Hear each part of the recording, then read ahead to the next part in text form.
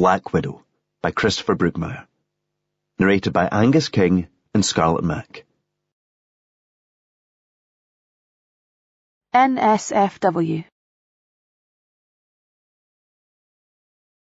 Weekend on-call can be a real lucky dip. Sometimes there's cases backed up from the night before, so you're busy from the moment you walk in the door.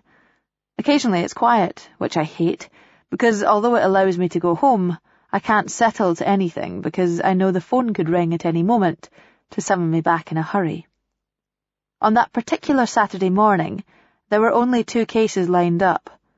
When I examined the patients, I was satisfied that neither was particularly complicated, so I was happy for the trainee Callum to take them, and he was happier still for the practice.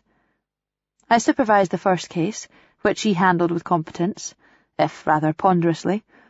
The second was particularly straightforward, and I couldn't face the prospect of sitting in the passenger seat as Callum carried out another procedure at the same excruciating pace, so I decided to head home. I will confess that another motivating factor was the opportunity to be around to observe Peter's departure. Annoyingly, the train and flight times were close enough to require him to leave the house around the same time for both. But there had to be clues, didn't there? His choice of clothes, for instance. Peter opted for trousers that didn't need a belt when he was flying, and sneakers rather than boots to cut down on the number of items he'd have to remove at the security area in tribute to Allah, as he put it. I didn't see or hear him when I stepped into the hall and hung up my coat. That generally meant he was in his den, so I popped my head around the door, which was unusually ajar. His laptop was on, with the screen upright and the browser running, but his chair was empty. A possibility presented itself, and I brushed the trackpad to ensure the laptop didn't go into screensaver mode. I walked on soft feet towards our bedroom, but before I reached it, I heard the sound of water running in the shower. I didn't know how long he'd been in there, but it was less than the 2 minutes it took for the laptop to go to sleep. Peter was usually under the spray for at least 10, and that was before he shaved. I checked my watch and returned to the den, leaving the door open so that I could listen out for signs of Peter emerging from the bathroom. I went to his internet history first. If he was paranoid about what I might catch a glimpse of when I came in without knocking, then I figured he would be at his least guarded when he thought I was out of the house for the day. I honestly can't say what I expected or even feared I would find, but in the event there was nothing to raise an eyebrow. He had been browsing sci-fi fan forums and watching a video game reviews podcast, which made me jump because it started blaring from the speakers when I clicked the link. I hoped the water was still running in the bathroom to drown out the sound of theme music, mixed with explosions. Opening the full history and scrolling backwards chronologically, I saw little among the web addresses that was concerning or informative. Why was he so protective about it then? I searched the list for hotel sites, hoping to find out whether he had made a booking in Glasgow or London, but nothing leapt out at me amidst the endless sprawl of forum pages and YouTube videos. I looked at my watch. I'd been on for 3 minutes. I listened carefully to the silence from the hall, realizing it sounded slightly different. The boiler had been firing and now it wasn't. A low background white noise, one only noticed when it ceased. Shit. I opened his email client and scrolled his inbox for a few seconds. It took me to realize this was a task that would require hours, even if I knew what I was looking for. Was there any way to copy this, I wondered? I had a USB stick in my bag, but I recalled the time I backed up my email folders and it had taken about 40 minutes to export them.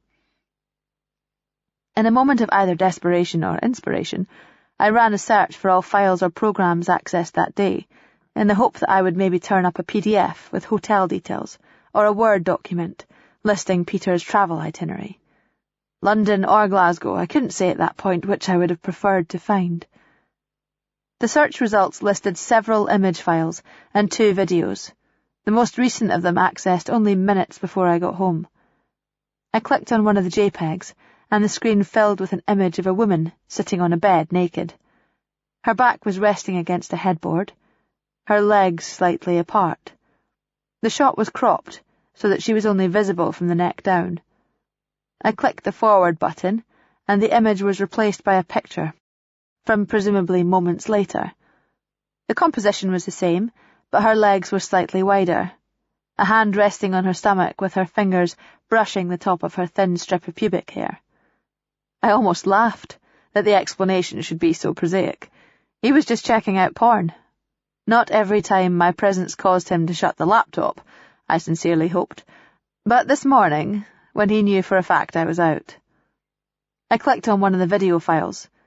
The screen now showed an almost identical shot, but in motion this time. The colour was slightly washed and the definition lower, it being video, but it appeared to be the same session. This woman's head was still out of shot. She fondled her own breasts in that way no woman has ever done except on camera, for male pleasure, then spread her legs slowly. I turned up the volume, but only heard background hiss. I thought maybe there was no sound, but then she moaned as she began to masturbate. That was when I asked myself why Peter would be looking at one faceless cropped woman for his jollies, when he had the entire internet at his disposal. A knot formed in my stomach as I remembered the time he asked if he could film us. He promised to keep my face out of shot, so that I couldn't be identified. Both of our faces, in fact. Peter had taken these pictures. Peter had shot this video. I clicked on the other video. It was from a different occasion, maybe a different room, but though her head was still cropped out, I was sure it was the same woman. Same breasts, same navel, same landing strip pubes. She was sitting on a table or a desk this time, having sex with an also headless male, who was in a standing position as he thrust away. There was no question but that it was Peter. I didn't need to see his face. I was familiar enough with all the other parts that were in shot, and with the sound of his pleasured moans and grunts. I reduced the video window and right-clicked on one of the JPEGs to see when the file was created. I braced myself for what it might disclose, but bore in mind that the data might merely show when the image was copied to this laptop. It indicated that the photo was taken almost 2 years ago. And the first video displayed the same date. The second video was older by 3 months.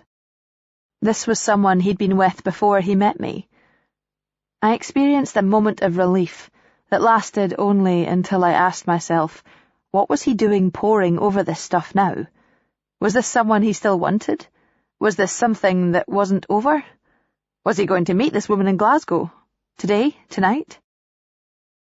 I was shaken from my thoughts by the sound of the bathroom door opening down the hall, and reacted automatically. I shut the video window and stepped out of the den, just as Peter was stepping from the bathroom. He had a towel wrapped around his waist, rubbing at his hair with another. He bridled at the sight of me, shock in his expression and a wave of fright causing him to shudder. I remembered that he didn't know I was home. "There you are. I thought you were in your office," I said, by way of explaining my own emergence from the den. "Jeez, the fright you gave me, I didn't hear you come in."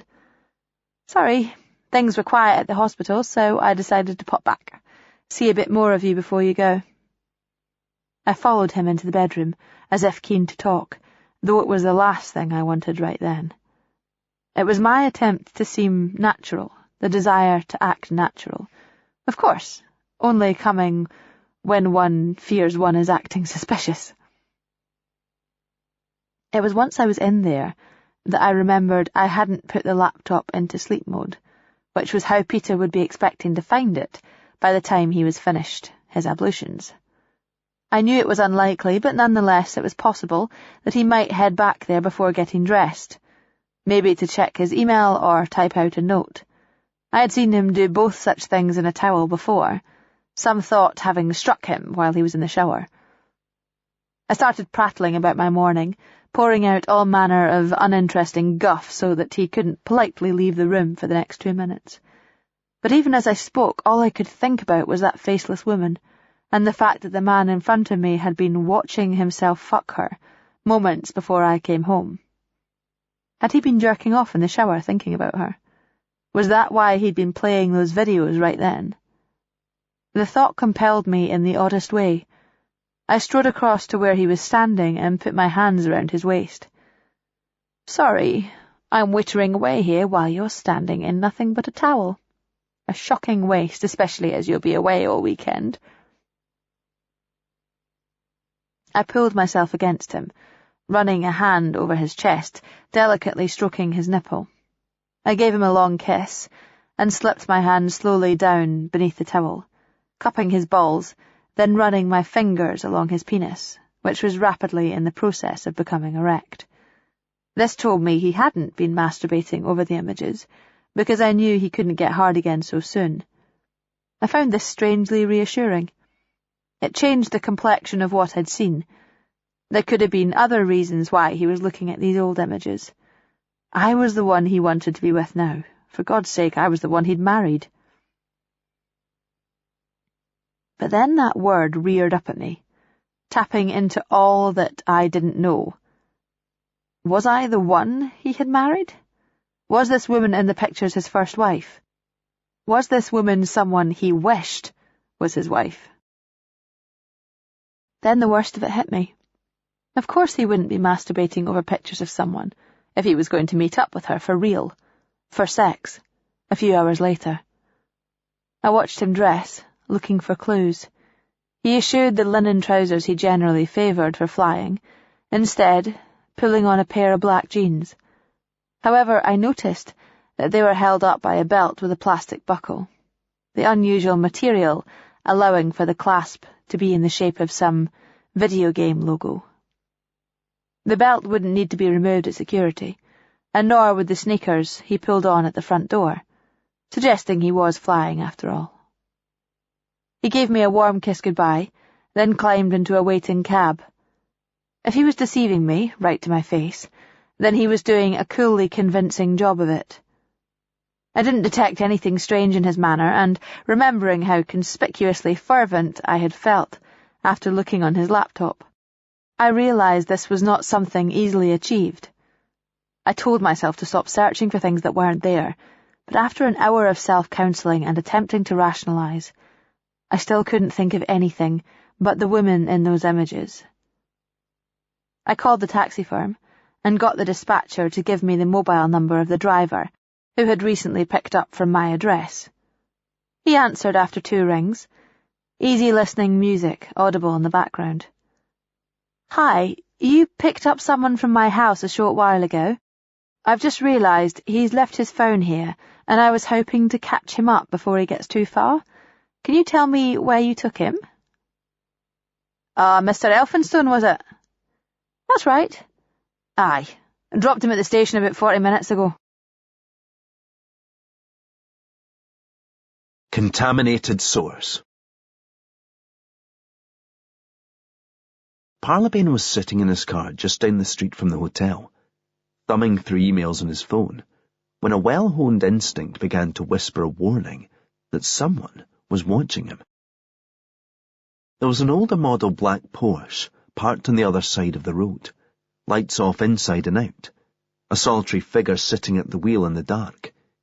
He had been there since Parlabane got into his own vehicle, and Parlabane hadn't paid him much heed.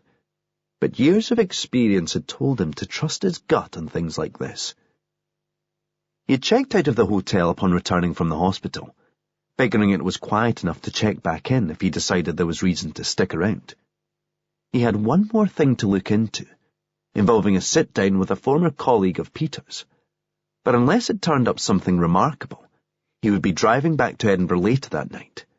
He wasn't meeting the guy for more than an hour, so he decided to go for a spin, see whether the Porsche followed. Sure enough, no sooner had he pulled away than the headlights came on, and a subsequent glance in his rear view showed the 90s vintage 911 swinging across the street, performing a U-turn. Parlabane's knowledge of Inverness wasn't great, but he knew he would hit a roundabout fairly soon if he stuck to the main routes. He encountered one about a quarter of a mile along the dual carriageway, where he executed what the cops called a reciprocal. He went halfway around and doubled back, allowing him to see the Porsche approach in the opposite carriageway, but it was too dark to get a look at the driver. Whoever he was, he didn't recognise the implications of Parlabane's manoeuvre for his attempt at covert surveillance, because he reappeared in the rear view a few seconds later, heading back the way they had both come. Parlabane was congratulating himself on having balked the guy when it occurred to him that maybe his surveillance wasn't meant to be covert. Could be he had recognised the implications entirely, but didn't care because he wanted to be noticed. With that in mind, Parlabane headed back into the city centre and let the one-way system and the traffic lights put sufficient vehicles and distance between himself and the Porsche until he was happy he had lost him. Then he headed out of town. He still had time to kill, and there was somewhere he wanted to take a look at. He let his sat-nav direct him up the hill past the hospital and out beyond Culloden, towards Diana Yeager's address. He wasn't going to doorstep her, especially after their earlier encounter, but he wanted a feel for the place, and if the lights were off, it might be quite a close feel too. Parlabane pulled in short of the cottage, closer to the neighbouring house, but near enough to see that Yeager's home was in darkness. He turned off the engine and killed the headlights. There was a faint glow visible now to the rear of the cottage, but he couldn't tell if it was a light on at the rear or whether it was perhaps coming from another property abutting Yeager's garden. He would check it out anyway.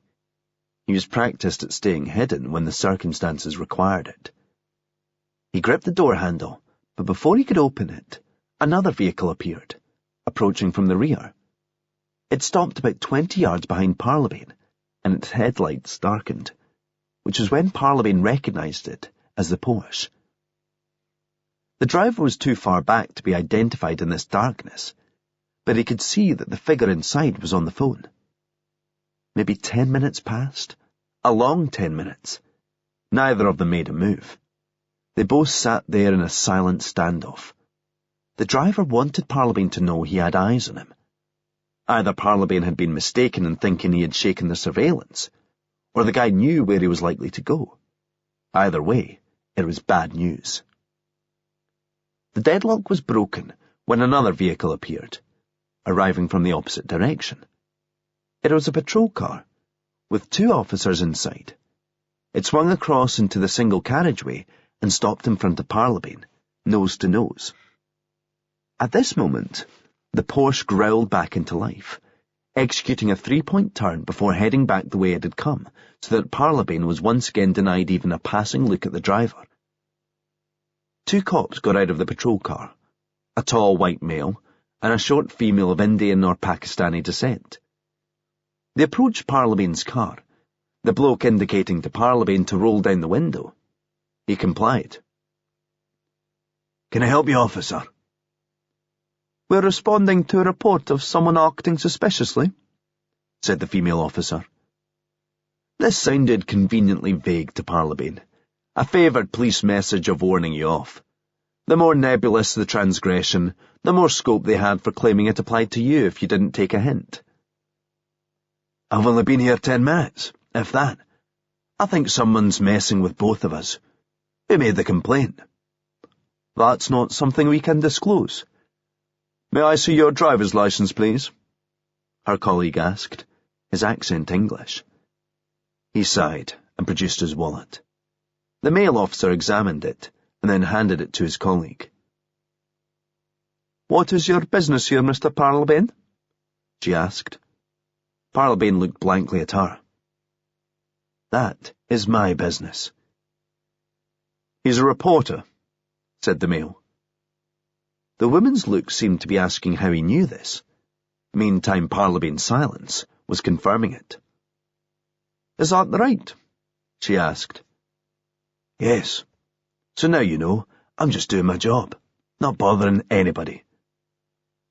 "I'm not sure about that," said the male. "I can guess what you're working on, and after all she's been through, Dr. Yeager could do without press harassment." "So you guys know she lives here? Have you been involved in the case?" Neither of them answered, the pair sharing a mutually worried look that betrayed they knew they had screwed up by giving away something they didn't need to. "I'll take that as a yes. See, I've been speaking to a few people up here, and I've been told that Peter Elphinston was under extreme stress in the run-up to the accident. I've also been told the marriage was not quite as harmonious as everyone believes. Have either of you got any comment regarding the ongoing investigation into the crash?" The woman handed him back his wallet. "You need to move along, Mr. Parlabane." Half an hour later, Parlabane was returning from the bar with 2 drinks, reflecting briefly that this was how outsiders used to imagine much of journalism was conducted, buying drinks for strangers in dingy bars in the hope that they might tell you something useful.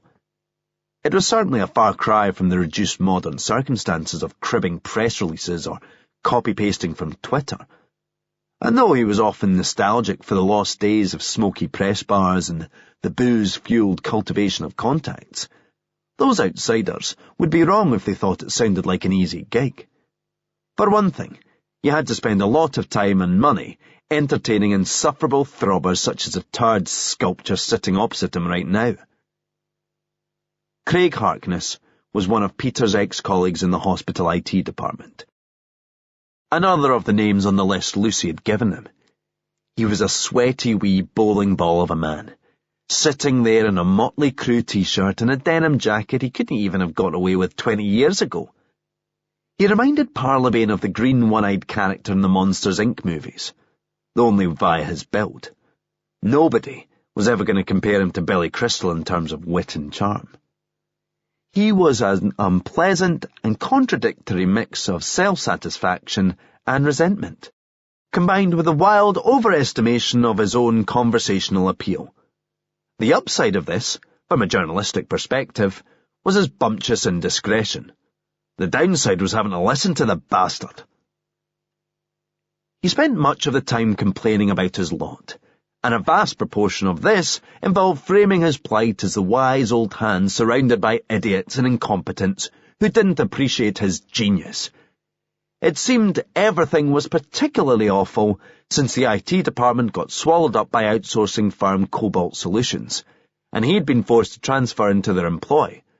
Before that, everything apparently hummed like clockwork in his wee IT fiefdom, which he ran with judgment and precision in the face of the chronic stupidity of the doctors, nurses, managers, and indeed anybody who was not Craig Harkness. Making it worse was the fact that Parlabane was on iron brew to keep his options open, while this guy was happily necking 3 pints. He'd been leaning towards driving home tonight, and sitting with this fud was cementing his decision. On the strength of what he had heard so far, he was already looking forward to being in his own bed in a few hours, his own home, such as it was. The fact that Lucy had put this guy's name on the list showed that there wasn't much to find. He hadn't even worked with Peter for long, only a few months either side of the marriage. She was grabbing at air, hoping rather than expecting Parlabane to find anything. He would call her from the car on the drive south later, once he had decided what it would be kindest to share. It was possible her brother had killed himself or had a stress-related fatal accident. Whether the pressure he'd been feeling was related to work, his marriage, or a combination of the two, it didn't alter the fact that his death was not suspicious. Maybe it would be best if she made her peace with it and stopped looking for someone or something to blame. "So, did you have a lot of dealings with Peter's wife?" Parlabane asked, opting to go direct. There was no need to pussyfoot around the point of interest with someone so self-obsessed, and he had already decided he wanted this wrapped up. He certainly wasn't buying this sphincter lozenge another pint. "Did I ever?" Harkness gave a dry chuckle. "Snootiest bitch in the whole place. One of those smart-arse cows who can't take the fact that they need your help. She really thinks she's something, that one. Acts like it's beneath her to even have you in her office when she's got a problem needing fixed." "I gather hospital IT guys weren't her favourite people in the world. Apart from the one she married, obviously." "No shit, Sherlock. Do you know about the blog she wrote?" "I heard about it, yeah." "The cheeky cow said that if we were any good we'd have a job somewhere else. Well, what does it say about vinegar tits that she'd ended up here in Inverness? If she was hot shit like she makes out, she'd be at Bart's or whatever, wouldn't she? He knew it was best practice to let the guy talk, but there was only so long he could listen to a blowhard puffing himself up. Parlabane hadn't approved of Scalpel Girl's scattergun disparagement, but he suspected Harkness's own outrage, and conspicuously insecure self-praise, was rooted in the fact that in his case, deep down, he knew she was right. I believe her previous consultant post was at the Alderbrook, in an internationally leading surgical department. It's my understanding that she had to leave that position due to the fallout from her being hacked. Not only was she identified as the author of the blog, but as a consequence, so are some of the colleagues she had alluded to. I assume that's why she was uncomfortable with anyone else working on her PC. Yeah, but that's the whole point, isn't it? She was tarring us all with one brush on her blog, and then doing the same when she got here. Never gave us the benefit of the doubt. I didn't know how Peter could stick her, to be honest. But they do say love is blind. Deaf as well, it would seem. So Peter was aware you didn't have a high opinion of her, and presumably she let him know that it was reciprocal. From the brief moment of doubt and injury on Harkness's previously smug face, it hadn't even occurred to him that his colleague and his wife might ever have been comparing notes on what a wanker he was. Peter was always making excuses for her being such a tone-faced midden. If someone moaned about how snippy she was, he would tell us she'd been through personal tragedy, blah, blah, blah. Not to mention the hacking thing, like that was our fault. What personal tragedy? He never said and I never asked. What do I care? Don't see what difference it makes. I know plenty of people working in that hospital who've been through bad shit in their lives, but they can still manage a fucking smile. And as for the hacking thing, yeah, okay, I get that it was out of order, but let's face it, it was nothing compared to what could have happened. What do you mean? Harkness gave him a knowing and approving grin. Don't stick your dick in a hornet's nest, or in her case, your tit. Harkness had chosen his words precisely. He was referring to internet security firm H.B. Gary's deliberate provocation of Anonymous and the hacker collector's entertainingly punitive response. In online lore, the firm's actions had been described as above. She pissed off the wrong people. She should be grateful all that happened was that she had her personal details leaked. Just as well she didn't have a sex tape back then, or it would have been public domain. He looked smugly satisfied about this notion, and the worst thing about it was that he clearly assumed Parlabane shared his satisfaction. You know, what's always confused me about these kinds of leaks is why guys are so desperate for porn of women they claim to detest. Harkness looked at him with amused confusion, as though Parlabane was thick, or Harkness was expecting an imminent declaration of homosexuality. Because it knocks them off their high horse, especially someone like Dr. Diana. She acts like she's so superior, like she's above mere mortals, and definitely above the male of the species. Sex tapes prove women like that still have a good hard cock when it comes right down to it. There was that nasty grin again, like he knew a secret. Amazing, mate. Women like sex too. What a scoop! Right enough, it probably did seem like a revelation to Harkness, as Parlabane couldn't imagine women had ever provided any evidence that they liked sex when he was around. So, had you heard about her before she pitched up here in Inverness? Course I had. Everybody in hospital IT knew about her. That's how the hacking thing came about. Not that I was involved, you understand. He gave a throaty chuckle and touched the side of his nose in a hush-hush gesture. He was inviting Parlabane to think he was involved, but Parlabane saw the obvious truth. This helmet wouldn't have had a clue where to begin, but he wanted to make out he was badass and connected. It was frankly pathetic. How did everyone know about it? Our blog first got mentioned on a support forum for one of the big database management packages we use. A lot of hospital IT folk are on there, as well as sysadmins from firms using the same software. There's a main support bulletin board, and there's more informal sub-forums for general moaning and gossip. Went viral from there. So Peter knew all about this stuff before he met her? No. It's probably significant that Peter was the only guy in our department who didn't know about it. I guess what gave him the chance to make his own impression, or for his dick to take control before his brain found out what kind of cunt he was dealing with. Peter wasn't part of hospital IT before Cobalt brought him here, and the blog hacking thing was 4 or 5 years ago, so I don't know what he was working on back then. Also, Peter was kind of onto it himself. Bit unworldly sometimes, you know. If you'd asked him about Blade Bitch, he'd have probably thought you were talking about someone in a comic book. Did he tell you what he went off to work on? He was designing some kind of app, to do with small value transactions, I think. He wasn't giving much away, quite to the point of shifty. One time I asked him about it and he said, I could tell you, but then I'd have to kill you. Harkness rounded this off with an admiration indicative that he thought this was a hell of a line, one his audience would surely never have heard 1,000 times before. Parlabane decided he'd heard enough. He drained his iron brew and got up. Harkness remained where he was, still nursing half a pint. Parlabane wished he'd been running a tap. He'd have no qualms about fucking off after telling the barman that the sweaty flange sitting opposite had agreed to pick her up. Access privileges. Starfire. That was the name of the video game whose logo was depicted in the coloured plastic buckle Peter was wearing when he left the house that Saturday. I mention it because I came to realise how much it bothered me that I knew. When I first met Peter, I thought it was refreshing that I was becoming exposed to things that were outside of my over-serious bubble, vicariously appreciating passions and enthusiasms that didn't begin and end with work or research.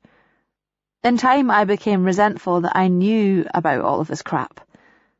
I could recognise the logo of a 90s video game, same as I could name minor characters from superhero comics and recite the lyrics to juvenile Blink-182 songs about prank calls and blowjobs. It was like there was this sacred canon of Peter's personal culture in which I had immersed myself in order to become closer to him, in order to share something with him, and now I was seeing it for the worthless trash that it was. There's nothing makes the scales fall from your eyes, quite like realising you're being lied to by your husband. I was still reluctant to accept this, of course. After I finished speaking to the cab driver, I immediately began constructing other explanations, or at least explanations that didn't involve the faceless woman in the photographs and videos. None of them were convincing, or even particularly plausible. When I started speculating that maybe the ex-Inverness flights were full, and Peter was actually flying out of Glasgow, that was when I knew I was reaching. I felt sick, physically sick. I was lightheaded and my stomach was churning. I had to sit down. I made myself a cup of tea and sat numbly sipping it in the kitchen, beginning to confront the reality I had been presented with. I read an email from Piers on my phone, telling me that his daughter Ellen had won a karate tournament on the Gold Coast. Ordinarily, this would make me feel a warmth at the thought of my niece and a tang of regret that I saw so little of her. Right then, I was too numb to feel anything. Mercifully, my bleep didn't go off. At other times, my ability to shut out all distractions, as I concentrated upon a procedure, had offered me valuable respite, but on this occasion, if I had been called back into the hospital, it would have been torture. I felt the need to take action, to engage physically in dealing with what I had learned. I went to Peter's den. I had been increasingly tempted in recent weeks to go rooting through his things, looking for clues to what he might be keeping from me. There had been other overnight stays, all-day airsoft meets, and oh so many evenings when I knew he wouldn't be home until late. I had not wanted for opportunity, but it was as though there had been an invisible force field in place, preventing me from entering, a line I could not bring myself to cross because of the person I would be, and the marriage we would have on the other side of it. It would be fair to say that on this particular on-call Saturday, the shields were down. Principally, I was looking for documentation of where he was staying in Glasgow. He wasn't due back until Monday, so if I could find out what hotel he was booked into, I could drive there the next day, as soon as my on-call was over. I didn't go indiscriminately wading through the place like an inquisitive toddler. I took my phone with me and photographed anything I was planning to touch. I didn't want to tip him off that I was onto him, because if he still thought I was swallowing his lies, he might let his guard down further. I went through his desk and every drawer in his plastic filing stack without finding anything remotely suspicious, which made me realise that Peter wasn't relying upon an invisible force field to protect damning evidence from his wife's discovery. Chances were he was keeping anything he didn't want me to see in his office at Sunflight House. Accomplished deceivers are naturally suspicious, so my enthusiasm for the task diminished as my fruitless search endured. Nonetheless, I needed to stay occupied, and right then I had nothing better to do. I opened the big double-door wardrobe that stood against the wall at the far end of the room. It had come with the house, an ancient and ugly built-in affair the vendors couldn't be bothered ripping out and moving. Peter kept his airsoft gear in it, but I was sure I'd seen him stick a concertina file in there once as well. I spotted it near the bottom beneath a shelf, stashed sideways on top of a lever arch file, and behind a sun-faded blue cardboard box that must previously have been stored in direct sunlight. The blue box was considerably heavier than I expected, its weight being used to keep the overstuffed concertina file from springing open. It was when I placed it down carefully on the carpet that I noticed the logo and text on the lid. It was an old laptop, held onto and lovingly stored like I had learned Peter did with anything electronic. I flipped it open and pressed the on switch, but there was no response. Typically, an old machine being dead was no reason for Peter to throw it out. But then I noted the power cord and transformer tucked neatly into their polystyrene housing, and realised that the battery might merely have run down in storage. I plugged it in and tried again. It hummed into life and booted up, so tantalisingly slowly as to suggest the thing had a sense of the dramatic and was milking the moment. It was worth waiting for. There was no password screen, so I had carte blanche. The first thing I did was search for files created around the dates of the images and videos I had seen previously, as they were old enough for earlier copies to have been stored on this machine. Sure enough, I found the same photos and clips, as well as more, featuring the same woman, always with her head out of shot. I was hoping to find others taken by Peter, less explicit and therefore more revealing. There was nothing, though. Only a few phone shots taken at airsoft meets, and what I resented recognising as a Star Trek convention. I fared better when I booted up his email client. The most recent email was from 18 months ago, when presumably he had moved on to a new laptop. I had access to all messages, sent and received, going back almost 2 further years. I moved the laptop through to the kitchen table and scrolled patiently, opening messages whenever I came to a female name. These were conspicuously rare among Peter's contacts lists, and I struck gold when I discovered his correspondence with a woman named Liz Miller. Reading through these emails and others that they were both copied into, it was clear that these messages marked the early days of a relationship. The exchanges dated from a little more than 2 years ago, and were therefore concurrent with the time the videos were taken. I launched the old laptop's browser and scoured his favourites until I found his Facebook page. Unfortunately, it didn't automatically log me in, so without his password, I couldn't access his friends lists. I was hoping for a photo, any nugget of information about who she was, but with her first name and surname being so common, there was no point in putting them into Google. I decided to copy her email address so that I could try a search using that. It was when I clicked on the contact details that I saw that her mobile and landline numbers were listed also. I felt the hairs on my neck rise in primal response, and watched gooseflesh form on my forearm. I knew that I could dial one of these numbers right now, and that Peter could be sitting feet away from the woman who answered. I glanced again at the landline. It wasn't a Glasgow number. The area code was 01382. I looked it up. Dundee. I felt a surge of relief, then realised it meant nothing. If this was a dirty weekend, they might both be away from home. My fingers trembling, I dialed the number, and it began to ring.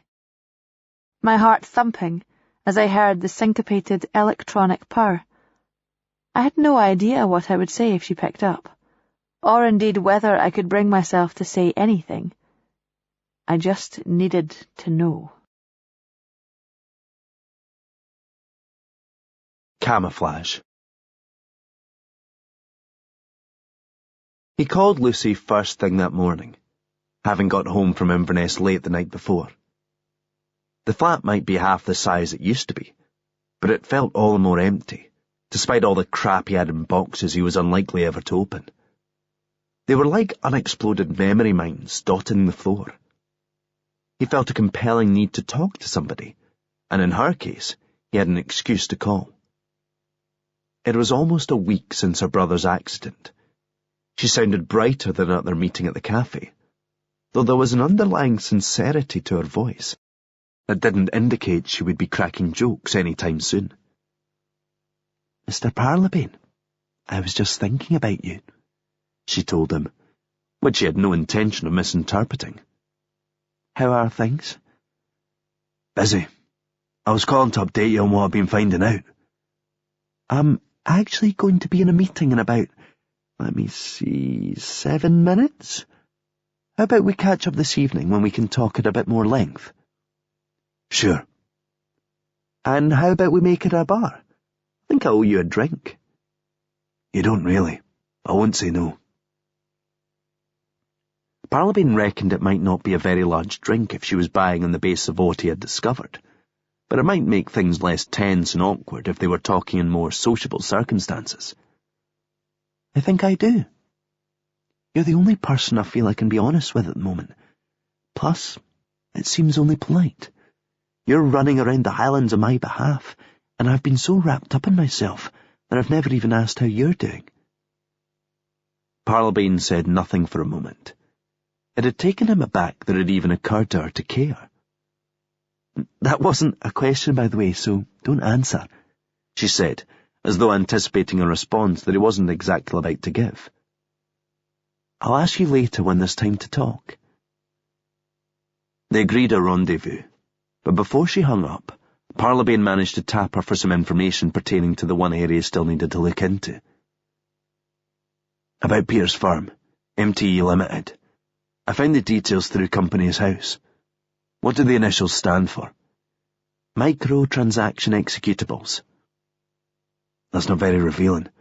What was he actually working on?" "I can't say." "Can't say as in you don't know, because I see you're listed as company secretary." "Can't say as in bound by non-disclosure agreement. It's to protect the investors and what they have stocked in the project. Even with Peter gone, there's still the possibility they can find someone to build in his work." "I'd like to know more about how the project was going, even if we have to avoid specifics." "That's not me, I'm afraid. My involvement only went as far as finding the investors and helping getting the company set up."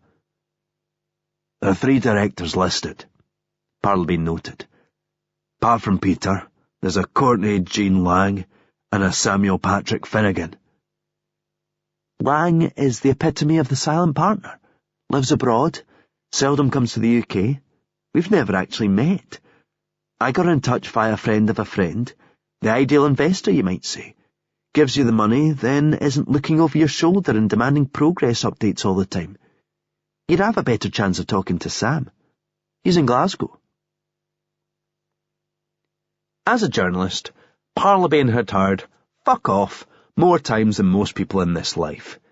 He considered himself a connoisseur, able to detect the finest nuance that distinguished individual varieties of the sentiment, and he was able to recognise it even when it came encoded within words that were ostensibly benign and even purporting to be helpful.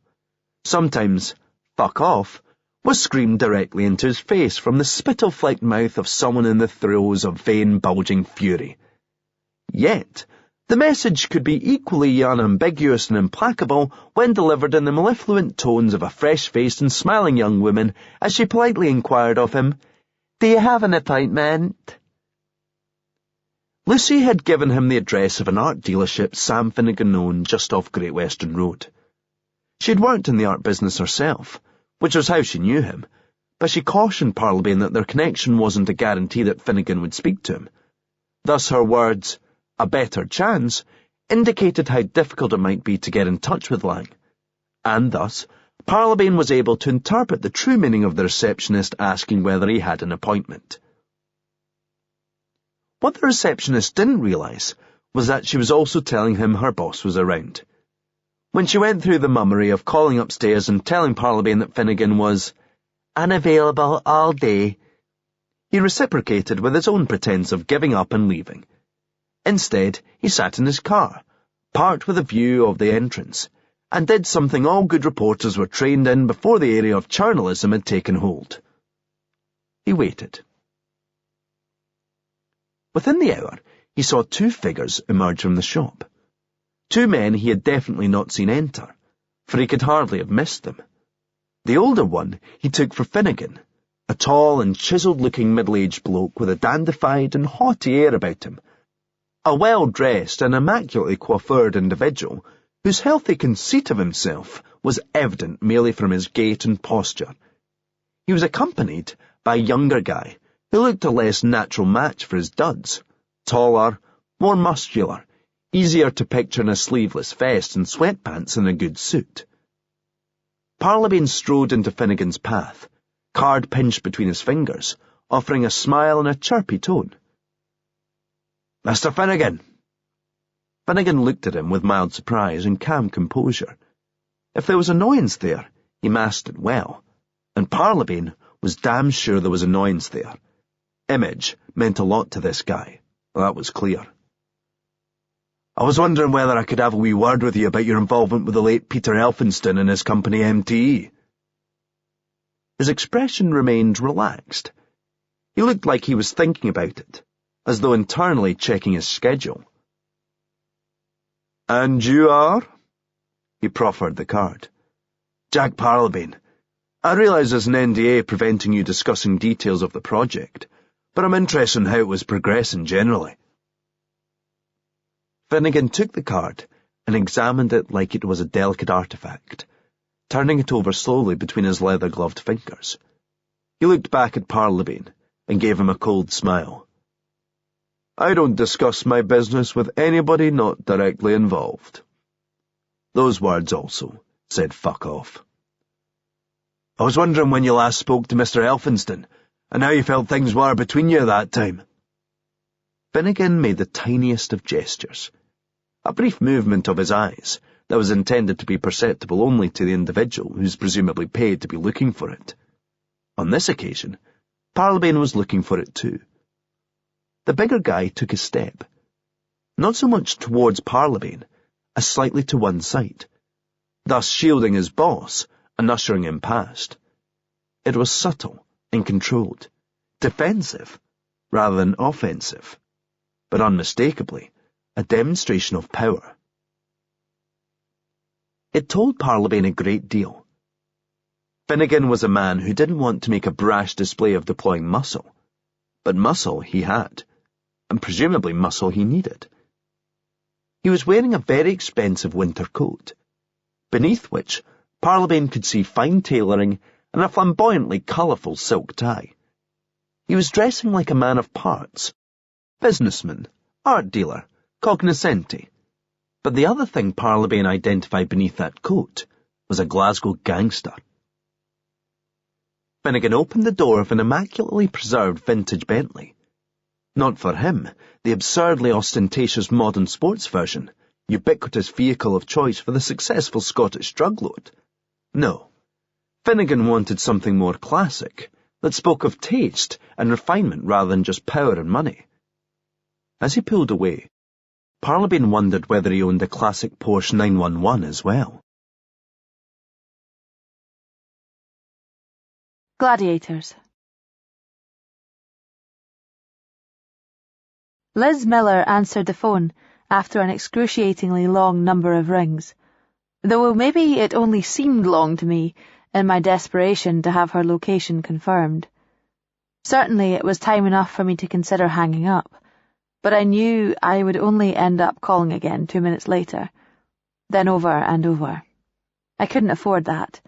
If she was away overnight with Peter, I didn't want her handset's history to show a dozen missed calls from the same number, his home landline, where he lived with his wife. Hello? Her tone was inquisitive when she finally responded. I wondered if she'd been looking at an LED display and read this number before picking up. Is that Liz?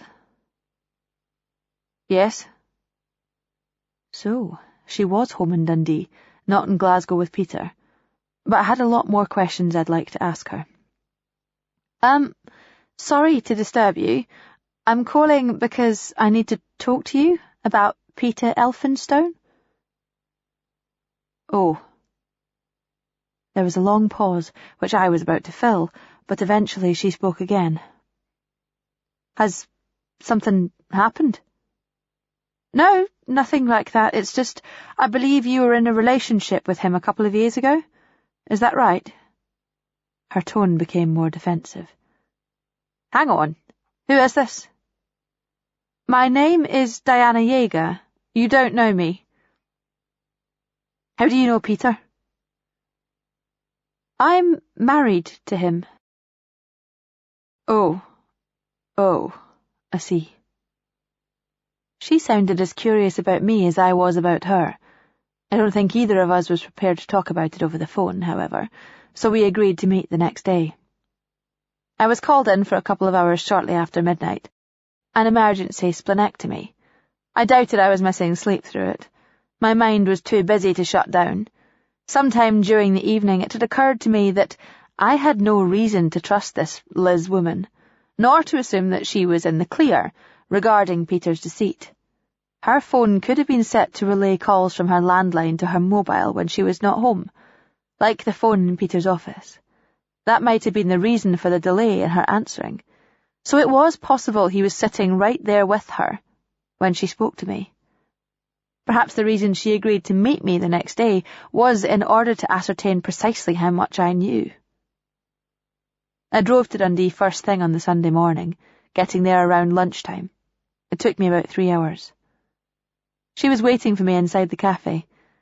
I was hungry from the journey, but I felt instinctively vulnerable at the notion of eating in front of her. Part of me didn't want to look weak or awkward, though I couldn't have told you why those things would have applied to having a fruit scone. It felt important to look composed, to look dignified, and generally to look good. I didn't acknowledge it to myself at the time, but I must have spent more time getting ready that morning than I ever did for a date with Peter. She was wearing black jeans and a tight wool sweater with a white linen collar. I couldn't decide whether it was sexy or frumpy, Japanese schoolgirl or aging schoolmarm. If she noticed me sizing her up as I introduced myself and took a seat, then she didn't know the half of it. She was around my age, probably a little younger, with shoulder-length dyed blonde hair. But it was her build I was most interested in taking in. She was slim, I guessed an inch or two taller than me, and from the moment I laid eyes on her, I began trying to imagine what she looked like naked, as I considered whether she was the woman in the videos.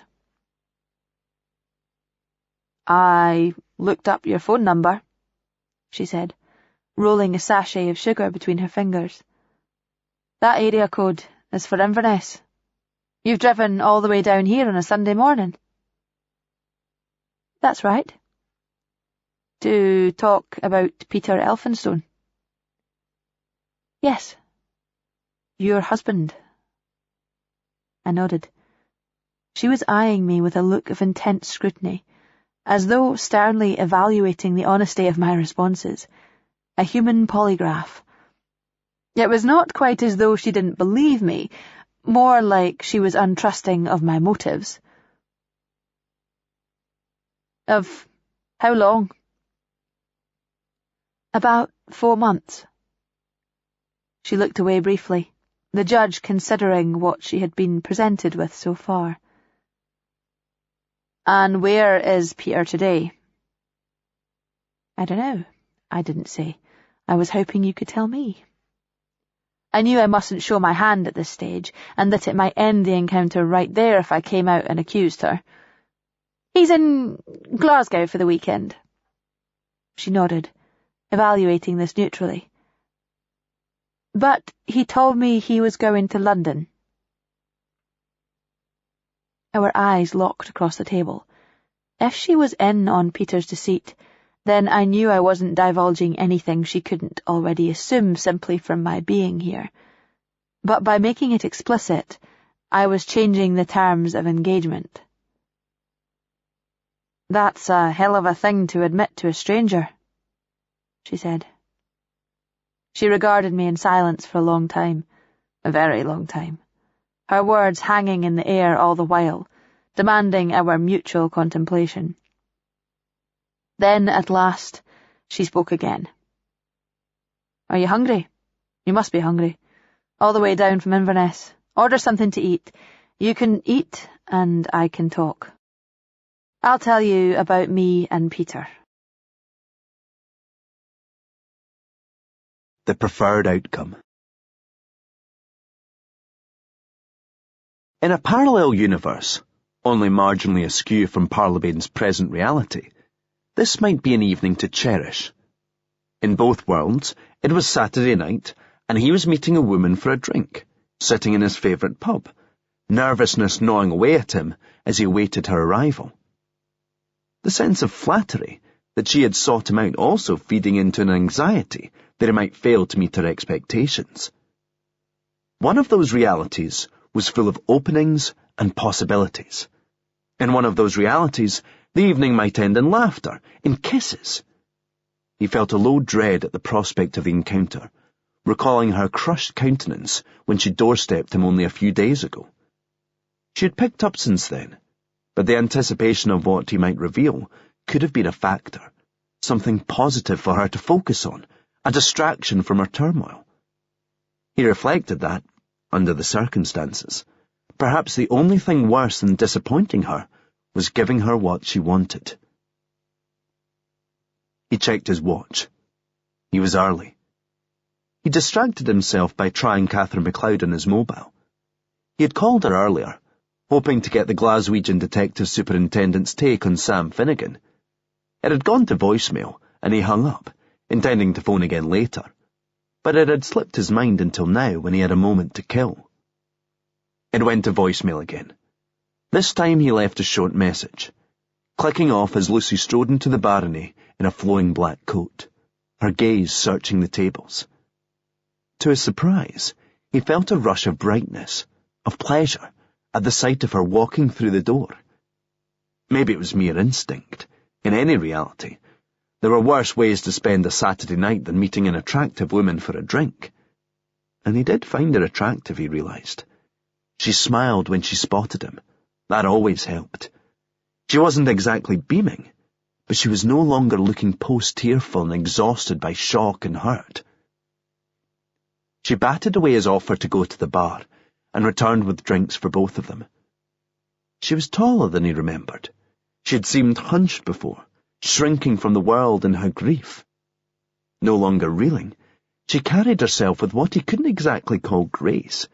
It was too straight-backed and formal for that, but certainly a confidence often instilled in the high-born. She folded the coat and placed it on the chair opposite Parlabane, but sat down next to him on the bench against the wall. It felt unsettlingly intimate until he realised that she didn't want anyone eavesdropping on this conversation. She wore a patterned silk blouse with a high collar and frilly cuffs. It wouldn't work on everyone, but somehow it did on her. She had her own style, consistent with his first impression, prim and yet fetishistic. Now that he was presented with her in this context, he realised he had seen her in the barony over the years, someone he had taken notice of, occasionally wondered about, but never had occasion to speak to. Such an occasion was here now, but it wasn't the one he'd have chosen or envisaged. She was hungry for details, eager and anxious for answers that he couldn't give her.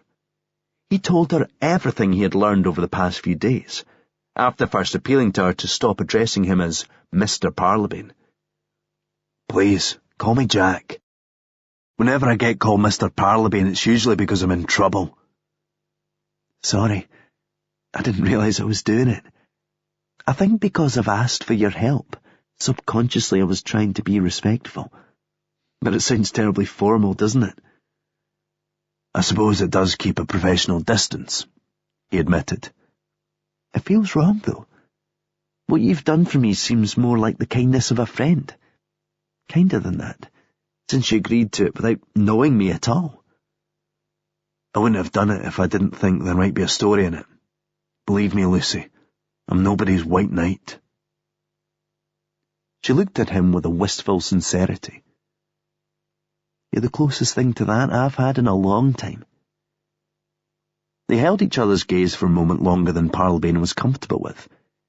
He needed to get things back on surer footing, so he turned the conversation to the matter at hand. He laid out the details soberly, keen that she should not infer anything dramatic in his findings. "You're right that it wasn't the perfect marriage as reported in the tabloids, but it wasn't anything that surprising either, considering we were talking about two people who perhaps married in haste. I get the impression it's like you suggested. She was a bit obsessive about trying to knock Peter into shape, making him conform to the ideal she thought she was marrying. But I think that simply explains why she said Peter had changed, and you said his problem was he never did."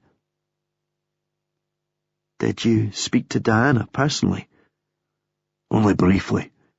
She was as forthcoming as I'd expect of someone in her circumstances." "But did you find out anything about her from anyone else?" "Not much that wasn't already public knowledge.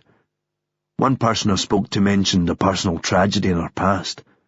Do you know anything about that?" She nodded, a slightly strained look of frustration in her expression, of the question she never asked when she had the chance. "I remember Peter alluding to that once. He didn't mention what it was about, and at the time I wasn't interested enough to ask. Something that happened when she was a student, I think." "Did you speak to my father?" "I spoke to Cecily." Parlabane figured this reply would require no elaboration. "In that case, I wouldn't be on tenterhooks waiting for him to ring back." "An iron fist inside a velvet glove if ever there was one." "And soon to be my wicked stepmother." "They're engaged." "Yes, and you don't know the half of it. She's my age." "I see. That sounds awkward." "Creepier still. She used to visit with her family when we were kids. She was always a bit aloof, acting more grown up than us. Peter had a real crush on her when we were teens. I think there might even have been something going on between them behind the scenes at one point. And now she's marrying my father. They'll be parents together within a year of the nuptials, mark my words. She'll be shagging him every which way until she's provided a fresh new heir, and she'll see the sprawl gets a sweeter deal than we did." "How so?" "People assume Peter and I must be loaded, but our father gave us bugger all. Said it would be the making of us, the hypocritical bastard." That was why Peter was giving everything to make his software idea come good. Peter made out he was done with our father and wanted nothing from him. But I don't think that was ever true. In fact, I always suspected he had this naively optimistic notion that if he somehow proved himself, he'd be back in the good books. And by good books, ultimately I mean the will. Of course, the reason it took him so long to even come close was that it's hard to believe in yourself when your father has been telling you you're worthless and undermining your confidence your whole life. Certainly a hell of a catch-22. Did you believe it was possible? That your father would change his position? Not enough for me to go chasing after his approval, but occasionally I did wonder. That was before Cecily came into the picture, though. I'm sure she'll be stiffening his resolve with regard to the finances. And once they have a child, she won't stand for what her mother did. You saying she's a gold digger? I thought she was from quite a rich background herself. Lucy looked at him, as though pitying his naivety. Just because you come from money doesn't mean you're not a gold digger. In fact, wouldn't appearing to be uninterested in money be the perfect cover for a gold digger? You talking about Cecily now? Or does that go for Diana too? I don't know. I've thought about it, I confess. But I don't see how it would work. Take it from somebody who was married to a doctor for 15 years. They don't put themselves through all that shit because they're driven by avarice. Lucy seemed surprised, even a little concerned. 15 years? That had to hurt. How long have you been divorced? Parlabane gave her a wry smile. Papers came through the morning you rang my doorbell. Sorry. It must feel like such a loss, regardless how you felt about each other in the end. Her words were warm, the balm of feeling that someone else understood. It was a slow demise, eventually irreparable, but yes, I lost something. We both did. Something that was more than each other, if you know what I mean. I think I do. I've always thought a relationship should be about creating something greater than the sum of its parts. I think that's why I was always protective towards Peter in that regard, wanting to know what the other half is bringing to the table. I was rightly suspicious in the past. He was bitten more than once by women who buggered off once they found out there was no fortune. But from what I found out, that's not Diana. If she believed Peter was secretly rich, she wouldn't have encouraged him to stake so much of his time and energy in this project, would she? You're right. Lucy took a slow sip from her glass of white wine. But that brings us back to how hard he was working, and that message he left this Harper guy about being in over his head. He said he'd done something he couldn't take back. Surely that suggests... She sighed, holding up her hands in a gesture of frustration. She couldn't define what that suggests, which was the very nub of this. Parlabane spoke calmly. We don't know what it suggests. Yes, Peter was apparently under pressure, whether from his work or his marriage or a combination of both. We simply don't know. It doesn't mean anybody was to blame. It doesn't mean that the accident wasn't what it looks like. He chose his words delicately, not overtly including the possibility of suicide, but not excluding it either. Lucy's face looked strained, like part of her felt obliged to keep fighting, but the other half didn't believe in the cause anymore. But what about her telling me he almost lost control of the car at the same place? Doesn't that sound suspicious? He reached out his hand and placed it gently around her forearm. Lucy looked back at him, fragile, and yet somehow grateful, craving his reassurance that it was going to be okay. A hint of a tear glistened in one eye.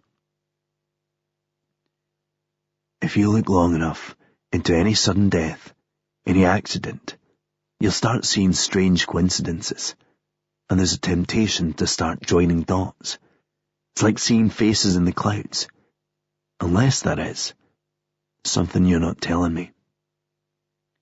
She gazed away for a moment, then shook her head sadly. She seemed shrunken again, crestfallen. He had to show her that she was seeing it wrong. We both know I could start looking deeper, start pulling at the frayed edges of what I found, but I'd only end up ascribing imaginary significance to incidents or remarks. I know you came to me because I've got this reputation for finding hidden conspiracies, but I've learned the hard way about looking too hard for things that aren't there. Sometimes you've got to take comfort in the anthropic principle. Which is what? It is what it is. She gave him a half-smile. She understood. The tear spilled and she wiped it. She moved her arm, and he thought she was pulling it from his grasp, but instead she took his hand in hers, gripping it tightly. Lucy, when you came to see me the other day, you said your preferred outcome was that I would come back and tell you there's nothing to this. Well, that's what I'm offering you here. She gripped tighter, squeezing, her fingers stroking the back of his hand. Then, just as he thought he was going to let go, once again they held each other's gaze a moment too long. She leaned forward and kissed him. The parallel realities crossed over. 2 seconds ago, he'd never have seen this happening, but a moment can change everything. Even as she began to lean towards him, he knew what he wanted to happen, and miraculously it did. He felt himself fade from the room, fade from the physical. The sounds of conversation, music, clinking glasses and laughter all muted. He hadn't kissed another woman like that in 15 years. She smelled like cinnamon and lemongrass, natural and warm. And then, when she pulled back, the spell was broken. What was he thinking? This was all wrong, in so many ways. She was grieving and vulnerable. There was also a professional relationship in play here. She wasn't in any formal way his client, but nonetheless, there were huge implications for his judgment. She must have clocked the look of regret in his face and misread it. She sat back further from him along the bench, looking flustered. I'm so sorry. I don't know what happened. That was inappropriate. Don't worry about it, he said, but evidently she would not be reassured. No, you've done so much for me, and well, maybe that's just it. I'm a wreck at the moment, and at times like that I can get overcome by somebody being nice to me. She gathered up her coat and got to her feet. She glanced at his pint glass, still more than half full. I'll leave you to your drink. Thanks for all you've done, but I better go. He could have stopped her, he realised, as he walked home from the pub in the rain roughly a pint and a half later. He could have persuaded her to stay, told her she wasn't the only one feeling overcome, told her how much he had wanted her to kiss him. Why didn't he? Because he was terrified, was the answer. He hadn't been in a relationship of any kind since it all fell apart between him and Sarah. The nearest he had come was with Mary, his late friend's younger sister, who he had known as a teenager, then not seen in 2 decades. They had become close when the singer of a band she managed went missing, and he helped find out what had happened. He had come up with so many crappy reasons not to pursue that, many of which were sounding familiar. She was in a vulnerable place. They had a sort of professional relationship. They were confusing stressful emotions for something else. But the main one had been that he was kidding himself it wasn't over with Sarah. He had spoken to Mary online, but she had barely been in the country for months. It was only once she was gone that he realised how right she was for him, how daft, how cowardly he'd been not to pursue it. Maybe it wasn't too late, though. He and Mary had left the door open before she went travelling with the band, so perhaps that had been a factor in letting Lucy walk out of the pub. He recalled the taste of her, the smell of spices, the touch of her hand. Then he pictured her lifting her coat in flushed embarrassment. That was when he realised what he had just done. He had held back from Mary because he was telling himself Sarah was still possible. Now he was holding back from Lucy because he was telling himself Mary was still possible. The rain was turning to sleet as he trudged along Maybury Lane. making it seem all the more dark and narrow. It hit his face in big wet blotches, like airborne slush. Sometimes cold water to the face was exactly what he needed. Get real, he chided himself. As if he could possibly end up with some aristo offspring whose full name was Petronella Lucille, for God's sake. As if. But as he came in sight of the square, he realized he was trying to make himself feel better because he was worried he'd blown it. He was starting to have feelings for her, and that scared him. How long was he going to stay damaged by what happened with Sarah? And at what point was loneliness going to scare him more? His clothes came into sight, and he fished in his pocket for his keys. As he pulled them out, he heard a scurry of movement at his back, and then suddenly all was black. A thick sack was yanked down over his head and arms from behind, while at the same time a fist drove into his gut. The blow wasn't particularly powerful, but the surprise of it was enough to double him over. He felt a draw cord tighten at the mouth of his sack, tethering his wrists to his sides as hands drove him forward along the pavement.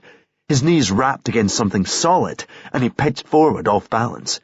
Then he hit what felt like chipboard, the floor of a van. He was dragged inside, then heard the doors slam closed. He couldn't see, and he could barely breathe from the blow and from sheer panic. He felt the pressure of human weight pinning him to the deck. Someone was kneeling on his back, hands gripping one of his legs, holding it in place. Other hands were tugging at the bottom of his jeans. Then he felt the tiny, cold sharpness of a needle in his calf. The rear doors opened and closed again. A few moments later, he heard the sound of someone climbing into the cab at the front, then of a diesel engine ticking into life. The last thing he was aware of was a swaying sensation as the van began to move. The other woman. For a long time, I really thought he was the one. Liz Miller began speaking as I surrendered to my hunger and bit into the hummus wrap that had been placed in front of me a short time earlier. And by that, I don't mean I was worried I might never find someone. I mean, I didn't think I was ever going to be capable of a relationship again. Well, to be honest, finding someone was always going to be difficult, too. But I didn't even think I was ready to go looking. She shifted in her seat, sitting up straighter. These remarks were clearly an overture to something. Her eyes flitted back and forth, as though checking how close the nearest other customers might be to earshot. We were seated by the window, with a view of the Tay suggesting our words would be swallowed by the wind, and yet it was a compact little place, the tables close together.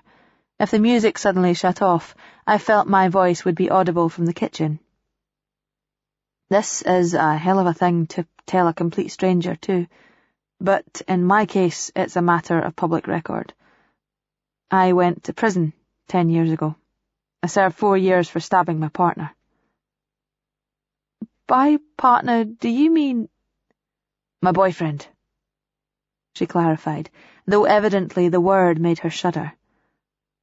Common-law husband, as the law would have it, given we were living together, though to this day I don't know how it ever came to that. The signs were all there before we started sharing a home, but I was kidding myself, maybe thinking I would change him once he was under my roof. He was violent, he abused you, and you stabbed him? She nodded, a grim but unapologetic sadness in her face. Good for you. The impulse of solidarity had come through before I could censor myself. Actually, no, so good for me, as it turned out. He came in from the pub one night, and he had this look about him, one I recognised as flashing with all the warning signs. He could barely see straight, and he was full of poison. I tried to make him go to bed, but he followed me into the kitchen, intent on starting one of those conversations where I knew there were no right answers, just different routes into the inevitable. I'd been there before, and I knew I should have left him afterwards. That's why I was so scared. I thought I'd had my chance to get away, and this was my fate for not taking it. So you killed him in self-defense? I was trying to deduce the charge and mitigation from the sentence she had served. No, the fucker survived, and the blood alcohol level recorded at the hospital ended up getting used against me. It was my word against his, and the prosecution said I had taken advantage of his inebriated state to attempt to kill him while he was vulnerable. A couple of pints fewer, and it would have been me who ended up in trauma, or worse, but because he was too pissed to beat me up properly, I went to prison. Liz's voice broke a little towards the end, and she swallowed, taking a moment to recover from the effort of telling me this. Her hands were clasped together on the table. I saw that they were shaking. When I got out, I thought I'd never allow a man to get close to me again, or allow myself to trust one. But then, a couple of years ago, I met Peter. He'd recently moved to the area, and we met when he joined the gym, where I was a member. There was a group of us having coffee after a spin class. I mentioned I was having computer problems, and he offered to fix my laptop if I brought it along next time. It started from there. He didn't ask me out for a while, which is just as well, as I would have backed off. He was very patient, so much that I didn't think he was interested that way. We went for a bike ride together. He called me before the spin class and said the weather was too good for being stuck in the gym, so would I like to join him? We rode for miles, and got talking properly for the first time, one-to-one, when we stopped for water up near Montefieth. The shaking of her hand had ceased. Talking about Peter seemed to calm her, an effect that was less specific to me. Peter is a gentle soul. You'll know that. I nodded, encouraging her to go on, though I wasn't sure I liked how it was developing. He was good for me. He was solicitous and unassuming. He listened to me. He built up my confidence. He was everything I needed in order to believe I could have a relationship again, to believe I could trust a man again. But both of those things were mere byproducts of the most important thing. He made me believe in myself again. All of this was sounding unnervingly familiar. I wondered how far the comparisons would endure. And what did you do for him? I was careful not to make it sound suspicious. I confess I never stopped to ask. I was so happy, and it was like aviation. I didn't want to think about how it worked in case somehow it didn't anymore. I did wonder sometimes how he could be still single, but I knew he was shy, and that was before I learned about how he'd been hurt before, by the women who thought he had money. She glanced at me to confirm I knew what she was talking about. I gave her a solemn nod. I mean, he wasn't the absolute perfect catch. He was a shambles in a lot of ways, particularly career-wise. He had a hat full of abandoned ambitions. But the bastard I went to jail for was a driven individual, so it would be fair to say that it wasn't the trait I most prized in a man. Peter made me feel happy, and loved and safe. Those things were far more important. And then he asked me to marry him. I felt my breath stop, the world stop. Was this what Sir Hamish had been alluding to? She flashed a wistful smile, recollections of happiness mixed with regret. The big question was what she had regretted. Saying yes or saying no? I thought about it for a long time.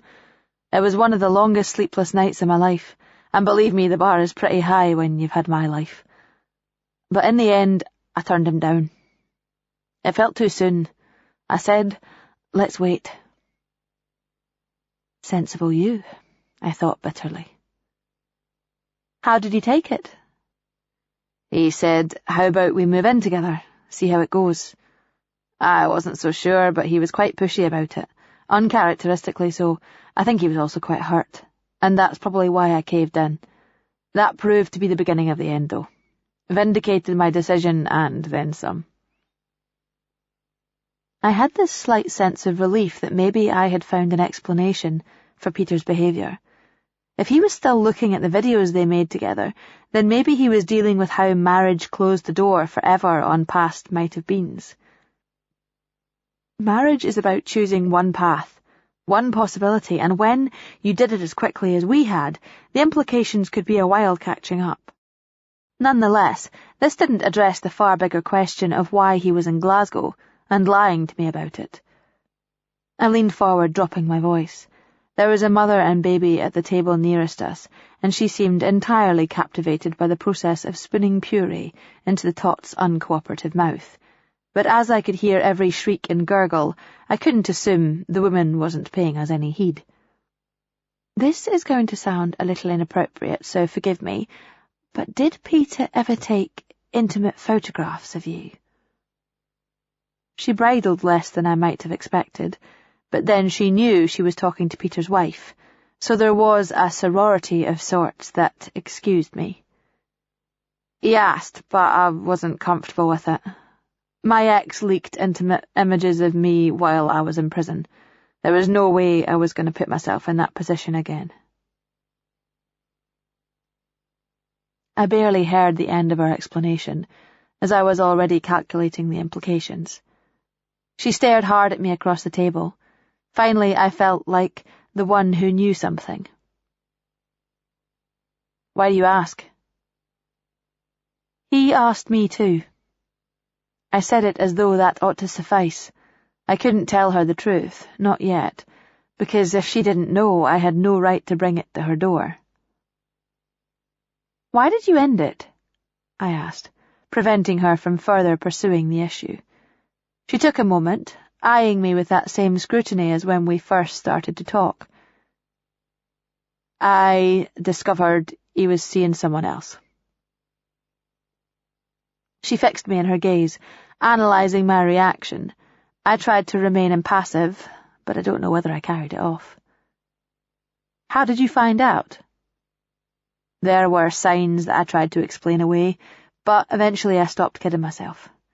He'd always seemed so open before, but once we moved in together he seemed, furtive, secretive about things that there seemed no reason to be secretive about.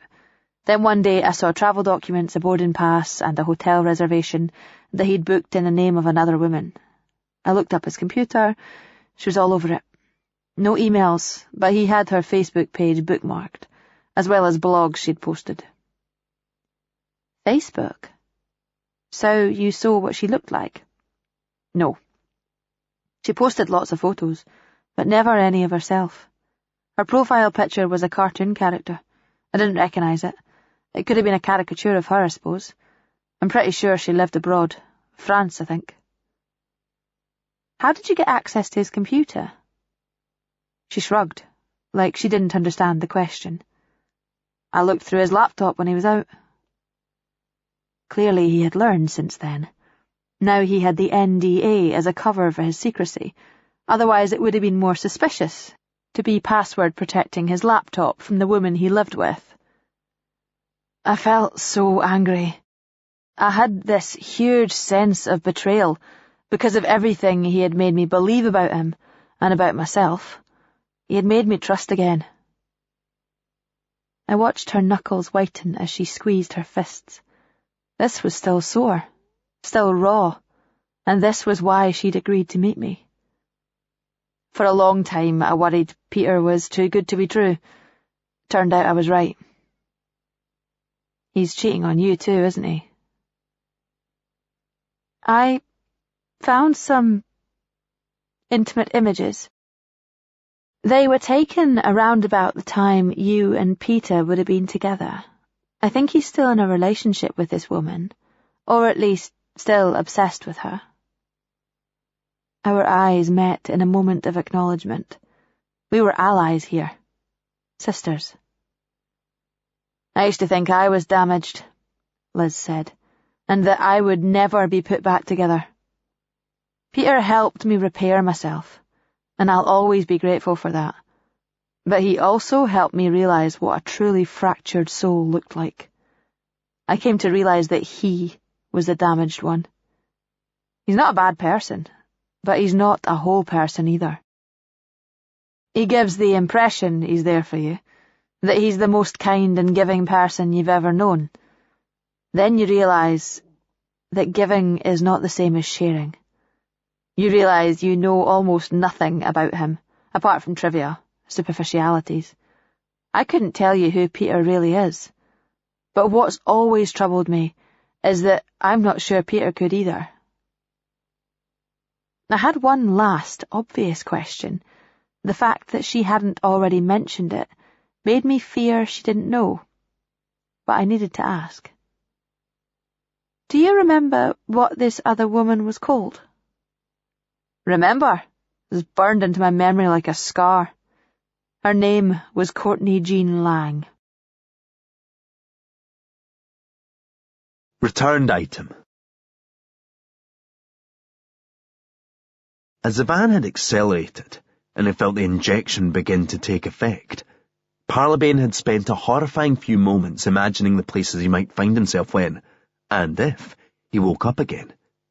He would have to admit that his own bed did not feature on the Torture Dungeon playlist. He came round in instalments, his eyes opening the window into consciousness several times, only for it to fall shut again. He had no gauge for how much time elapsed between these glimpses. It could have been seconds, or it could have been hours. As he approached a waking state, he struggled to focus on two consecutive thoughts. Like all the lines of connection in his brain were temporarily disabled. Even the eventual awareness of his location took a while to register its significance. This wasn't his bedroom, he thought. This was his bedroom from years ago. His current bedroom was in Glasgow, with his wife Sarah. Why was he back in this one? Was he dreaming this? Or was it still the 90s, and he had dreamed everything that happened since? Fragments began to coalesce. Shit. He knew where he was. The location made sense. Other things did not. He was cold. He was face down on top of the duvet, naked. Why had he gone to sleep like that? How could he have gone to sleep like that? He wasn't ready to physically move yet. His body felt too heavy. Memories were starting to form, but they were blending into each other. One stood out, though, jarringly distinct. Pain and fear. He had been attacked. There had been a van, a sack, a needle. Must have been an intravenous sedative. There had been a woman. A smell of spice. A kiss. Why had she attacked him? No, he realized. The woman with the spice smell was earlier, at the pub. A different woman attacked him. A different smell. One he had smelled before. There were two of them bundling him into the van. Why did he think one of them was a woman? He wasn't sure yet. Maybe he was still confusing moments, blending time. Neither of them had spoken. Not a word. If you abduct somebody, even if you dump him back in his own bed, it's got to be to send a message. Why would they say nothing when they were sending a message? It had to be to conceal their identities, going a stage further than the sack. They were worried he would recognize their voices, or maybe in one case their gender. Yes, one of them was definitely a woman. It was a smell. Not the spice smell, another smell. A smell that had been familiar to him. He just couldn't remember from where. He tried to open his mouth, and discovered with some alarm that he couldn't. There was a tugging upon his upper lip, and his chin. Tape. He reached a delicate hand to his face, and found the corners of a strip of duct tape. Why had they gagged him if he was going to be rendered unconscious? His head still swimming, he slowly sat up, and braced himself for the act of pulling off the tape. Childhood memories of elastoplast removing bubbling up unhelpfully. He loosed enough to get some purchase, then pulled steadily, but not too fast. If some skin began to tear, he still wanted to be able to apply the brakes. The action was swifter than he anticipated, suddenly accelerating at the stretch immediately covering his mouth. Less of the tape there was in direct contact with skin, because there had been a small object fixed over his lips. He looked down on what he had removed. Even with his bleary vision, he recognised it as one of his own business cards. Somebody had used it to stop his mouth. The message wasn't subtle. But who was sending it? He couldn't think straight enough yet. Then he recalled handing a card to Sam Finnegan earlier the same day. He remembered the heavy who had been in tow, and Finnegan's quiet but determined words. "I don't discuss my businesses with anybody not directly involved." There had been a woman involved too, though, hadn't there? He wished his memory would clear. This was worse than any hangover. No matter what anyone said, even with the heaviest of those, you could always remember what happened. It was just a good excuse not to. Parlabane screwed up the tape and card into a ball and threw it to the floor, which is when he noticed that there were loads of them scattered on the carpet, next to discarded clothes. The intruders had contemptuously emptied a whole box of the things. As he drew his hand back, an unexpected scent wafted from his fingers. Perfume. Transferred from the card. The one he had smelled last night in the back of the van. It struck him that in the multiverse of parallel worlds, he was surely only a few short removes away from having had one hell of a good night. Here he was, woozy on a Sunday morning, with vague memories of an evening involving booze and drugs that had left him naked in bed, with evidence that a fragrant-smelling woman had ministered intimately to his lips. Tweak a couple of those things, and he'd have few complaints, though his drug of choice wouldn't be benzodiazepine. That was when he worked out where he knew the perfume from. He had smelled it outside a hospital, in the presence of a woman who would have no problem getting hold of sedatives or hypodermics. He had given her a card too. Diana Yeager had more letters after her name than in it, had published umpteen papers in a dozen different journals, and was an undisputed expert in her surgical speciality. However, in keeping with the tunnel vision surgeons tended to exhibit with regard to other fields, she had just demonstrated that she understood bugger all about psychology. Patient history. I couldn't even wait until I reached home to start Googling her name. I tried to centre myself and let the journey calm my spirit. Having part of my brain occupied with the business of driving usually filters the flurry of agitated thoughts and lets the subconscious work silently on what is truly germane. On this occasion, however, my brain was in overdrive, churning through every permutation of the available data and impatiently demanding more. I pulled into a lay-by after less than an hour and keyed Courtney Jean Lang into my phone. There was a Facebook page, but the account was private, so I couldn't see any of her details, as she hadn't friended me. Simply seeing the page, even with its cartoon placeholder instead of a headshot, was an unsettling jolt, providing a tangible, if digital, corroboration that what Liz Miller said was true. I had no reason to doubt her, but mere words were never the same as confronting the undeniable and inescapable fact of this woman's existence. I found a WordPress blog too, the most recent entry linking to a local news story about a school in Bordeaux being demolished. It might have been due to my French consisting of little more than remnants from my own school days, but I couldn't work out from the blog whether she had been educated there or had taught there. It just said something about all the years I had toiled in the place. She was on Twitter too, most recently a flurry of tweets during Saturday's Rugby International, bemoaning the French side's performance against Wales as it unfolded. I wanted to follow her, but I would need to create a new anonymous account to do so, which would have to wait until I got home. By the time I reached Inverness, I had no recollection of the rest of that journey, which truly frightened me. I had been almost literally on autopilot, my thoughts so dominated by the mystery woman that I was taking in nothing else. I told myself that my instincts would have responded had there been the need, but I felt as though I had been asleep at the wheel. As I lay alone in the dark that night, I was haunted by the question of where Peter was lying right then, and who with. Had she flown over from France for the weekend? Was she in Inverness the night Peter claimed to have been out at PC World when I drove by the office?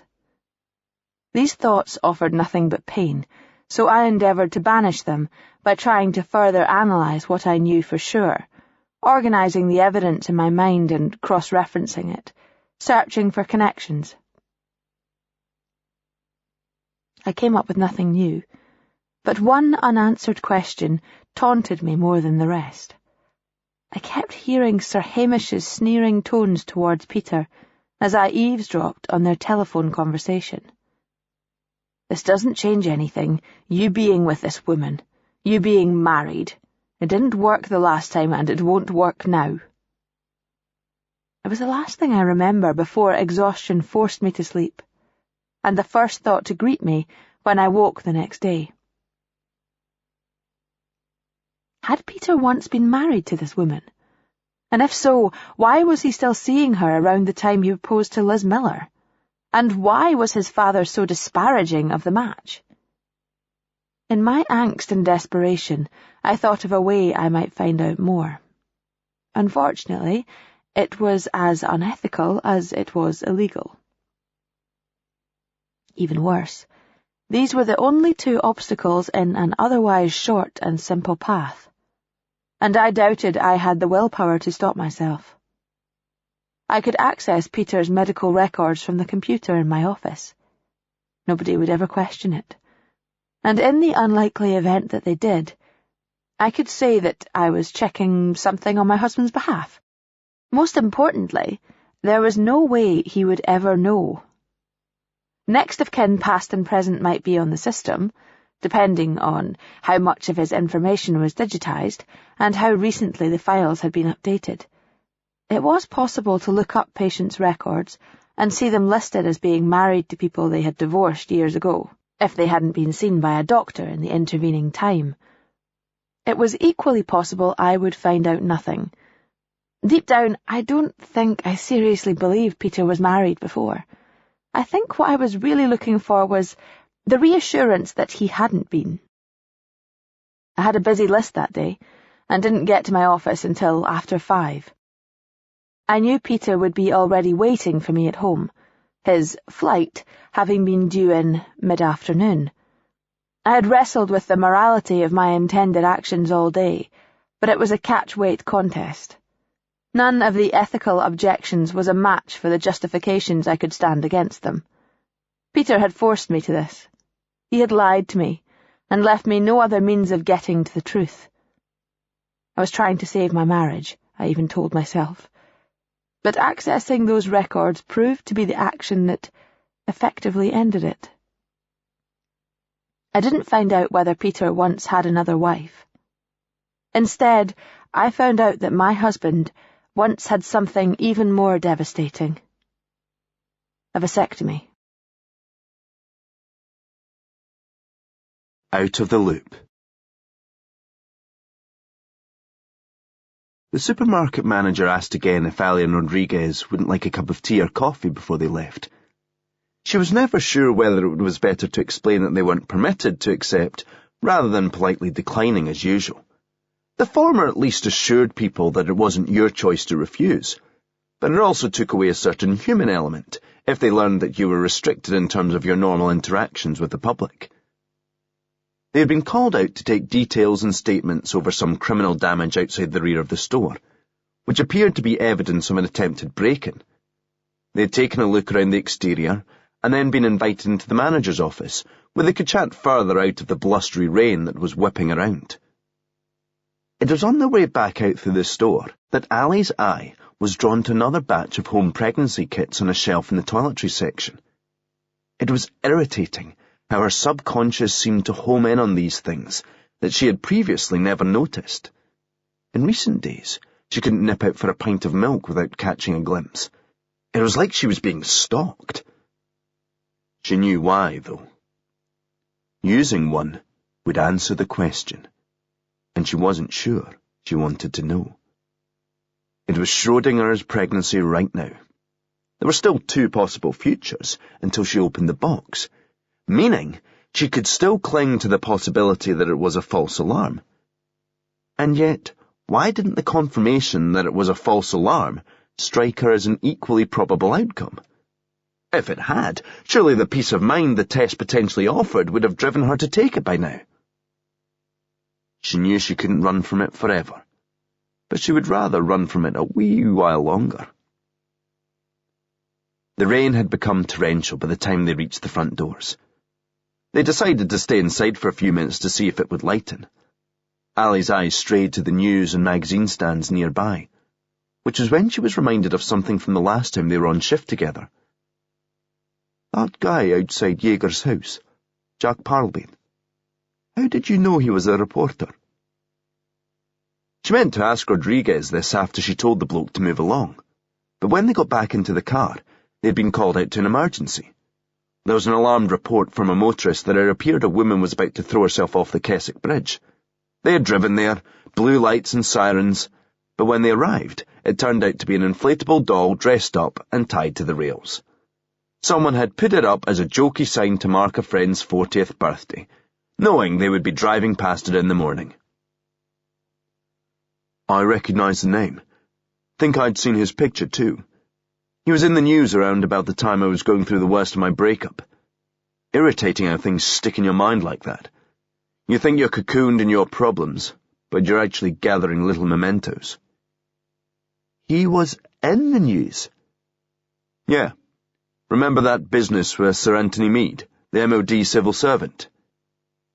Vaguely. A scandal. Something about a leak.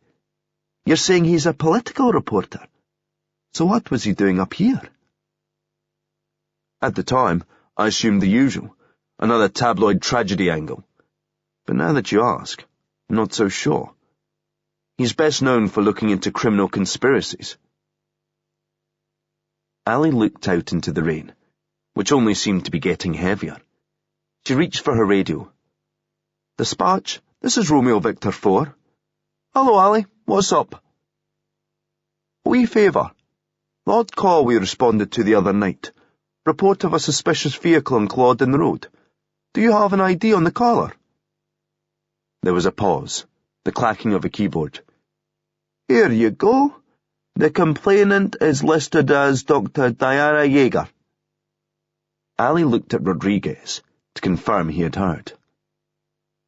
The guy claimed he had only been there 10 minutes, he said. I'm starting to think he was telling the truth. He was just sitting there when we arrived.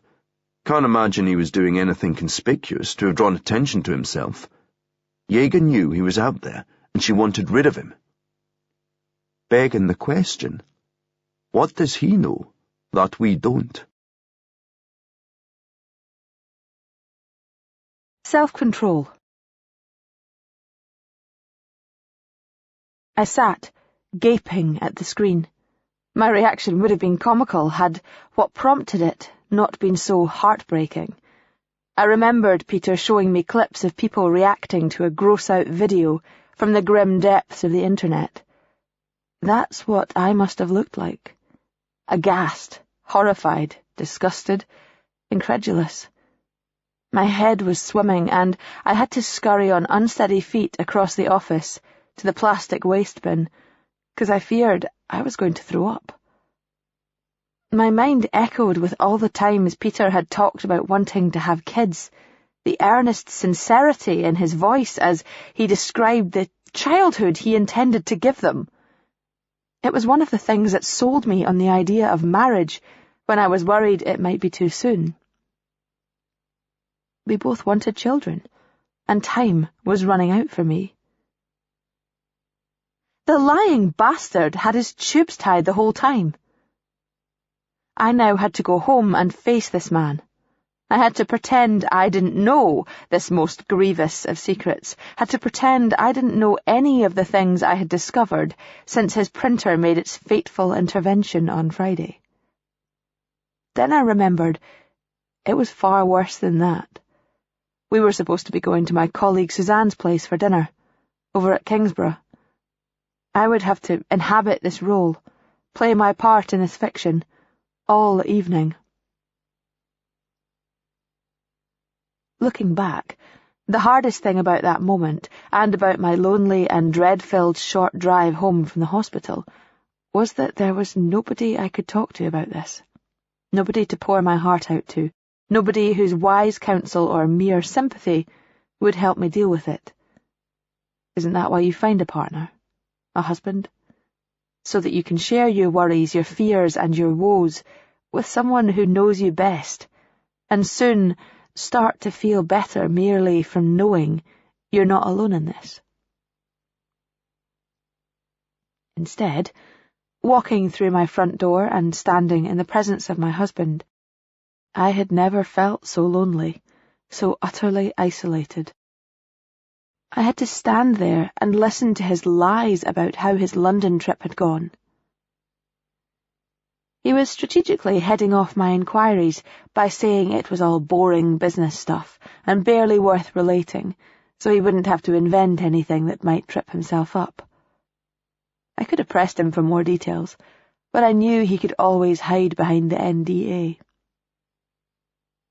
I couldn't challenge him about Courtney Jean Lang, or the fact that I knew he had actually been in Glasgow, because I'd have to say how I discovered these things. It would all have to come out, and then he'd know precisely how much, and perhaps how little, I truly knew. I didn't have a hand that would force him to show his. I thought many times about calling off dinner, but I didn't have a pretext. Suzanne had seen me in the corridor as I made my way to my office, following my list, so she knew I wasn't ill. I had no option but to suck it down. Somehow I got through the evening, as so many women before me must have done, acting as though there was nothing wrong, bizarrely press-ganged into a silent conspiracy to conceal the damaging lies that my husband had told me. That would never be me, I had once promised myself, the cowed and meek wife, living out a lie for fear of public shame. But as I played my part, sipping wine and conversing, smiling and laughing, I saw how easily such fictions could become everyday reality. Maybe for some women, the lines gradually became blurred until they started to forget the difference between the public ideal of their marriage and the tawdry truth they lived with. If there was one crack in the facade, it was that I drank more than I normally would. More than I ought, for sure. Perhaps it wasn't noticeable to everyone else, or perhaps they put it down to the fact that Peter was driving for a change. I don't think my behaviour was conspicuously tipsy, but tipsy I most definitely was. At dinner, it helped me hide my torment beneath a mask of bonhomie. But it was later, on the road out of Kingsborough, that it got the better of me. An intoxicated woman is vulnerable to seduction, and on this occasion it was denial that took advantage and got its hand up my skirt. The medical records had to be wrong, I told myself. I'd seen plenty of misfilings in my time. The wrong name keyed into a data field, an overburdened secretary mixing up cases. It simply couldn't be true.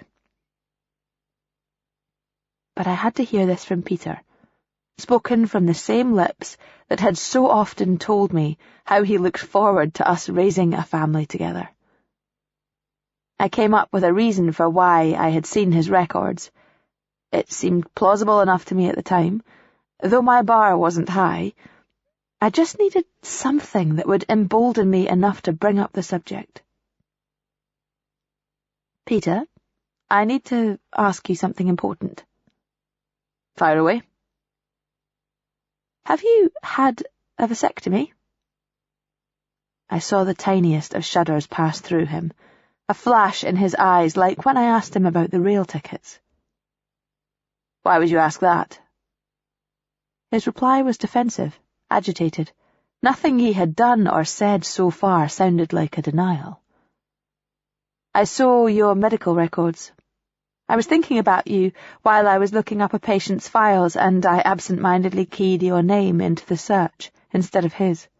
Suddenly I'm looking at a page telling me you had a vasectomy in Edinburgh back in... You looked up my medical records. It was an accident." "Was it hell an accident? You've never done anything absent-minded in your life, Diana. You're telling me you took advantage of your professional position to go snooping into my private..." "That's hardly the major issue, Peter, is it? Regardless of how I found out, I think the more relevant matter is that you told me you wanted to have kids when you've had a medical procedure to ensure you bloody well can't have kids. You lied to me about one of the most important things in our lives." I saw his knuckles whiten as his body tensed, and he gripped the steering wheel tighter. His right foot became heavier too, gunning the engine in a surrogate growl. He said nothing for a while, his silence confirming my discovery. I didn't feel any sense of vindication about having finally cornered him on one of my now many suspicions. I only felt anger doused in cold misery. "You're right." His voice was low, coming from somewhere deep and dark within him. "I misled you, but only because I didn't think you'd have me if you knew the truth. I wanted to be with you always, and I was afraid this would be a deal-breaker. I was planning to try having it reversed, and then you wouldn't need to know it ever happened. But everything has been so hectic. Only a few days ago, I might have fallen for this, a willing confederate in my own deception. Now every word he spoke was suspect, and the more solicitous it sounded, the less credence it deserved. Nonetheless, little as I could trust the answers, I still had questions. One above all. "Why the hell would you have a vasectomy in your 20s? Again the engine spoke his initial reply, accelerating incautiously until we were right on the tail of the car in front. "You don't understand. Before I met you, things looked different. If you knew about my father, if people knew about my father..." We hit a straight stretch of road. I could see headlights approaching, but Peter floored the pedal and overtook the slower car in front. The oncoming vehicle had to brake, I was sure, and sounded its horn in a sustained blare of rebuke. "Well, why don't you tell me? I'm your wife. You complain about me not trusting you, but you've never entrusted me with these things that I might be able to help you with." He shook his head grimly, eyes blazing. Ahead, the road curved and snaked as it hugged the course of the river. I started to get worried. I thought of my own autopilot drive the day before and realized how detached Peter might be from the task in his hands. "You don't have the first idea. My father has power and reputation, connections. There are people who can't afford to... That's why I can't let anyone know. They'll find ways to damage me. They'll smear me so that my word counts for nothing. I've lived with this shit for years. You've only been in my life 5 minutes, and you think you've got the right to start pulling it apart from the inside." He was rambling, furious and increasingly incoherent. He turned it back to me, raging indignantly about my transgression in looking up his medical records. It sounded like deflection, a way of getting away from the subject he had strayed onto.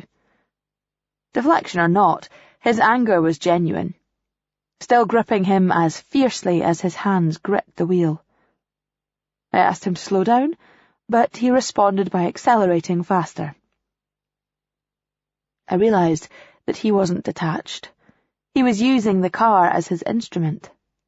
His voice, Signs flashed past, warning of the S-bend we were approaching too fast. Suddenly the car began to drift. Forward momentum taking it into the opposite lane as the road curved sharply left. We came within inches of skidding off altogether, and it was only luck that there was nothing coming towards us. He slowed right down after that, the terrifying moment of lost control having thrown off the demon that was possessing him. He looked shaken, but still angry. He wasn't the only one. When the initial fright had worn off, I was furious that this infantile abdication from self-control could easily have killed us both. I could have died due to nothing more than a temper tantrum. It shocked me to have such a stark perspective on how precarious life was when you were at the wheel of a car. A moment of anger and resultant carelessness. Emotions that consumed Peter for a second or two and would ordinarily have receded again, could easily have snuffed out my life. Both our lives. It stuck with me. A revelation like that takes a long time to fade. The fragile and the damaged. There comes a point when you realise that lying to yourself isn't an act of self-defence, but of self-harm. Not a bulwark against hurt, but a barrier to your potential happiness. Pauline reached it when he came out of the shower, heard his mobile ring, and saw Lucy identified as the caller. He caught himself trying to play down how this made him feel, to rationalise the surge of hope and excitement that thrilled through him merely at the sight of her name and the knowledge that she was getting in touch. This woman made him happy. He had to stop running away from admitting that. Merely by calling, before he even knew what it was about, she had improved his mood, inspired thoughts of pleasant possibilities. Was he so fucked up by Sarah that he couldn't let himself enjoy that? He cradled the phone against his shoulder while he wrapped a towel around his waist, wondering what she would see in him if she walked in the door right now. He considered himself to be in good shape, but that was good shape for a guy in his 40s. She had to be 10 years younger than him. Aye. He tried to sound friendly, but not overeager. At the same time, wondering what it said that he was concerned about how much might be inferred from his intonation of a single syllable. Hi. Look, I'm calling about a couple of things. She sounded anxious and rather businesslike. Now how much could he infer and project onto a few short words? Firstly, I wanted to apologise for running out on you like that last night. It was nothing you did or said, and I'm sorry if I left you worried that it was. I was just freaked out by my own behaviour and I didn't trust myself, so I thought I should leave before I did any damage. Then I started worrying that by leaving, I was doing damage. What can I say? I'm a mess right now. I understand. There's nothing to apologise for. I freaked myself out too. In a good way, he failed to say, in a way I enjoyed and would like to repeat. What was stopping him? Well, by her own admission, she was a mess. It wasn't right. But then, by anyone's reckoning, he was a mess too. Wouldn't it be good for them to be a mess together? It's all been too intense. Yeah. As he spoke, he could see her slip away from him. Part of him felt this was the right thing to do. Another part wondered when that first part would ever grow a pair again. You've been great, though, she added, and he felt something in him soar. That's the other thing I'm calling about. What you said last night. I've come to realise you're absolutely right.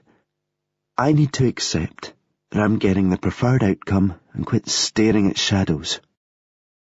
Walking back from the pub last night, I convinced myself there was somebody following me. I kept thinking there was someone there. Then I'd look back and see there was nothing. I came to realise that I don't want to live in that world, you know? I can stay in a dark place full of paranoia and suspicion, or can move forward into the light. Whatever had been soaring in Parlabane crashed back to earth with no survivors. He had learned unequivocally that there was substance to Lucy's suspicions, but to tell her that would be to take away the peace she had found. She was moving forward into the light, while it seemed the only way to be close to her would be to drag her back into the darkness with him. Equally, would it be right to hide the truth from her? Particularly if ignorance might potentially put her at risk. At least, it wasn't her who had been physically attacked last night. But whoever had done it, she was in their sights. She was Diana's sister-in-law, and she had also been the one who brought Finnegan into contact with Peter as an investor in his project. Lucy was directly connected to both Parlabane suspects for last night's abduction, but the outstanding question was what connected Jaeger and Finnegan. He wasn't letting this go, but he'd have to tread delicately. "That sounds wise," he told her. "I'm sorry for dragging you into this and wasting your time." "I got a kiss out of it. Seems fair." There was a tortuously long moment of silence. Then finally, she responded. "Are you saying we could maybe meet up again, under different circumstances?" He just about managed to keep his voice steady. "I'd like that," he replied. "Me too. Although I can't promise I won't stray into old territory. I said I'm moving towards the light. I think it'll be a process of degrees. I mean, even lying awake last night, telling myself I was letting it go, stuff still kept bubbling up in my head." "Like what?" "Well, you mentioned Diana having some tragedy in her student days. And I remembered Peter saying there was a friend she was still in touch with from her time at Oxford. I think he only meant Facebook and the like. I don't think she was at the wedding or anything." "What was her name?" "That's just it. I don't remember. All these fragments of useless crap are going to keep bothering me until I can get over this." "I know what you mean. I've been living it for days, looking for the tiniest connections. Once your mind gets into the habit, it's hard to shut it off. I even found myself wondering what kind of perfume Diana was wearing when I met her, and I couldn't tell you why it struck me as remotely significant." He was glad they were talking on the phone, and not face-to-face. It was easier to make this sound like a matter-of-fact remark, and not the question in disguise that it surely was. "For what it's worth, she wears Joe Malone Blackberry and Bay. I know because I asked Peter what he had got her for Christmas, and he went off and read me the label. That's in case you thought I had encyclopedic knowledge and a parfumier's expert nose." Parlabane wanted to tell her he liked how she smelled. He wanted to say he liked her nose too. However, he didn't want to come on too strong, and his thoughts were already moving on to other things, following his own nose. A bested rival. As soon as he was dried and dressed, Parlabane began searching for Diana's student years pal, cross-referencing her Facebook friends with lists of contemporaries from the medical faculty at Oxford. He was allowing an overlap of 4 years either side to account for friends or flatmates who were on the same course, but different year groups. If the person Lucy was talking about had studied something else, he'd be struggling. But he knew from Sarah that medics were phenomenally insular during their undergrad years, and only became more so thereafter. After about 90 minutes of trawling archives and databases, he had a match. Professor Emily Gale, senior anatomy lecturer at the University of Durham. They had both graduated in the same year, so if anybody could tell him firsthand about Diana Jaeger's student days, it was her. Parlabane drove south early the next day, ahead of the Edinburgh morning traffic. It was probably the soonest he could be sure he was safe to get behind the wheel, given the after-effects of the sedative he'd been slugged with. The rest of Sunday had been a bust. After the rush of adrenaline following his conversation and subsequent web search, He'd been beset again by the sleepiness he was trying to shake with a shower when Lucy called. He had established that Professor Gale was timetabled to lecture at 10:30 on Monday, and his plan was to buttonhole her after that.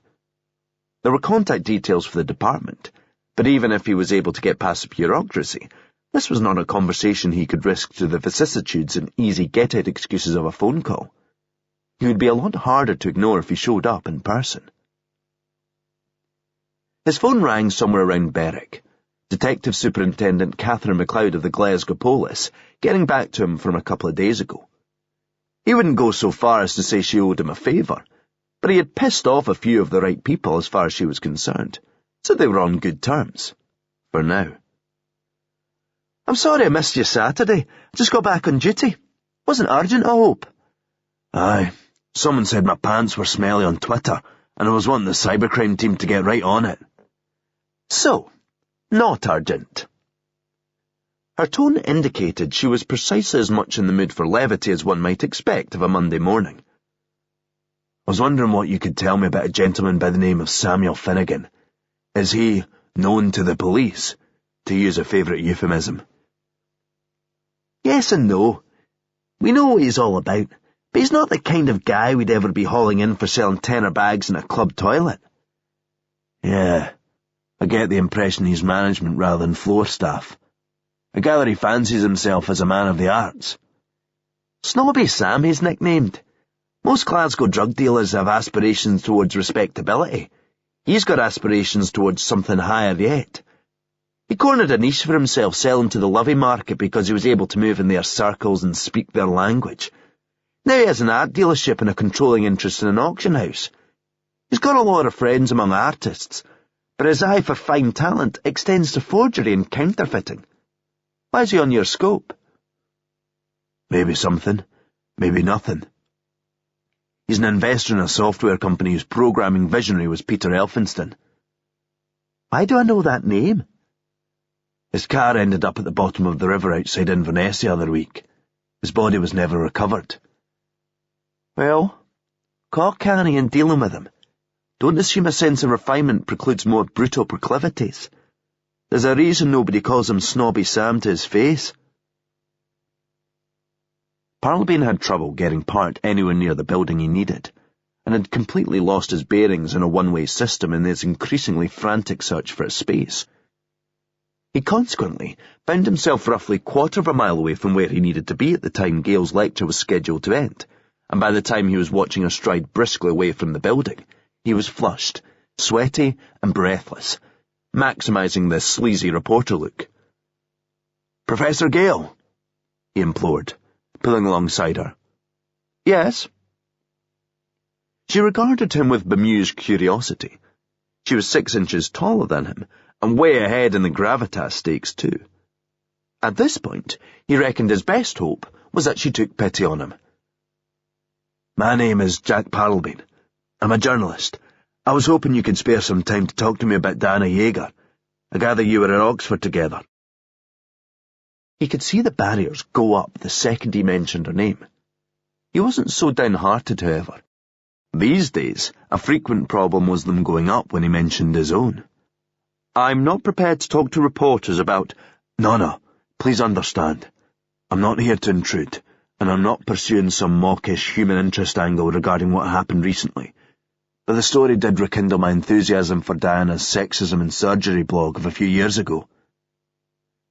She looked at him with continuing scepticism, but she was listening, at least. "Believe me, after 15 years married to an anaesthetist, I can assure you, I get where she was coming from, 100%. So when the subject of the blog inevitably pops up again in the wake of the tragedy, I'd like to be able to set the agenda and make sure it's about the issues and not the hacking." He could tell she was softening.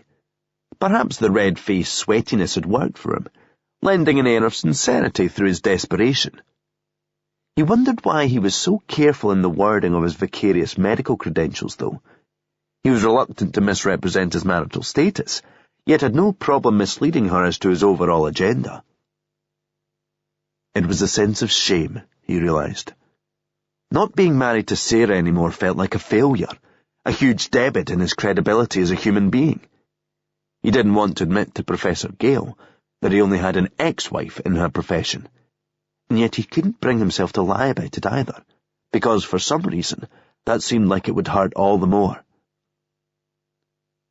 "Would you be prepared to talk to me? Maybe give me some background on Diana's early career?" She made a face. "You're catching me on the hop. Perhaps later in the week I might be—" "I've come out of the blue, I know. I wanted to call ahead, but it was a weekend and I knew your department would be closed. See, the thing is, I took a chance and diverted here because I'm en route to an interview on another story later today. I'm only asking half an hour over a coffee." She glanced at her watch and let out a sigh. Then she nodded. "Okay." She told him he had roughly 40 minutes as he sat down in a noisy and bustling campus cafe. This was as honest as it was generous, he appreciated. She had another lecture coming up at 12, and she was giving him all the time left in between. He watched the clock carefully as he got her talking, partly to ensure he got to the goods before time ran out, but also in order to bring up the crucial subject just as things were drawing to a close. People tended to let their guard down most when they were mentally packing up to leave. They felt less defensive when they knew they were about to get rid of you. He teased her out from guarded generalities into a warmer expansiveness on the subject of Diana's character and personality during her student days. "There aren't a lot of war stories to tell. Not much in the way of student hijinks or adolescent excess. We were both monastically studious to the point of being pathologically boring. That's why we got on, to be honest. We were outside all the cliques, both of us terribly serious about our studies, driven, ambitious, and occupying a dizzyingly exclusive percentile of the no-fun scale. Looking back, I alternate between feeling sorry for my younger self and feeling embarrassed for her. It's why I look out for students now who are showing signs of the same, and I tell them that university is about learning to live a well-rounded life, as well as getting your degree. Doctors aren't going to be much good at relating to patients if they don't know what a normal life looks like. Diana still bemoans her tendency to become consumed by the job. That's why I was so happy about her getting married." "These were themes the blog touched on," Parlabane observed. "Work-life balance. Were the two of you similar in personality back then?" "In a lot of ways. The main difference was that Diana has always been more driven. Smarter too, to be absolutely honest, and fiercely competitive. She always had a robust sense of her own worth, which is why she kicked back hard later on whenever she got the sense she was being slighted, whether for her gender or anything else. Let me stress, I don't merely mean competitive with regard to her studies, though she was always in the running for prizes. I mean everything. She's a bit calmer now, but in those days Diana turned into a different person. When pride was at stake, she seldom came second at anything, which was just as well, because she was a nightmare afterwards when she did." "What kind of thing are we talking about? Sport?" She smiled, amused by the memory. Honestly, if it was a pub quiz, that would be enough to put her in the zone. But she was into sports, yes, quite outdoorsy. She did orienteering and rowing, and, well, canoeing. Gail made a strange face as she said this last. Odd phrasing, too, Parlabane noted. There was something there. He saw that he had about 10 minutes, and began winding it down, thanking her for her time and calling for the bill. Then he made his plea, speaking like it was an afterthought. "Oh, one last thing. Can you think of anything that would maybe show how resilient Diana was in her student days? Did she have to fight any battles back then? Overcome any barriers?" God, did she ever? Gail's expression was a mixture of pride and indignation. "I suppose we both did, really, but the impact was much greater on Diana because she was directly involved. Our flatmate was killed in a canoeing accident in our third term, not long before the exams." "Jesus. What was her name? Or was it a he?" "Her name was Agnes, pronounced Agnès. She was Belgian, Agnès Delacroix. The three of us shared a flat when Diana and I both moved out of halls at the end of second year. Diana knew her through the canoeing club. She was studying medicine too, but it was a big year group, so I didn't know her before that. Apart from seeing her name, usually up at the top of results lists. She was very clever. She'd have done great things, I'm sure. Gail looked sorrowful at the memory, but Parlabane surmised that her regret seemed more nuanced. Something about this was complicated. What happened to her? She and Diana were away at a river event one weekend, up in Yorkshire, some white water thing. They were sharing a canoe. I don't recall what you call the discipline. Anyway, there was an accident. The canoe flipped over, and Diana managed to get out like they practiced and swim to shore. But it turned out Agnès had hit her head on a rock. Jesus, what a thing to deal with. Were you all close? Gail swallowed, a strained look in her face. The difficult thing is, Agnès wasn't a very nice person. She was extremely clever, but these days she'd probably be diagnosed as being on the Asperger's spectrum. I'd have said she was Diana's principal rival for academic prizes, but rivalry has to be a two-way thing. Agnès wasn't competitive, in the same way robots aren't competitive. You need to have emotions first. She was like a machine. Not an easy flatmate. A nightmare. I won't dredge up what would only sound like petty incidents, and even more churlish given what happened. But believe me, she had the morality of an insect. Function and survival, nothing else. Diana and I wanted to leave after a few weeks, but we were stuck with this lease we couldn't get out of. She sighed.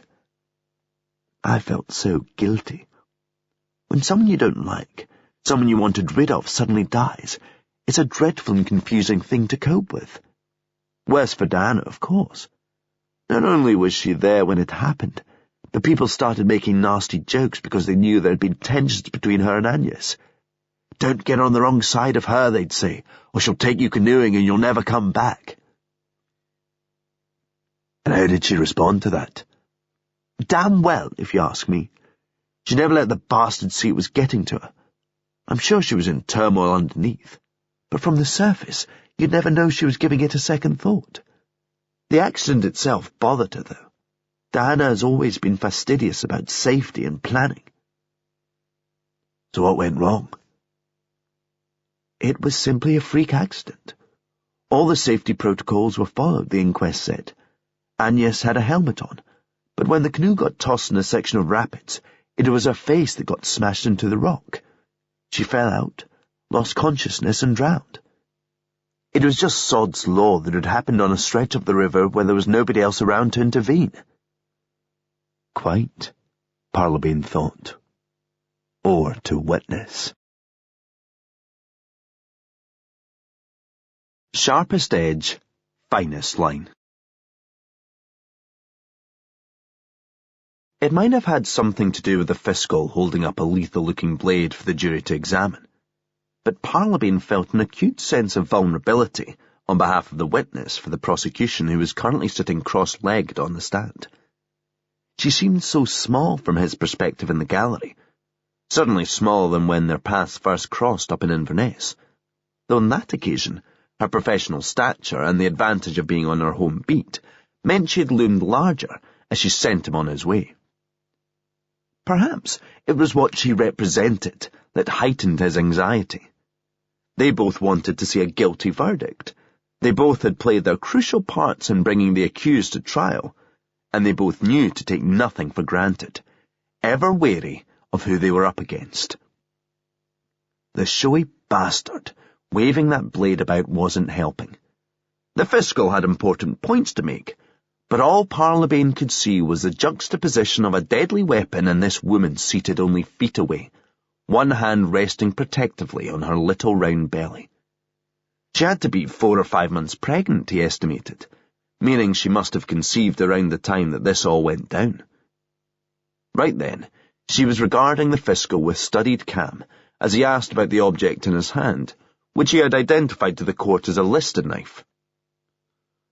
Would it be fair to say that a blade such as this would be ideal for the swift and efficient dismemberment of human limbs? In the event that you had a body you needed to render more easily portable, if you happened to have one of these sitting around the house, I imagine it would get the job done. Parlabane could tell he was not the only one who felt slightly woozy at the mere thought of this. Indeed, the court had been learning all about the history of this type of blade. More pertinently, the court had also been learning how Dana Yeager received just such a knife in a presentation case as a gift from her father to mark her passing the postgraduate exams that conferred her fellowship of the Royal College of Surgeons. It had taken pride of place on her mantelpiece for many years, before being more recently pressed towards defeating the ends of justice. That this hadn't been achieved was largely down to the determination of the pregnant women on the witness stand. Thus it wasn't merely the fragile life growing in that womb that gave Parlabane a sense of the precarious, but the thought of how one misstep by the mother-to-be might have prevented the truth from coming out. Wannabes. Ali spotted Tom Chambers walking towards her as she and Rodriguez made their way in from the car park. It looked like he was coming from the interview rooms. He had a plastic cup in his hand and didn't appear to be in any particular hurry. He lifted his head to acknowledge her as they passed, which was when she decided to seize her moment. Tom was an affable sort, and more likely to give her a fair hearing. Ideally, she'd have given herself time to mentally marshal her resources, but sometimes opportunity trumped preparation. Tom, have you got a moment? There's something I think we ought to be taking a closer look at. It's Peter Elphinston. I'm not sure his accident is everything it first appeared. Tom looked ambushed. Like this was way more than he expected to be processing on the short trip between the interview suite and the vending machines. Oh, that sounds intriguing, but I've got a wee chancer in 3 who's about ready to give up his mates in a car ringing up. Just letting him simmer a minute. Can you come and see me in a couple... He glanced behind her, over her head, giving someone a beckoning nod. Oh no, tell you what, here's Bill Ellis. Bill, you're free to talk to Ali here about something, aren't you? For lovely young Allison, I'm always free. Fuck. Ellis sat leaning back in his chair, as Ali laid out what she had. His eyes kept gazing upwards, flitting back and forth as though there was something fascinating about the ceiling.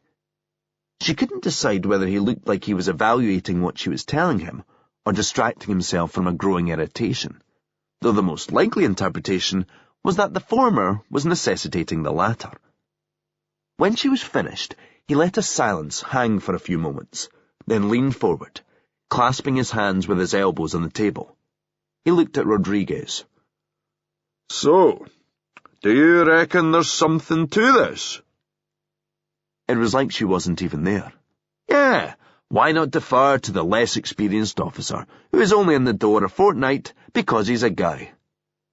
Absolutely. Ellis nodded. Aye, that figures, he said, wearily. These things are always worse when there's two of you reinforcing each other's daft notions. I mean, correct me if I've missed anything, but you're telling me what you've got is a woman with a black eye that apparently constitutes motive enough to kill her husband of only a few months, hide his body, and fake his death in a car crash. Your primary evidence for this consists of the fact that she seemed insufficiently upset when you broke the news, and that her house smelled a wee bit of bleach. The latter being particularly pertinent because clearly there could be no other explanation for it. Is that about the size of it? Oh no, hang on. I'm forgetting about the first ever instance of uniform not being able to trace a witness. A state of affairs so conspicuously anomalous as to make anybody suspicious. You're forgetting about the position of the driver's seat, Rodriguez protested, though Ali knew Ellis had made up his mind, and further engaging him was only going to make things worse. It couldn't have been Elphinston who was driving. couldn't it? Did you ask Lynn McGee about the elevation of the seat, or just the horizontal position? Some people like to stretch the legs out low to the floor. Others sit higher and bend their knees, and you've completely missed the other possibility, which is that someone else was driving while Elphinston was in the passenger seat, in which case we've actually got another death we never knew about. The witness didn't say she saw two people in the car, Rodriguez reminded him. You mean the witness who appears to have vanished from the face of the earth? The witness whose testimony you were suspicious of 5 minutes ago? See, what we've got here are classic symptoms of frustrated CID wannabe syndrome. You're seeing crimes that aren't there because you've already got the story mapped out in your head, and you're looking for evidence that fits it, instead of a story that fits the evidence. Surely the ambiguities here at least warrant further investigation. Ali felt there was something to be salvaged if she could justify herself in terms of procedure. In a fantasy realm of infinite time and resources, maybe. Here in CID, we have to make decisions according to the real world. Do you know how much money this bloody car crash has already cost us? It's become the most expensive fatal accident in the history of Highland policing. And that's all it is, Hen. A fat ack. A perfect married couple. Desperation's fuse burns slow. It is a gradual, drawn-out process of doors closing, options being withdrawn, possibilities disappearing, amidst a growing sense that only the negatives prevail. Then there comes a moment when you realize that your hopelessness is absolute. My marriage was over. It ended on that car journey, when Peter confirmed what I discovered in his medical records. I didn't consciously acknowledge it to myself right then, but something in me knew from that moment forward that there was no repairing the damage. It wasn't merely a response to my feeling hurt at Peter's lies and betrayal, but something more fundamental. This desperate awareness of a door closing, of my hopes for becoming a mother suddenly disappearing. That was why I absolutely knew we were finished, because in that same moment I understood that I would have to move on and leave him behind. We literally didn't speak for 2 days, our silence thawing only into a stiff, forced civility. Eventually, Peter broke the deadlock with an impassioned plea that we should rally together, delivered with a concern and sincerity that was now paradoxical in its effect upon me. The more heartfelt he sounded, the less I trusted him. Marriage is for life, for decades, generations. You don't bail out because of some bumps in the road this early in the trip. It's riding these things out that brings us closer and prepares us for the long haul together. And where does Courtney Jean Lang fit into our travel plans? I wanted to ask him. In the days that followed, it shocked me how easy it became to inhabit a house and to politely negotiate everyday practicalities while feeling so utterly isolated from one another. It wasn't that different from normal, really. Peter was out most of the time, working late, or at least saying he was working late, staying up into the small hours, and waking after I had left in the morning. I started saying yes to every management request for someone to cover extra sessions for colleagues who were off sick, or on annual leave. I volunteered for waiting list initiative sessions, which ran late into the evenings, and all day at weekends. I was probably working more hours than at any time since my house officer years. My regime becoming a sad parody of the work-life balance aspirations that had driven the Sexism in Surgery blog. I was hurting so much inside that I was starting to feel numb, as though there was a buffer between myself and the outside world. Under those circumstances, I might not have expected to notice anyone else's pain, but conversely it seemed my radar was more sensitive, picking up on signals of emotional distress to which I would have previously been oblivious. Or perhaps I was drawn to help someone else with their suffering as a proxy means of dealing with my own. I was on call from home, with Callum Weatherson resident in the hospital as my first line of defence. I had put my head around the door earlier in the day, checking how he was getting on with a solo case. He wasn't his usual chirpy self, tersely monosyllabic in his responses. I put it down to his feeling under pressure about doing an elective list unsupervised. Or maybe he was resentful about having me look over his shoulder, and thus effectively rendering it supervised after all. Trainees could get tetchy about these things, and they were never alike. Some hated the thought that they didn't fully have your trust, while others got jumpy if they thought you'd abandoned them. The next time I spoke to him was when he called me at home around 11 to tell me about an emergency that had come in, a case of peritonitis that required a laparotomy. He described the symptoms and the general health of the patient, and I decided I had better come down and take a look for myself, rather than give him the nod to forge ahead on his own. It was as well that I did. When I opened the patient, there was a gross fecal contamination from a perforated carcinoma. It was a total mess, and Callum didn't have the experience to deal with it.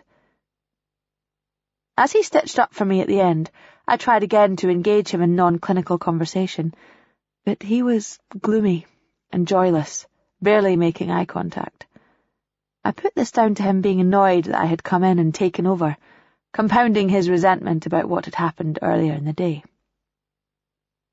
When I was content that the patient was comfortable, I checked to see whether there were any other cases in the pipeline, either needing attention immediately or likely to require my return shortly after I got into bed. There was nothing. It was set fair for a quiet night. I was about to leave when I bumped into Zainab, one of the anaesthetic registrars. We chatted briefly about how our respective evenings were going, and I mentioned how I thought Callum was in the huff with me. "It's probably not you. His wife was up for a consultant post down in Bristol. She was being interviewed yesterday. I'm guessing she never got it." I was approaching the hospital's main entrance a few minutes later, heading towards the car park, when suddenly I changed my mind. I had been relieved to learn that it wasn't something I had done that upset Callum, but the thought of going home for the night while he was resident until morning sparked something in me. I knew what it was like to spend the night in an on-call room when there were worries troubling your soul and no work to distract you. Sleep never came on nights like those. Or maybe it was me who knew I wouldn't sleep and couldn't face the prospect of lying awake with my own troubled thoughts. Me who didn't want to go home to find Peter still up, doing God knows what online. Me who didn't want to have to pretend to be asleep when he finally came to bed, stinking of beer and single malt. I knocked on the door of the on-call room and opened it when Callum responded. He was sitting at the battered and formica-peeling desk next to the bed, scrolling Twitter on a laptop. He looked surprised and a little concerned by my presence. "I thought you might need to talk to somebody." "What?" "No, I'm fine. Thinking of grabbing some kip, actually." "Come on, Callum. You're so conspicuously in pain that even the orthopods might notice." That made a scratch in the ice, at least. I closed the door and walked across to the desk, leaning with my bottom against its edge so that we were facing each other, side by side. He rolled his chair back and folded his arms. "I heard Megan was up for a consultant post down in Bristol. I take it the news wasn't good." He sighed. "Probably for the best," he said. "It must be tough on you guys, being apart so much of the time. They say what's for you won't go past you, so maybe the right post is just waiting for her, for both of you. Or did you have your eye on Bristol too? He looked at me for a while before responding, like he was evaluating whether to answer at all. No, I didn't, but you're getting the wrong end of the stick. She got the job. I didn't quite follow. Right, so you're not sure you want to end up in Bristol? He gave a weary laugh. I'm sure Bristol's great, but that's not the problem. It's that I'm not sure we want to end up with each other. I tried to think of reassuring things I might say, but this wasn't a young trainee in need of a pep talk. My role here, if I genuinely wanted to help, was simply to listen. I said nothing, just nodded in a way that I hoped seemed sympathetic, and an invitation for him to go on. We've seen so little of each other over the past 2 years. Just weekends as long as one of us isn't on call. They say absence makes the heart grow fonder, but it's also true that distance provides perspective. We've been growing further and further apart. Her applying for a job at pretty much the opposite end of the country. You can't miss the subtext there. We both know it's not working. It's not even like there's animosity between us. It's something far worse. Indifference. We don't love each other anymore. Today just made it official, somehow. He touched a hand to his cheek, seeming surprised to discover tears there. I'm sorry, he said, with a sniff. Not at all, Callum. I just realised my head has been on the verge of bursting for weeks, months, because I couldn't tell anybody about this. You must have got more than you bargained for when you knocked on my door. I could tell you were in a bad way. I only wish you'd come to me sooner. I reached to where his hand sat on the desk in front of the laptop and gave it a squeeze. Not how us guys do it, though, is it? Not generally, no. Plus, you're probably the last person I'd have expected to understand. Why? Because I was Blade Bitch. My point was never that men should be the ones who sacrifice their happiness for their partners' careers. It was about balance. I understand, but that's not what I was getting at. I meant because you've made sacrifices and bided your time and now you've got what you wanted. Marriage and career on your own terms. Part of me wanted to laugh, and for a moment I thought I might. Instead, I felt my eyes fill and a swelling in my throat. Callum, you've got no idea. My marriage is crumbling into dust in my hands. As I spoke, my eyes overflowed, and I thought my voice would crack, but instead it remained steady. I felt a surge running through me, a relief like Callum had just described at sharing something I had been unable to tell anyone who knew me. I understood it was a risk not knowing a lot about someone before deciding to get married. What I didn't anticipate was that I would know less about him now than I did 6 months ago. He's a cipher, a shadow. It's not merely that I think our marriage is finished. It's that I don't think it was ever real in the first place. I wiped my cheeks with the back of my free hand. The other remained interlocked in his. Christ, look at the pair of us. Do you need a tissue? He asked. No, I need a hug. I leaned into him, and he stood up from the chair so that our posture wasn't so awkward. I felt his arms around my shoulders, resting my head on his chest. We stayed there for a long, comforting few seconds that I was in no hurry to see end. I'd seldom felt so much in need of human contact. Eventually, reluctantly, I pulled away before the duration became unseemly.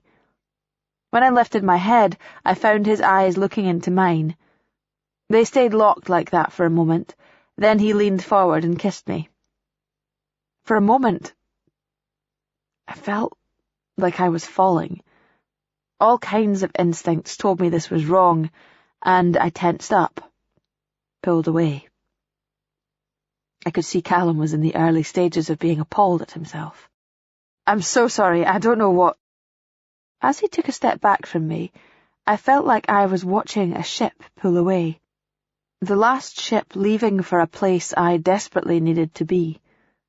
I grabbed him by the back of his head and all but launched myself onto his lips. Not passive and unready like before, but greedy, lustful and abandoned. I pressed against him, my hand holding his head to mine as my fingers tangled in his hair.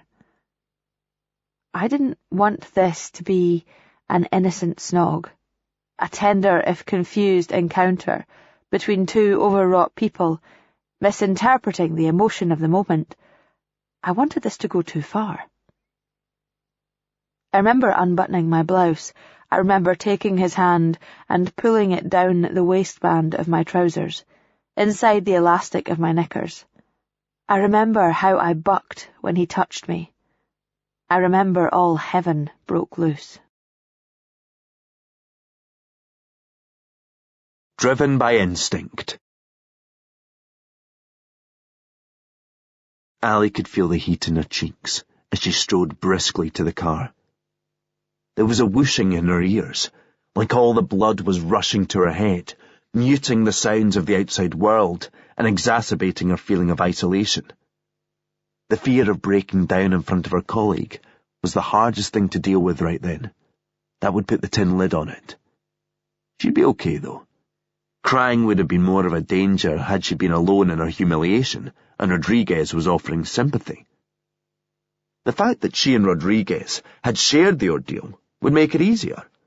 They could drive around in a pact of silence, mutually aware of what they weren't talking about and why. But when she got behind the wheel, everything she'd been dealing with seemed to crash in upon her, and she found herself in floods of tears. "I just need a minute." "Don't mind me." "I wish I could, but you're here, aren't you? Nothing personal, but I resent letting anyone see me like this." "I'm going to take a flyer on the basis that this isn't how you normally react to a setback, and ask if there's something more that's troubling you." She was about to bat him away with the standard denials and assurances. Then she figured, what more did she have to lose? Plus, she already had a good sense about this guy. He was different. "I'm late." Late. It took him a moment. "Oh. How late?" "About a week." "I see. And I take it you and your boyfriend don't have ambitions towards parenthood." "Would it answer your question to tell you there was a burst condom and the bastard acted like it never happened? He didn't acknowledge it, hence he's no longer my boyfriend, but I'm afraid I'm carrying his kid." "Are you religious?" It struck her as rather tangential, but then she sussed where he might be going with it. "No, though with my face I might as well be, given the assumptions people make. They say that down in Glasgow, if you tell folk you're an atheist, they ask if that's a Catholic atheist or a Protestant atheist. I don't have a moral objection to abortion if that's what you're getting at." "No, I was just wondering about family background." "And thereby hangs a tale. My mum is originally from Birmingham. She got pregnant after a one-night stand, and her family pretty much disowned her. She decided that suited her fine, and moved about as far away as she could, raised me here on her own. I know how hard it was for her, and she'd hate me to think of me ending up in the same situation." "It doesn't sound like she'd judge you harshly for it." "I know, but I would feel like I'd let her down." "My sister was almost a full cycle late once. More than once, in fact. Same kind of thing. She had a little accident, with a married man, too. She later reckoned it was actually the stress of worrying about being pregnant that was messing with her body. Apparently, when you're under extreme strain, your uterus can suspend normal service." "So you're saying the more I worry, the later my period is likely to be. Quite possibly, yeah, but the important thing is that the reason for the lateness doesn't have to be pregnancy. Though acting hormonal by bursting into tears probably isn't a good sign. Same rules apply. The cause is as likely to be worry as it is pregnancy. She let it sink in, a comforting thought flowing through her like the buzz from that first gulp of white wine. Thanks. That helps. Though, just as an aside, if you're going to be a policeman in Scotland, you should probably avoid ever saying, "same rules apply." Why? Never mind. I feel better now. 1,000,000 times better than I would have thought possible 2 minutes ago anyway. It's nice to be actually of some use to a woman for a change. Ooh, now that sounds like a harsh judgment. Are we talking about your previous relationship here? Rodriguez glanced away, an awkward wee smile on his face, like he didn't want to go there, but had to be polite about it. Fair enough. Just because she had opened up to him didn't mean he had to reciprocate, or that he should feel he could trust her. Hey, do you know where that photo is? She asked him. The one Jaeger gave us of her and her husband. Sure, it's in the case folder back inside. Can you nip in and get it? Why? Because, fuck Bill Ellis, that's why. I'm going to take another pass at Jaeger, and the returning the picture can be my excuse. Routine follow-up visit, nothing to raise her suspicions. Or are you not going to reinforce my daft notion? Rodriguez opened the door of the patrol car. Speaking as a frustrated CID wannabe, I'll be right back. Sleeping with strangers. I don't think anybody would ever describe me as a sexually wanton individual. I had certainly never behaved like that with anyone else. Who knows how far it would have gone in that cramped little room, yards along the corridor from the nurse's station, if his bleep hadn't gone off. We didn't speak as he composed himself and reached for the phone to find out who was paging him. I don't think either of us knew quite what to say. It didn't feel like something we had been doing so much as something that had overwhelmed us. I headed for home, feeling light-headed to the point of faint. It was around 2:30 as I undressed and climbed into bed, alongside my already sleeping husband. I was jangling with adrenaline and other hormones, and I knew there was so little chance of sleep that it might as well be back in theatre all night. I had never been unfaithful in any of my relationships. I wasn't used to deceit, wasn't used to wanting someone else. I didn't know yet what I felt for Callum, but I was sure what I felt for Peter. It had come out in that on-call room, something I was able to tell another person, but had previously been unable to admit to myself. It's not merely that I think our marriage is finished, it's that I don't think it was ever real in the first place. I thought back to the man I fell for. Where did he go? My mind kept returning to my irrational suspicions that he had always known I was the detested blade bitch, and his interest in me had stemmed from that. I knew this sounded crazy. Who would be so hell-bent on payback over some internet postings that they would make it their whole life to punish the perpetrator? But I couldn't escape the notion that the Peter I had met and married was a fiction. In which case, this meant I was lying in bed every night with an imposter, and anyone prepared to engage in that level of deceit had to mean me harm. I must have nodded off eventually, and as my bleep didn't go off, I slept so long that Peter was awake before me. He was sitting up in bed, fiddling with his mobile when I came round. He scrutinised me as I blinked into consciousness. "So, anything exciting happen last night?" he asked, his gaze intent and curious. It took me a bleary moment to recall the events of the previous evening, but when I hit the highlights, I felt my cheeks flush and I sharpened up fast. I suddenly feared he knew something about last night, that he could somehow see through me. I knew this was ridiculous, and that he was only making conversation by inquiring as to whether some dramatic case had kept me at the hospital. But the impact of my initial fright was already manifest. I realised I would have to get better at lying. I intended to get practice. I intended to give myself reason to lie more often. I had no lists the next day, the rota allocating me 2 non-clinical admin sessions, so I didn't need to go into the hospital. This was for the best, as it was the last place I wanted to speak to Callum. I did desperately want to speak to him, though, and I guessed he would feel the same. We couldn't let this hang. I knew I could be wrong, however. He might be freaked and mortified by what had happened, and in need of a few days' distance before he could possibly face me. Ordinarily, I might have let this kind of worry tether me, but that evening, when Peter rang to say he'd be home late, I acted immediately. In the recent past, I'd have consumed myself with wondering what Peter was really up to.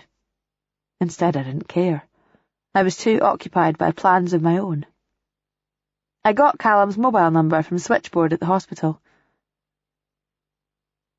"Are you at home?" "Not long in, yes," he replied cautiously. "Why?" "I need to talk. We need to talk." "I can meet you in town, whenever. I'm just out the shower, so I'll throw some clothes on. Name a pub." Yes, I was picturing him. And why would he offer that detail if he didn't want me to? I think we understood each other. "No, I'll come to you. This is delicate. I don't want to risk being seen by prying eyes." It sounded like a plausible reason for coming to his flat, much like there was no subtext to him saying he was just out of the shower. I've never had sex like I did with Callum that night. I frightened myself. It reminded me of whatever Peter had been doing to me when we had sex after his mother's funeral. I was lost, consumed by a mix of lust, abandon, and ecstasy. But there was rage, hatred, and violence in it too. However, unlike what I felt when Peter was doing it to me, used and alienated from whatever was going on in his head, Callum was as consumed by it as I was. After sex like that, when the passion is spent and the clouding mists of need and desire have cleared, that's when there comes shame, embarrassment, regret. I felt none of these things. I felt this had been my right. I felt this was right. We found something in each other. We unleashed something in each other. We did it in my office. In my office.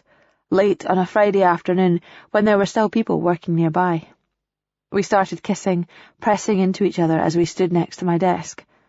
I could feel his erection through his trousers, pushing against my stomach. I reached inside his waistband and... Jesus, you can't do that here. Never tell me what I can't do. Giggling, I made him shag me at my desk, next to the computer that had been the occasion of my first meeting Peter. We heard voices in the corridor, which spooked Callum more than a little, but I made him do it, as much as you can. I insisted. I told him I wouldn't let him do this again if he didn't do it right there, right now. We both knew I didn't mean that, but it added something. My command, his compliance. I had to bite my arm to keep the noise down as I came.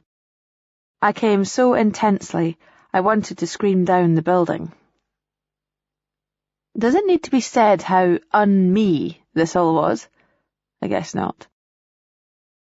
After what Peter had duplicitously brought out in me, I had learned to be analytical of my own behaviour.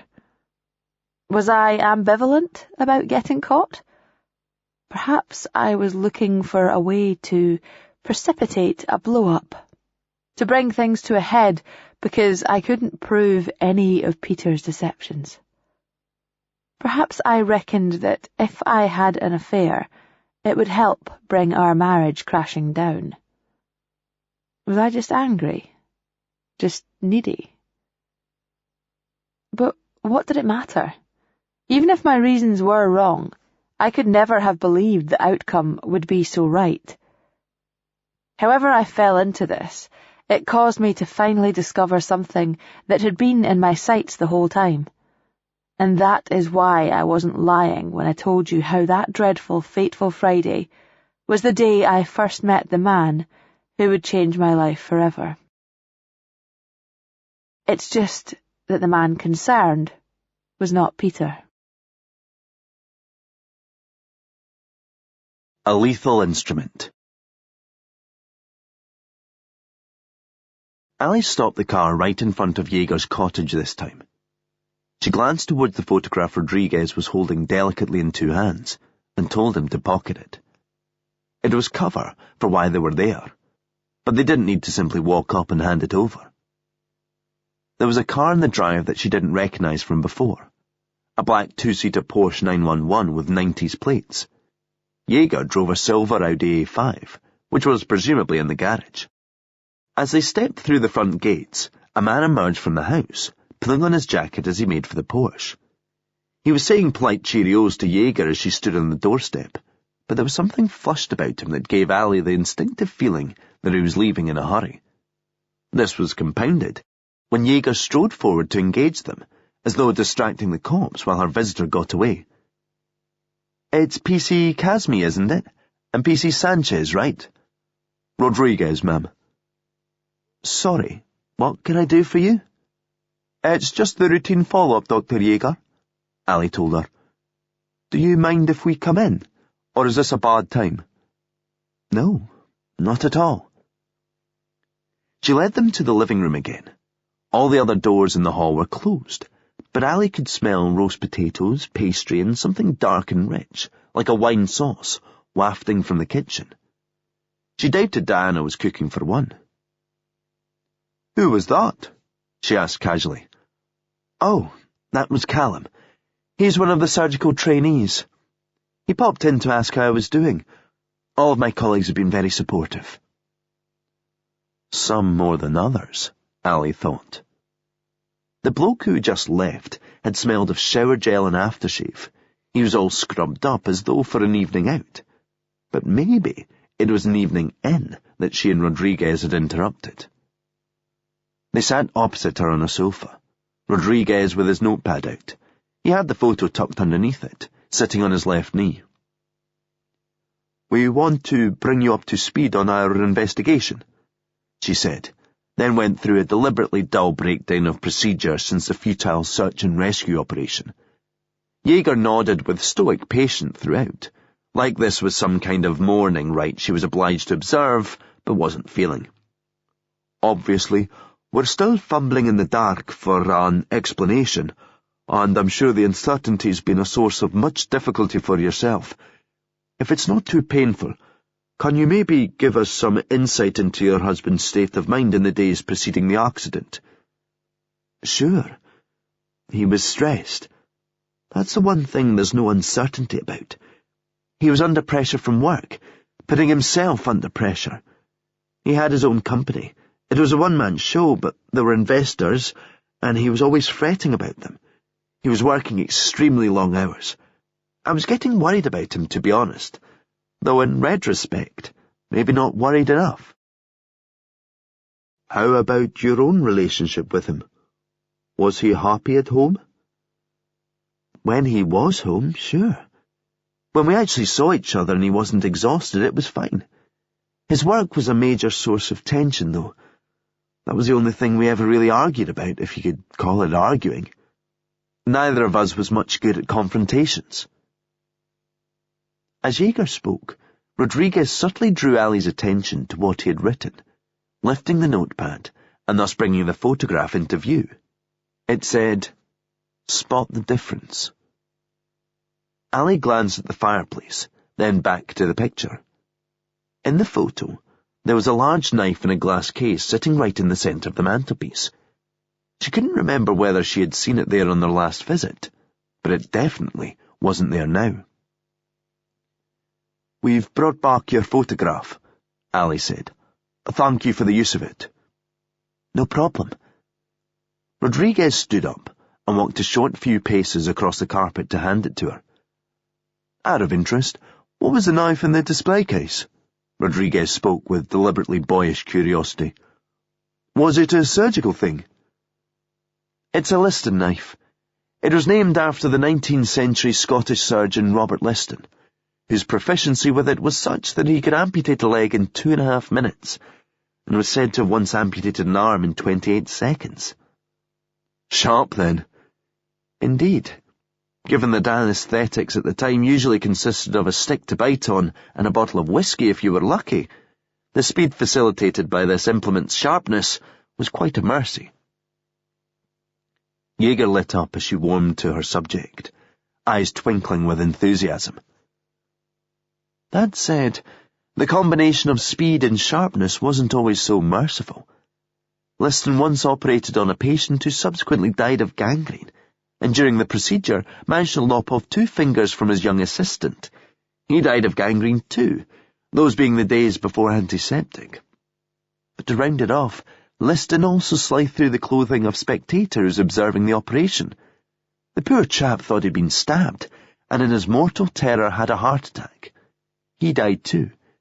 It went down in surgical legend as the only operation to have a 300% mortality rate. Ali didn't know any surgeons, but she was troubled by how much pleasure this woman appeared to be taking in talking about death and dismemberment. "I can see why you would keep it in a glass case. Where is it now?" Jaeger paused, apparently needing time to think about it. "Peter hated it, so I stuck it away in a cupboard. I suppose I can put it back now." Was Ali imagining it, or did she say this with a certain satisfaction? She certainly didn't sound regretful about the notion. "Can I take a look at it?" Rodriguez asked with eager enthusiasm. Sure. I'll just go and look it out." Jaeger was gone for several minutes.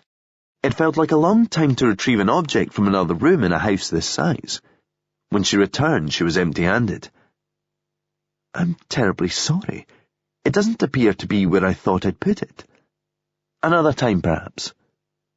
Count on it, Ali thought. Voices and Echoes. Clever psychopaths.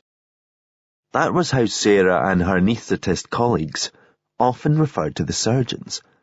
Admittedly, professional tensions played a part in this jaundiced impression, an element of Sarah letting off steam after being forced to bite her tongue in theatre throughout temper tantrums and other histrionics. But Parlabane got the impression she was only ever half joking. "They love to cut," she told him. "They live to cut. Some of them look so crestfallen when a non-surgical solution gets the nod.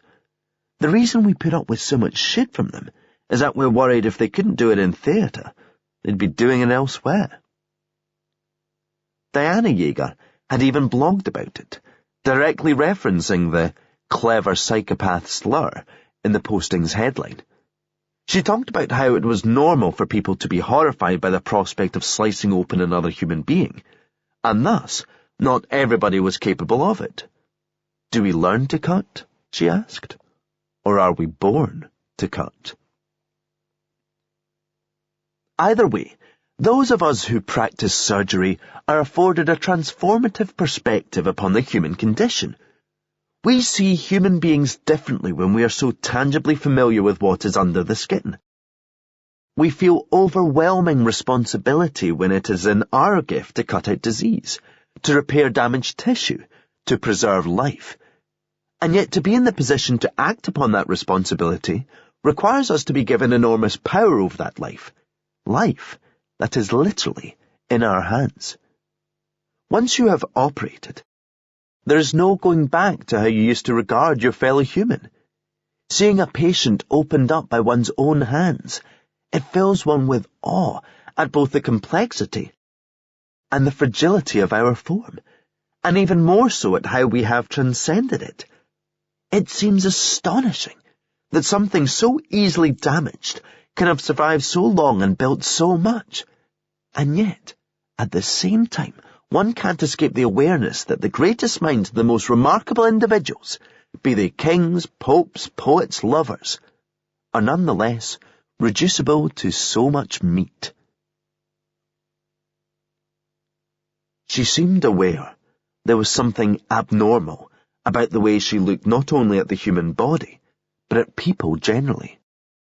How abnormal was the question. Parlabane was contemplating the possibility that this was a woman who had got rid of someone during her student years by killing her and making it look like an accident. Same as Peter Elphinstone. Agnès Delacroix had apparently died from drowning. Delacroix had been an intolerable flatmate and an academic rival. Parlabane could see the psychopath logic in deciding to get rid of her, but was still struggling for a motive as to why Jaeger would kill Elphinstone. In their different ways, Lucas Tudek, Alan Harper and Craig Harkness had depicted a woman who was obsessive in her behaviour towards a husband who was not living up to her love-blind or deluded ideals. Psychopath or not, it seemed a stretch to think she would escalate from nagging him about his diet to murdering the guy. These things more typically turned out to be crimes of passion, Parlabane reflected, which was when his thoughts instinctively flashed to the second party in his unexpectedly eventful trip home from the pub. The perfume on his business card told him Jaeger had been present, but he knew she had enlisted the help of an as-yet unidentified male in pulling it off. So far, his prime candidate for this had been Sam Finnegan, or someone working on his behalf. But truth was, he couldn't see how Jaeger and Finnegan's paths crossed, far less how the pair of them fitted together. So what if it was nothing to do with Finnegan? Whoever her accomplice was, she didn't need to tell him what motivated the stunt. She could have made up some story about press harassment. Therefore, it didn't follow that he had been in on Elphinstone's death. But nonetheless, there were huge levels of trust and commitment required. Regardless how she coloured it, what they had done to Parlabane on Saturday night could bring down charges of kidnapping and false imprisonment. You'd have to be pretty close before you asked someone to come on board for something like that. Very, very close indeed. Jesus, could it be that simple? He was driving north, having just left Durham. His original destination was a return to his flat in Edinburgh, but this latest deduction meant he might be heading to Inverness again for an old-fashioned stakeout and follow job. Diana Jaeger had a lover, and Parlabane intended to find out who. On the trip down, he had begun playing back the conversations he had recorded since commencing this investigation. It was partly to refresh his memory, and partly an opportunity to re-evaluate everything he'd been told, in case previously insignificant details took on new meaning in the light of subsequent disclosures. So far, it hadn't thrown up anything dramatic, other than a guilty feeling at his own creepiness in recording Austin and Lucas without them knowing, particularly as he had done so even as they extended their hospitality. He had relived his evening at their house and his morning on the airsoft site with Alan Harper, their voices booming through the speakers so crisp and clear he could picture all of them as though they were sitting in the car. It made him think of the voice he most wanted to hear right then, and not recorded, but live. Lucy, talking, confiding, sharing, and especially laughing. She hadn't done much of that when they were together, and neither had he of late, for that matter. He wanted to change that. Together, they might change that. Parlabane wished he could call her, but he didn't have an excuse. He had some new information, granted, but he wasn't sure of its worth, and he didn't want to haul her back into the darkness unless he knew for sure it was where the truth lay. That said, he continued to wonder about what had been behind Lucy's earlier suspicions, what had driven her to such dreadful unknowing that she would seek out a washed-up journalist in her desperation to find out more. The sudden loss of a brother she felt responsible for was a powerful blow, but it was a hell of a leap to so quickly suspect foul play. When Lucy first came round to the flat, he had got the impression there was something she was holding back. There had to be a specific fear that underpinned her paranoia. He recalled how she had sounded on the phone when she told him she didn't want to live in that world. She was relieved, and yet still wary. There was a reason Lucy was still afraid her suspicions were true. As though to underline Parlabane's distance from hearing the voice he truly desired, the next recording his phone skipped to was of Craig Harkness, the IT guy from Inverness Royal. It was tempting to shut it off and trade it for some music, but a grim sense of duty stayed his finger from the button. Peter was always making excuses for her being such a torn-faced midden. As his braying and bumptious voice filled the car, all bass tones and self-satisfaction, Parlabane was forced to picture him again, sitting across that table, belly stretching his Motley Crue t-shirt. Don't stick your dick in a hornet's nest, or in her case, your tit.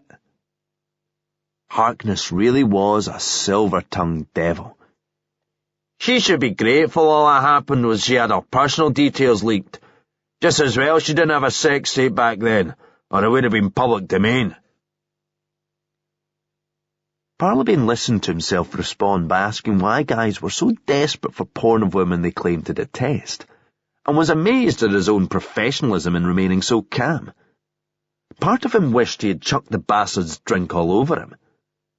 Something nagged at him, though. He vaguely remembered it nagging him in the pub, too. He couldn't quite isolate what it was. Reluctantly, he skipped back a few seconds and listened again. Just as well she didn't have a sex tape back then, or it would have been public domain. Hang on, he thought. Was that what he thought it was? He played it one more time. Just as well she didn't have a sex tape back then. It was subtle, but he was sure Harkness's tone placed the slightest emphasis on those last two words. Back then. Parlabane remembered the smug grin as Harkness had said this, the cat who creamed his trousers. Diana Yeager had a sex tape now, and Harkness had seen it. Carpet burns. They had a quiet time of it after leaving Yeager's place. It was about 2 degrees outside, with a blustery wind whipping the steady downpour about the almost deserted streets. Consequently, the evening passed slowly, the highlight being the rescue of a damp, shivery and thoroughly confused American tourist who couldn't find his hotel. Ali couldn't find it either, until it became apparent that the bloke thought he was in Fort William, where his whistle-stop tour party had been staying the previous night. Ali spent much of the shift mulling over their visit to the perhaps not-so-good doctor, and was nursing a growing sense of frustration. There was nobody she could approach regarding her suspicions, even as the clues began to mount up.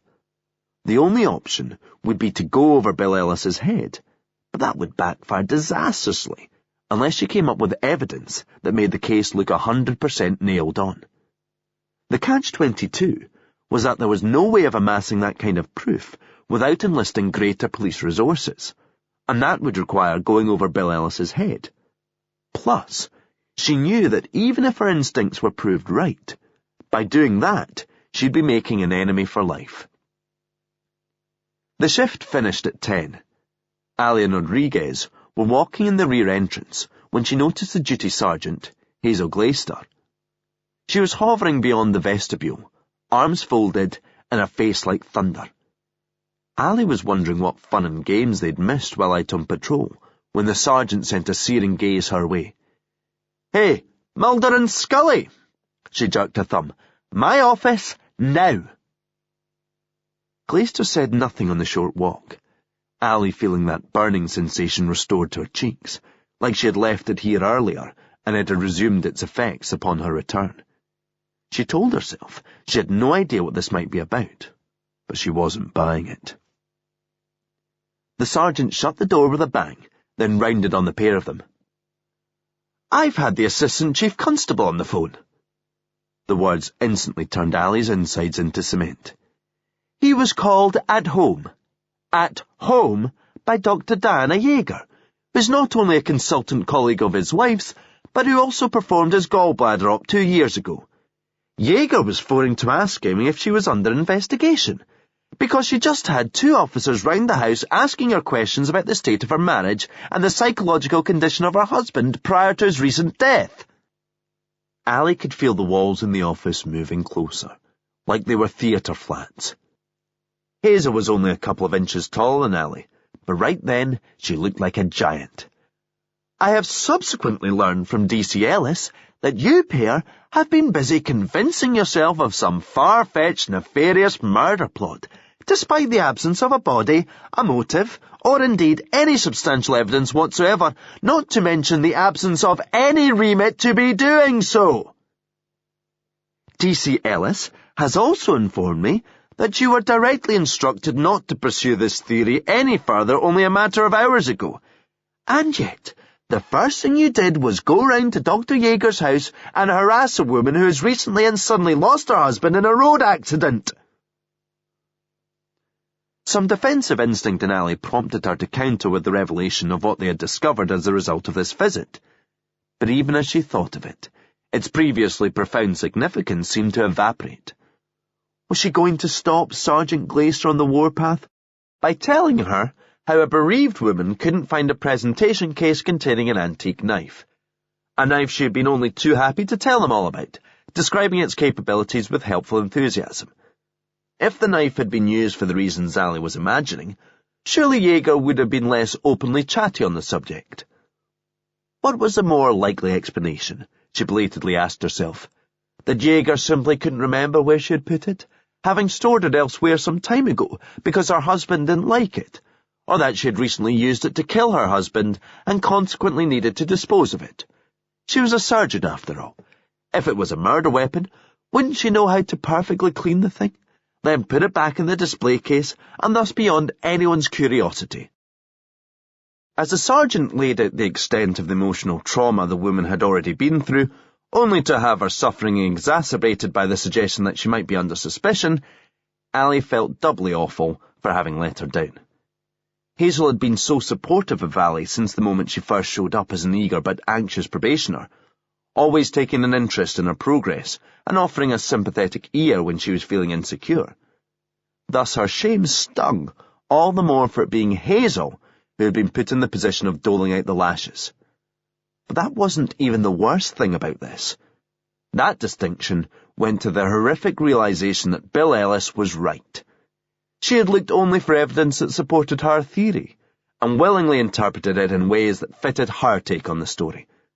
Suddenly, she could see alternative interpretations not merely of Yeager misplacing the knife, but of everything that had previously pointed only to one explanation: the black eye, the position of the car seat, even Yeager's muted emotional response to the news. Doctors dealt with horrendous stuff every day. As a police officer, Ali should have appreciated that.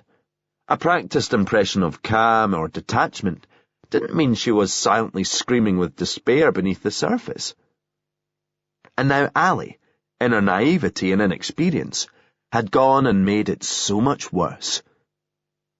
Ali could see all of her accumulated career progress and future ambitions disintegrating before her eyes. She was looking at disciplinary action, and she deserved it. Even worse, she had dragged the sensitive, charming, and all-round lovely new guy into the mire with her. In case she needed another lesson in how things didn't always turn out to mean what they appeared on the surface, suddenly there was a knock on the door, before Bill Ellis barged in without waiting for a response from the sergeant. Ali thought that it was proof no situation was ever quite so bad that it couldn't get worse. It was actually her salvation. Sorry to interrupt, Sergeant, but I'm just off the phone to Detective Superintendent Catherine MacLeod down in Glasgow. I think you'd better dial back on the bollocking until you hear what she said will be in tomorrow's paper. File sharing. Parlabane pulled off the A1 at Morpeth and drove around until he found a cafe with Wi-Fi. He ordered a coffee and booted up his laptop in a corner booth, where he sat with his back to the wall.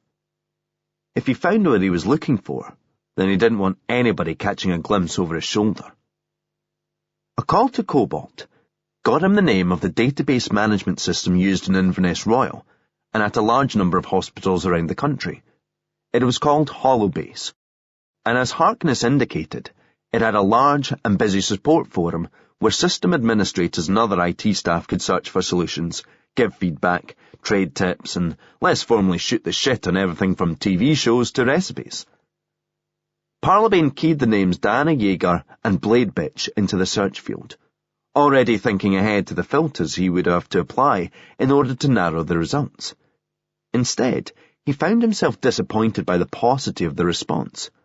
There was only a handful of posts, all of them returned due to the inclusion of the word Diana. There were none for Yeager or Blade Bitch. Parlabane noted that all of the Diana results dated from the past couple of years. He tried searching for what he anticipated to be universal terms, such as Windows and Android, reverse-ordered by date. The earliest posts were from no further than 5 years ago. Evidently, there had been a purge of forum content around about then, and he didn't think the time frame was coincidental. According to Harkness, this had been where the feeding frenzy over Yeager's blog got started, and Parlabane suspected the admins had been busy cleaning up the aftermath, protecting Holobase itself from any fallout. He had a trawl through the more gossipy subforums, from where it was clear that, like any bulletin board with a long history, it had evolved its own in-jokes and arcana among regular users, including contextually baffling terms employed to get around content filters. They could be posting about Yeager in the thread that was open in front of him now, and he wouldn't know that was who they were referring to. There was a list of users currently online at the bottom of the page, one of which jumped out at him. Kickstart My Heart. It had never sullied Parlabane's turntable, but he recognized it as a Motley Crue song. He checked his watch. It was early afternoon on a weekday, meaning there was a strong chance that this was Harkness. The forum had an automated registration system, so in a couple of minutes, Parlabane had created an account under the name Theatre of Pain and validated it from a disposable email address. He was then able to send a direct message to Kickstart My Heart. Hey Craig, got locked out my account due to a server glitch, so I'm on a temp login. Can you hook a brother up with a link to those Dirty Diana goodies? It's for a thing. There's a pint in it for you.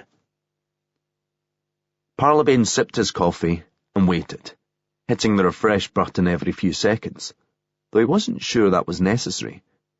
A few minutes later, he got a reply. For a thing? Well, seem they're not for a wank, because she isn't worth one. Anywho, here you go, mate. Parlabane followed the link pasted beneath the subliterate message. It took him to the first post in a thread entitled, An Old Friend, Like We've Never Seen Her Before, brackets, NSFW. The post consisted of another link to a file storage site, preceded by a single line of text, stating simply, Bookmark this for home viewing, peeps. Its author went by the online handle of Quickscopa. Parlabane right-clicked on the link and saved the target to his laptop. It was a video. He glanced up briefly, taking in the cafe. It was busy, people sitting at the tables adjacent and opposite. They couldn't see his screen, but he felt as self-conscious as he did shifty about doing this here. Nonetheless, the alternative was to wait until he got home, which would be a couple of hours at least, and he was damn sure he couldn't do that. He launched the playback. Immediately, he was looking at Diana Yeager performing oral sex. The angle was roughly level with her head, taken a few feet away from the bed she was lying on. The recipient was lying flat, roughly perpendicular to her, the camera positioned so that his face was out of shot. Parlabane quickly muted the sound, glancing over the screen in case a waitress might be approaching the table. He felt a disorienting mix of arousal, curiosity, anxiety, and shame. The video cut crudely to show Yeager straddling the guy, rocking back and forth on her haunches. The angle was the same, taken from a position a few feet to the left of the headboard. Again, it showed a clear view of her from head to groin, but kept her lover's face out of shot. He had to turn it off. Parlabane knew nobody would ever describe him as prudish, but he couldn't watch anymore. He felt party to a violation. This was not merely a stolen, hacked, or revenge-leaked sex tape. There was no movement of the camera to indicate the use of a phone, no glances into the lens. Jaeger was being filmed without her knowledge, and the only person who could have done that was her husband. This represented a double violation, of which the hacking and posting was the lesser second part. It was a despicable combination of intrusion and malice, but it was only made possible due to the greater crime that preceded it, which was a betrayal of the most sacred trust. The big question was whether Jaeger had become aware of it, because if so, Parlabane might have his motive. He tapped back to the forum and checked the date Quickscope had started the thread. The video had been posted the day before Elphinston's crash. Parlabane clicked on Quickscope's profile. He had been a member of the forum for 3 years, and a search of his content showed that he had posted sporadically over that time, mostly technical stuff. There's nothing to indicate any connection to Jaeger, but clearly he was aware of her significance to the forum, so perhaps he had previously been a member under another alias. As far as background details Parlabane might glean, he offered slim pickings, only a few posts griping about the traffic in Birmingham and an offer of spare tickets for an air show in Shropshire. Predictably, he was scoring lots of kudos for having delivered this scoop, but scrolling down the thread, Parlabane noticed that after the initial flurry of congratulations, he was starting to receive jokey warnings about reprisals. The content of these was oddly consistent. Many respondents made allusions of Quickscope imminently requiring blood tests, others posting images of hypodermic needles. Several recommended he speak to a poster called BOA for safety tips. Parlabane wasn't the only one late to this party. A few baffled posters inquired as to what they were missing, but they were evidently unfamiliar with bulletin board psychology. Asking for such information was to self-identify as a hapless newbie, and thus condemn oneself to be toyed with until the trolls got bored, with no prospect of ever getting closer to the answer. He scanned the online users list again, but failed to spot the name BOA. And putting the term into a member search delivered no results either. It was possible the name was an abbreviation. He tried listing all members alphabetically, and began scrolling down through the B's, which was when he found it. Ball, or, aerosol. It was a reference to an old gag about buying deodorant in a Swedish chemist shop. Ball, or aerosol, had been a member of the forum for 7 years. He was offline right now, but had last logged in an hour ago. According to his profile, he had racked up 30,000 posts. There was no time to sift through that kind of volume, but Parlabane was confident he didn't need to. This, he was sure, was the guy who had the sexism and surgery blog, and he might not have gotten away with it quite as scot-free as most people assumed. Beginning of the end. I got better at lying, though the sad truth was I didn't need to. I came to learn that it is easy to keep an affair secret from a spouse who is paying you so little attention. Granted, I had the excuse of being on call, even when I wasn't, to explain my being out overnight, but at some point I stopped telling him and he never asked. When you say affair, people assume it's all about sex, but it wasn't. Not even at the start. It was about companionship.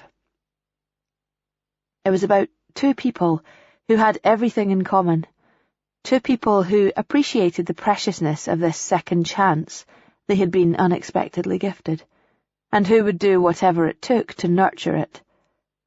But chief among the things we understood it would take was patience. I recall lying on Callum's couch, resting my head in his lap as I read a book. He was sitting up straight, idly stroking my hair with one hand while he scrolled a tablet that was lying on the arm of the settee. It felt like we were living together, that we had been for years. "This is bliss," he said, as if he'd read my mind. "Simply this. Except that I have to go home again in the morning." I didn't want to ruin the moment, but until the thought occurred to me, I realized I had actually forgotten. Reality crashed back down so hard that I had to vocalize it. "You don't, though. You can leave him any time. Or you can tell him to leave. Either way, you don't need to keep living out this charade." I sat up. "It's a lot different for you, Callum. Your wife is in Bristol. Your marriage has been on life support for 2 years and is just waiting for one of you to switch off the ventilator. Whereas, by your own admission, yours was never alive in the first place. You're living with a stranger to whom you owe nothing. Why don't you tell him it's over?" "Because it's delicate," I told him. "I need time." I'll admit among the things that held me back was a mixture of cowardice and shame. I didn't want to admit to anybody that my marriage had failed. I couldn't face my friends and colleagues finding out, couldn't face their solicitude and sympathy, couldn't face the idea of the secret vindication they might be feeling for the doubts they had always held. I felt foolish and embarrassed. I was the proud and haughty woman who wrote all those uncompromising things as Scalpel Girl, then went desperately and blindly chasing a dream of love and marriage, only for it to fall apart within a matter of months. I wasn't yet strong enough to cope with that, so the truth is I hid. Living apart together with Peter in a state of limbo, waiting for something to give. There was also the practical consideration that I couldn't simply tell Peter to move out.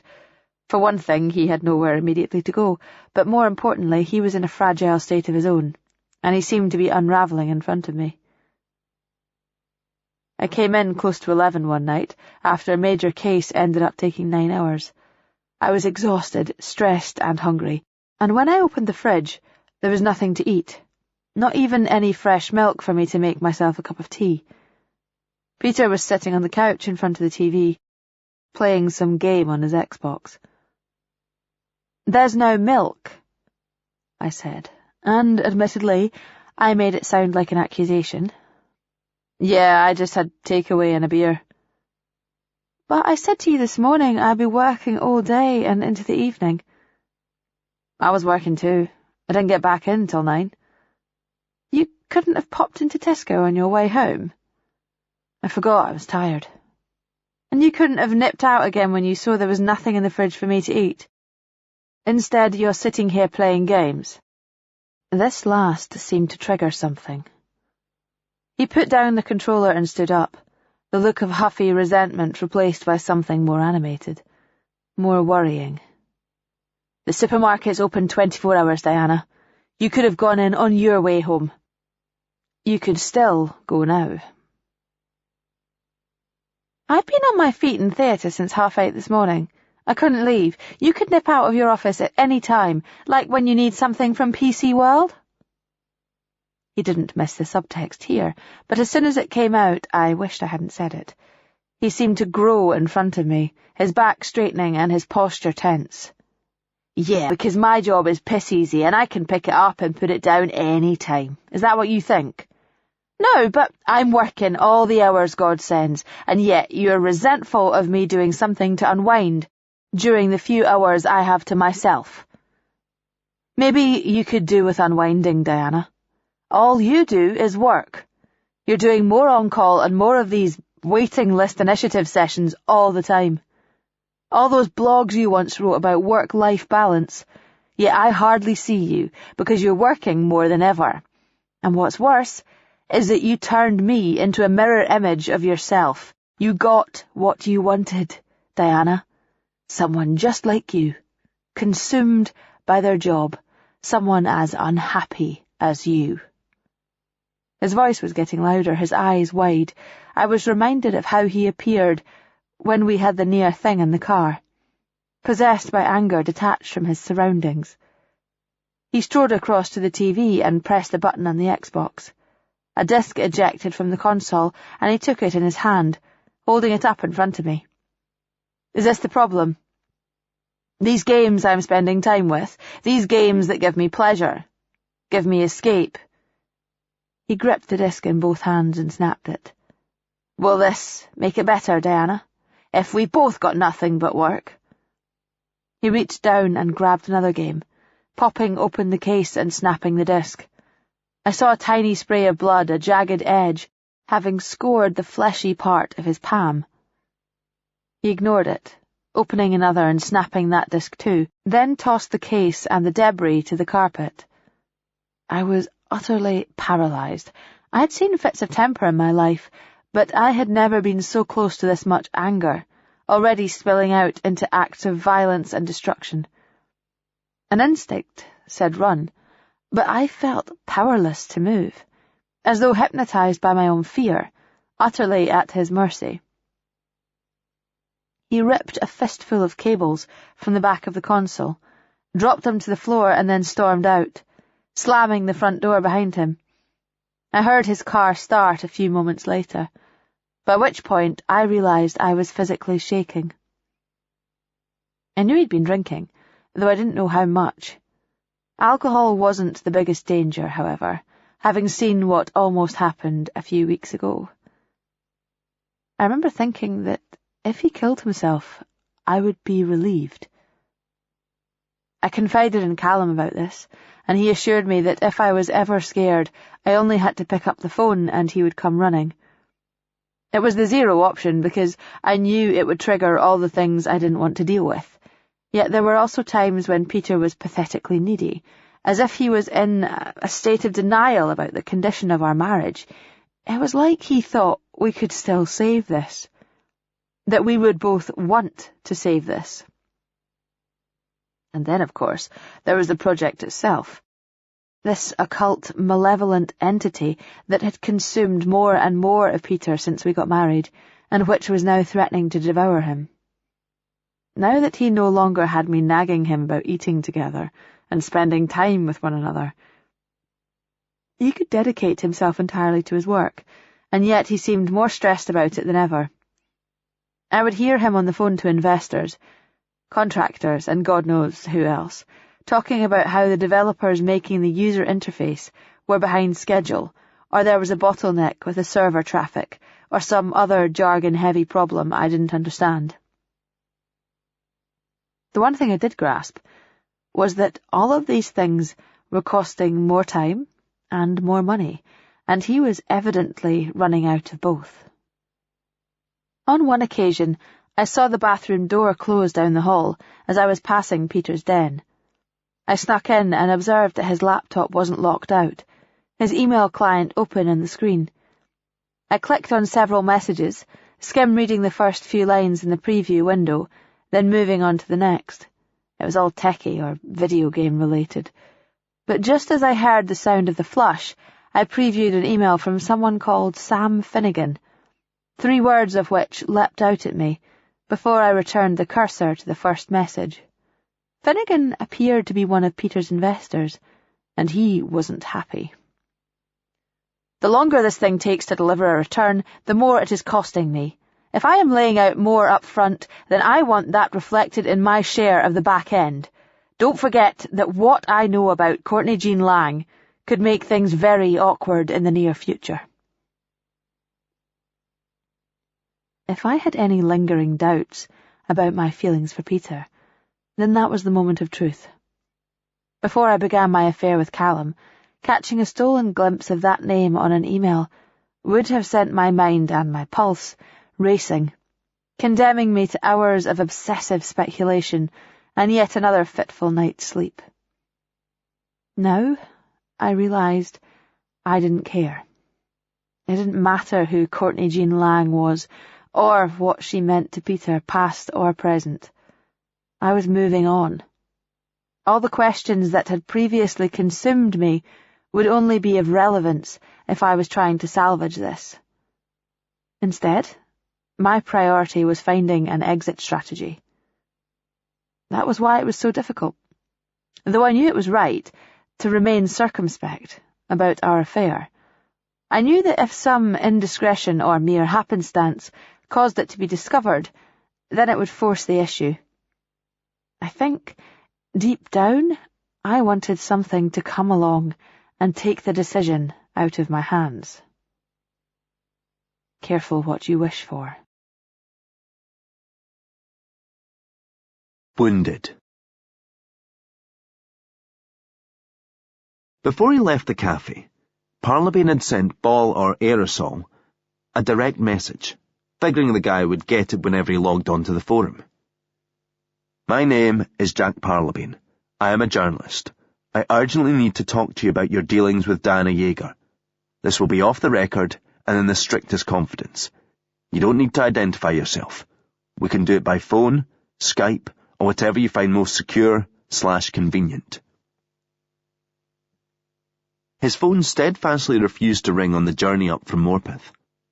He was already booting up his laptop as he got out of his car at Maybury Square, watching it connect to his Wi-Fi network as he climbed the stairs to his flat. There had been no attempt at contact via Skype or email. He logged onto the Holobase forum. There was no reply to his direct message, but he could see that BOA was online. He messaged him again, including a link to the Elphinstone car crash story. I have seen the video posted by Quickscoper. It was filmed by Diana Yeager's husband without her knowing. 2 days after it appeared on the Holobase forum, this happened. http://tinyurl.com/d9r87vb. I am not convinced it is quite what it appears, and I think you may have an informed perspective. Please get in touch. Parlabane got a Skype notification 10 minutes later, followed by a message stating BOA would call in 2 hours. Can't talk about this at work, he explained. No shit. The connection was stable and clear, which was a surprise and a relief. Parlabane's dealings with a notorious hacker known as Buzzkill had him anticipating complex shenanigans involving voice disguises and speech synth. But instead, he found himself in normal civil conversation with a nervous and diffident-sounding young male. I won't be identified, he asked. I only know you by your online name, Parlabane reassured him. Anything else you choose to volunteer is up to you, and if you subsequently decide you want to withdraw anything, I'll respect that. Okay, it's just that I know it was all a long time ago, and I don't think anything can be proved, but I'm not proud of what happened. Got a wife and a baby now. Parlabane could hear a conscience at work. This was good news. As I said, I don't need specifics at this stage. Tell me what happened at Alderbrook. Okay. First of all, this is not who I am now, yeah? I was 25. I was single, and I'd been through a few girls, but I wasn't any kind of lady killer. Sure. Parlabane tried to sound like he understood, but in truth, this was far from where he expected it to go. We went out a few times, married weeks start to finish. You went out with Diana Yeager? Yeah, she was older, but she was fit. I was flattered that she'd be interested in me, so I brought my A-game, man. Turned up the charm and probably made myself out to be someone I wasn't. That's why I realised it was never going to last. I ended it, and it looked really bad because it was only a couple of days after we'd slept together. She was pretty pissed off, saying I was only after her for one thing, but that wasn't how it went. Sometimes you have libido vision. You can't see what a person's really like or how a relationship isn't feasible until you've cleared that mist. But up until that point, you've convinced yourself it's going to be great between you, you know? It's been a while since I was out there, but I get what you're saying. It was obvious we weren't a good match. We both knew the sex had been awkward, for one thing. The spark wasn't there. But she made out that was my fault. She said I should work harder in our relationship and everything would get better. My psycho alarms are going off, telling me to get clear pronto. The blog piece about IT guys ran shortly after I broke up with her. So you're saying it was personal? It's never not personal with Diana. Just like the other stuff in the blog that turned out to be more about payback than principles. Were you aware of the blog then? Did you already know she was Scalpel Girl? No, to both, man. Why would I be reading a medical blog? Someone on the forum posted about it, getting it right lather. And when I read it, I couldn't believe my eyes. She never revealed where she worked, and everyone was given nicknames. But I knew exactly who Scalpel Girl was talking about right away, and it took me 2 minutes to suss her identity. 119 seconds of which was me being in denial. Denial about what? That this was really her, being so vicious, so disrespectful. I know she was writing about IT guys generally, but I felt she was getting at me personally, making out I was stupid, immature, not good enough to get a better job. Don't mind telling you, man, I was wounded, I was pissed off, and I did something rash as a result. You hacked the blog and revealed her identity. How? I put a keylogger in an office PC, sussed her password. This stuff is off the record, right? I don't need the technical details. Okay. Cut a long story short, she used the same password for WordPress as she used for a hospital login. And that opened the door for me to have some juvenile fun. What happened next? He sounded chastened, like he was appealing for Parlabane not to make him relive it. You know what happened next, man. But you have to believe me, it was never my intention for her to get dogpiled like that, or to end up losing her job. I'm not talking about the part everybody knows. I mean, what happened to you? The new you. I received the email minutes after I got home from work. I had just switched on the coffee machine when I heard the chime from my phone, and I glanced at it to see who it was from. Unless it was highly intriguing, I wasn't going to open it until I'd sat down to a latte and put my feet up for a few blessed minutes. It had been a long day, and I could feel the strain in my calves that came from too many hours bent over the operating table. The from field listed the sender as the worst of the worst. The subject line stating simply, "Hello again." I tensed up immediately, recognizing my own words from the blog that had disparaged and enraged hospital IT staff. You've got to be the worst of the worst if this is the only gig you can get. I thought about deleting it unread, thinking, don't engage, don't feed the troll. But some instinct told me this was worse than that. It would be unwise to ignore a potential threat. I needed to know what I was dealing with. I tapped the message to reveal a single short paragraph and a hyperlink. All your old friends in hospital IT are loving this image of the new you.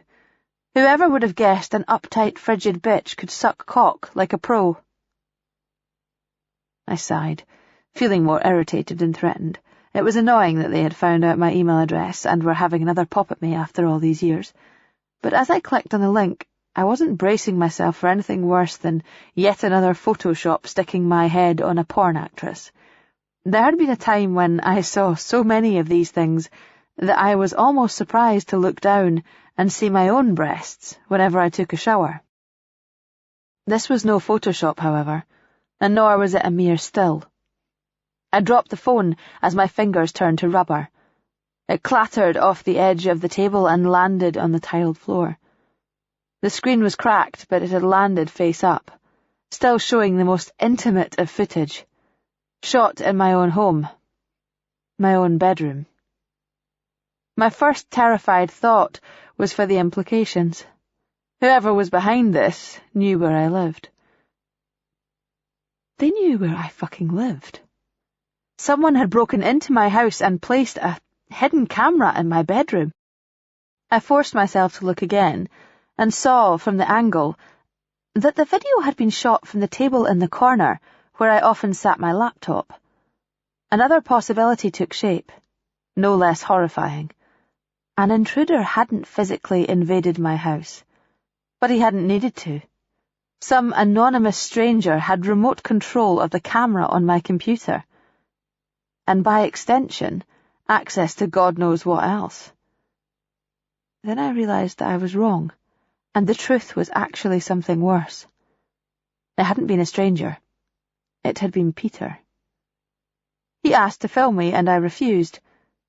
He had done it anyway, secretly, using my own laptop, and now some hacker had accessed the footage.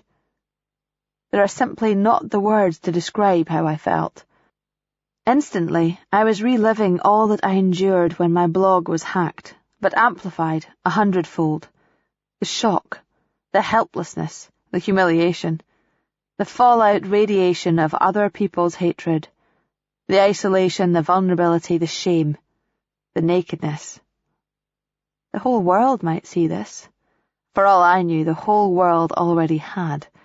And back then, as now, all of those emotions were soon consumed by fire, overwhelmed by the flames of a searing, blazing rage.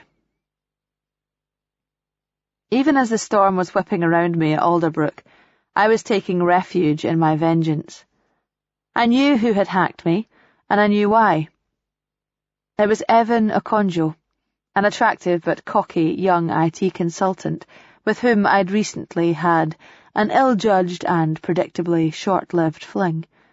I was foolishly flattered by his interest, enough not to realize that this interest wouldn't extend beyond a notch on his bedpost.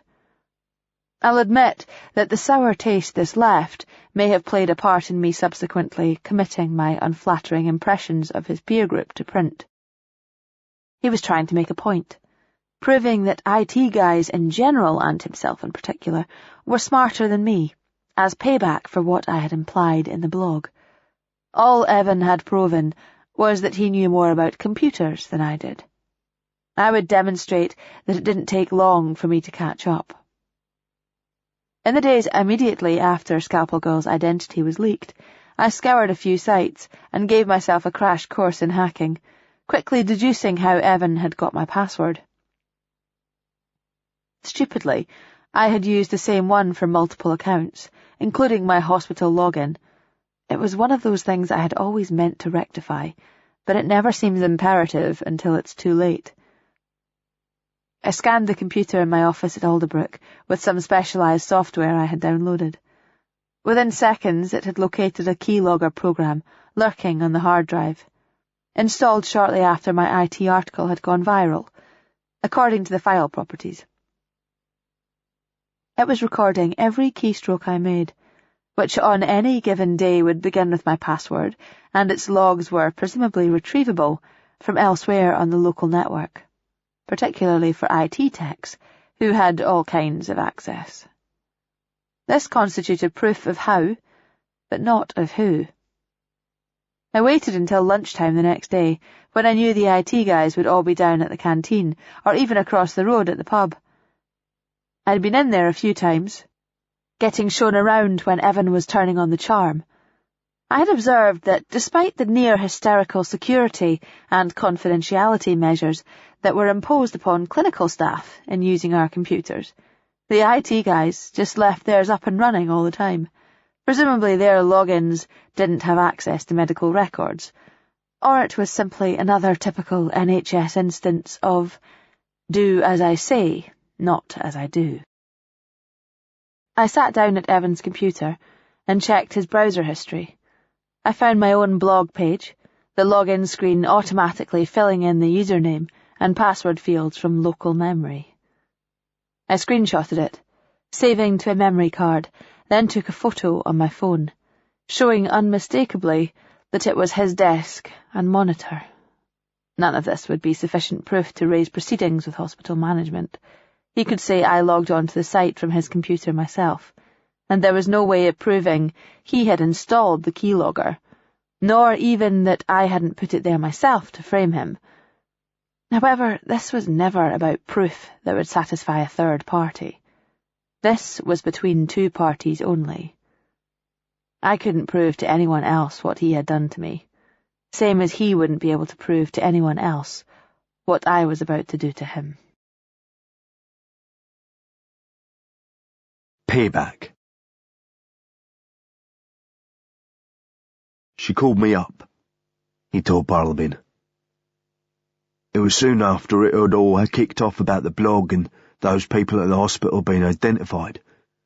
She sounded calm, professional, very, let's not mention the elephant in the room of us having slept together, while at the same time actually playing on it.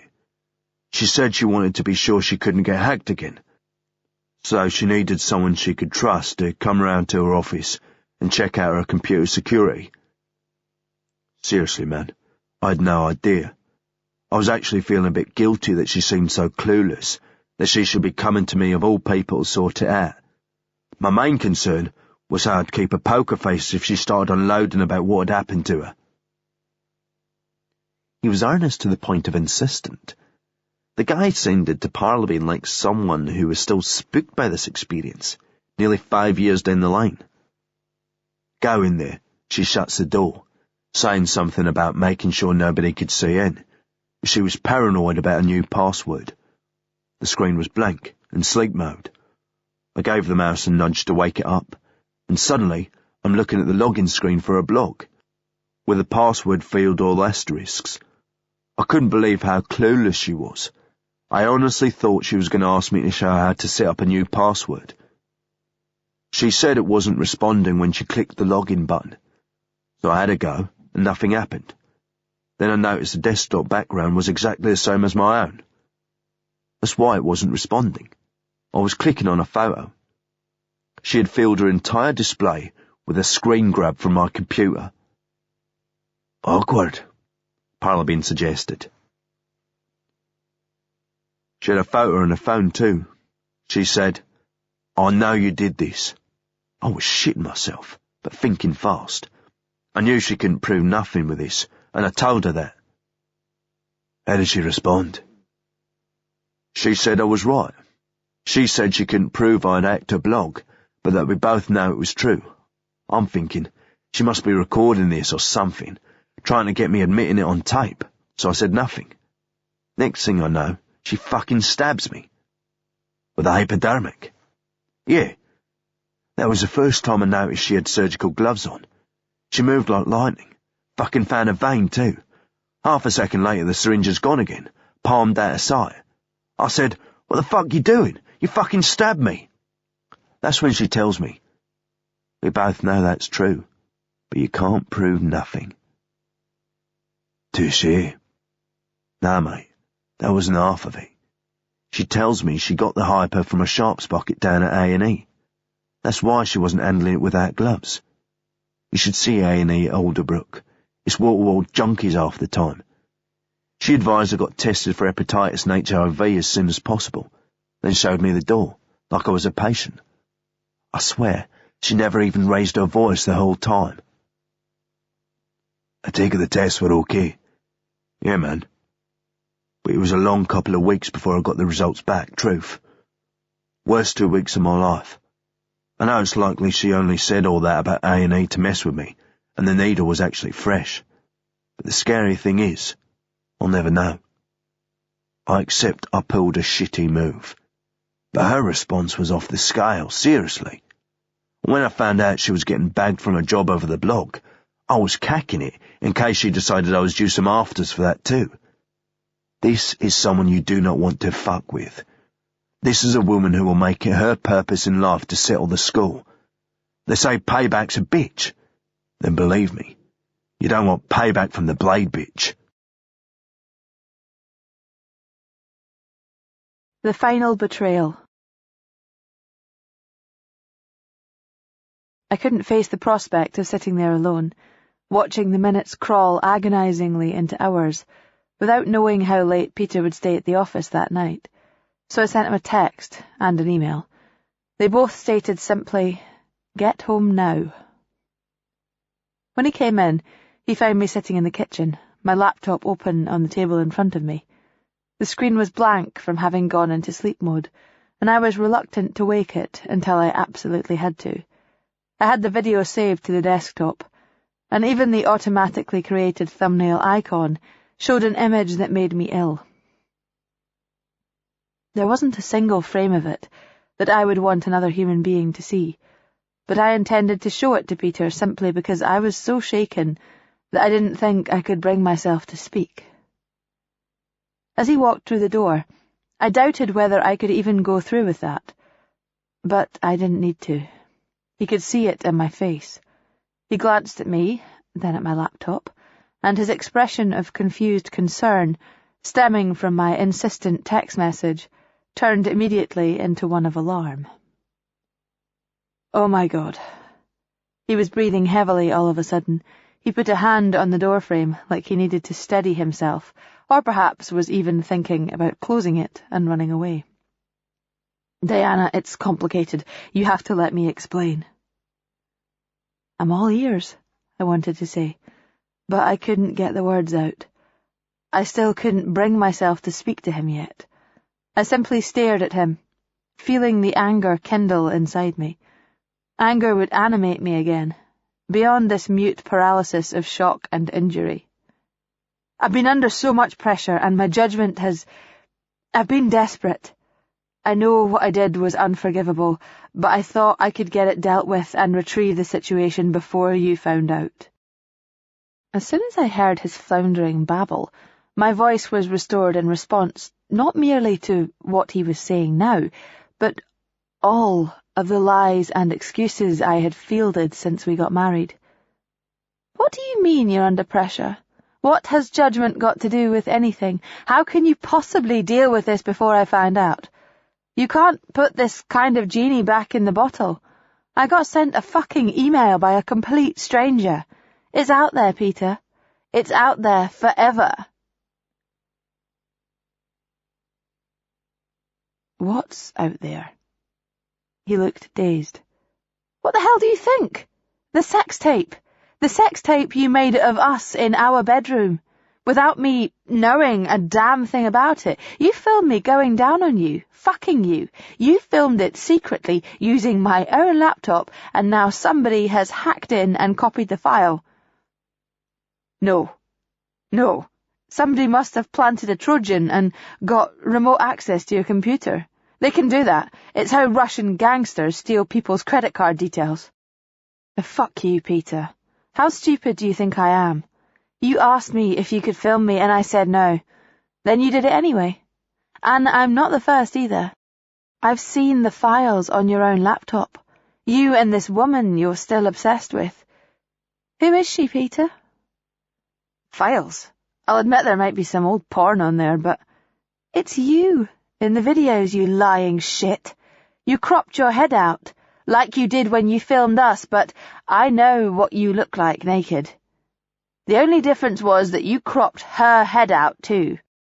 You granted her an anonymity you didn't extend to your wife. Why was that, Peter? Was it my punishment for saying no? What's so special about Courtney Jean Lang? I saw his eyes widen the way I had come to recognize. It was as good as a sign lit up saying, busted.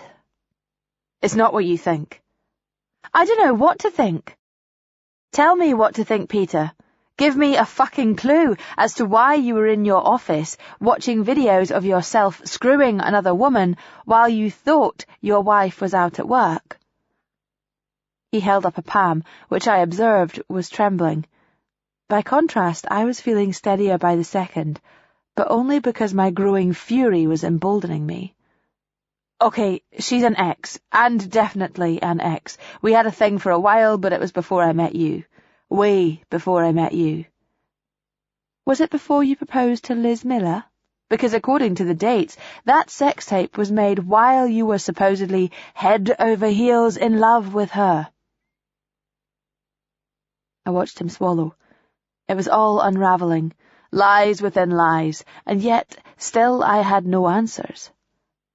And still he tried to shore up the old lies with the new ones. The dates? No, the calendar was never properly set on the camera I used. Courtney and I were well over before I knew Liz, I swear.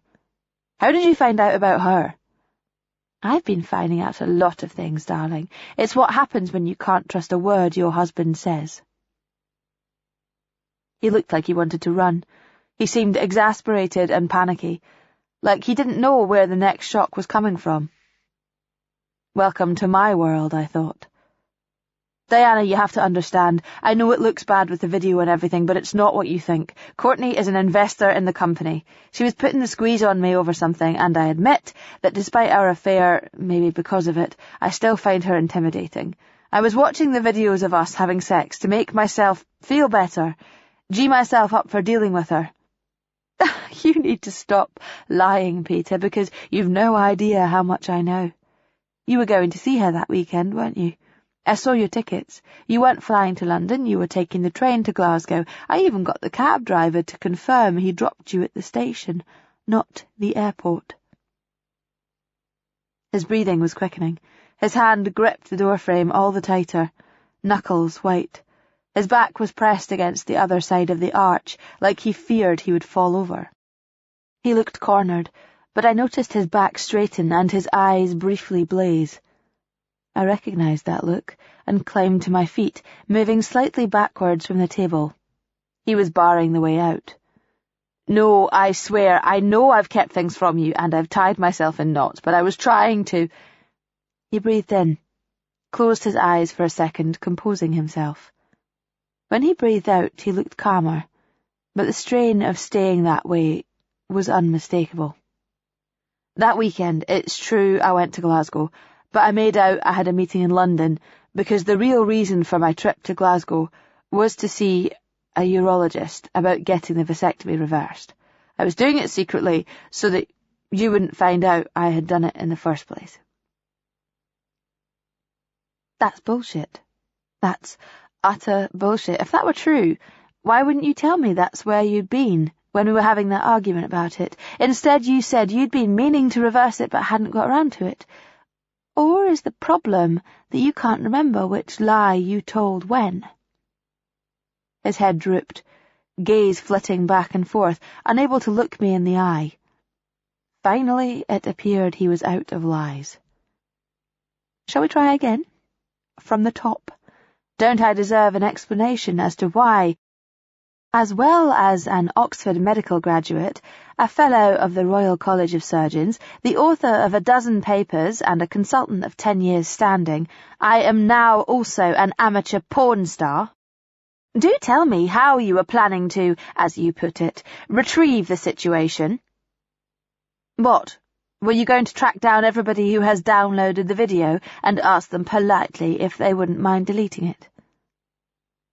Even as I said this, I realized that its sheer impossibility was too absurd for even Peter to offer up as an excuse. That was when it struck me that this was not what he meant. Oh my God. My words were a mere breath. This was incredibly about to get worse. When I had first confronted him, he thought I was talking about something else. He had looked shocked, really shocked, when he walked in and found me sitting there. He knew I had discovered something quite disastrous, but this was before he learned it was a sex tape. This isn't what you thought you could retrieve. I caught him glancing anxiously at the laptop, unable to prevent himself. What did you think I was talking about? What were you trying to sort?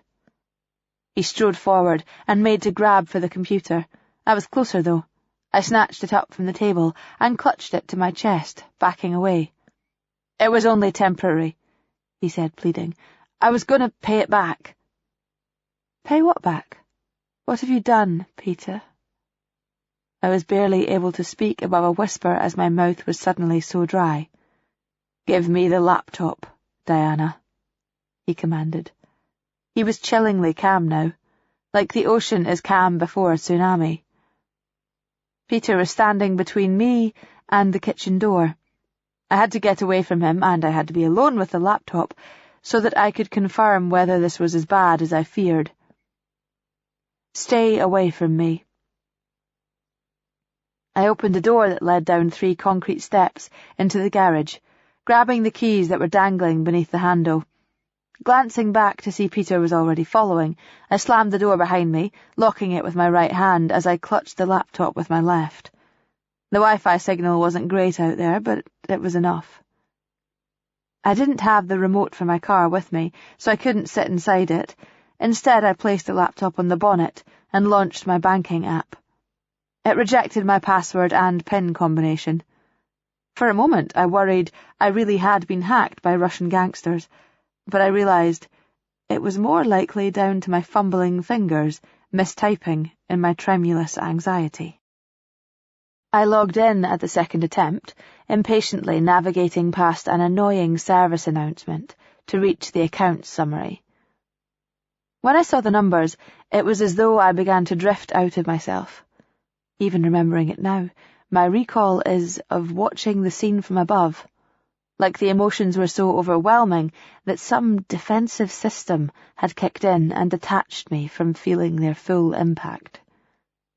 £40,000 had been transferred from my accounts into MTE. He had moved the money into his company in 4 instalments over the past week. To do that, he didn't merely need my password and my PIN. In order to set up and approve a new payee, he would have needed access to my bank cards and my card reader too. He must have done it while I slept. This man I had loved and trusted above anyone else on this earth, this man with whom I shared a bed, this man had filmed me having sex on that bed and had then robbed me while I slept in it. The fatal blow. It seems bizarre, but one of the first rational thoughts that came into my head was that I had been remiss in letting so much money accumulate in those accounts. That was where my salary went, and I had been meaning to deal with the surplus, but had never gotten around to it. It's what happens when you're well paid for an all-consuming job. You end up with no life outside of work, and no time to spend the money you're making. I only had to look at my surroundings for an illustration of how dominant my work had been. When I bought this place, I had all kinds of plans for renovating the garage, turning it into an extension maybe. 4 years on, I hadn't even gotten around to throwing out the ancient tools, rusting on the wall rack alongside the car. After the financial crash, I had been wary of letting too much build up in one place, having heard that it was only guaranteed up to a maximum of 50k. So in those first few moments of shock, part of me was giving myself a hard time for my negligence in letting the pot fill up. But then the garage door opened, and this weird reflex of self-recrimination was blown away in the icy blast of air that whipped in from outside. Though it could only have been a couple of minutes, it was as if I had been cocooned in there, alone with my laptop and its revelations, deluded as to its sanctity. I forgot Peter could come around the front, or maybe I simply hoped he would be too ashamed to disturb me. I heard the scrape of wood catching on the uneven concrete, an undulation caused by a creeping tree root, and saw Peter step through the gap. The night was black behind him, freezing and blustery. He had followed me in here, but he was the one who looked cornered. He seemed racked, in a state of torment, like he was suffering a slow electrocution. "You have to let me explain. I know I was stupid, and I should never have gone behind your back like this." "You didn't go behind my back, Peter. You fucking stole my money." His eyes were bulging, his expression simultaneously haunted and insistent. "I'll put it back.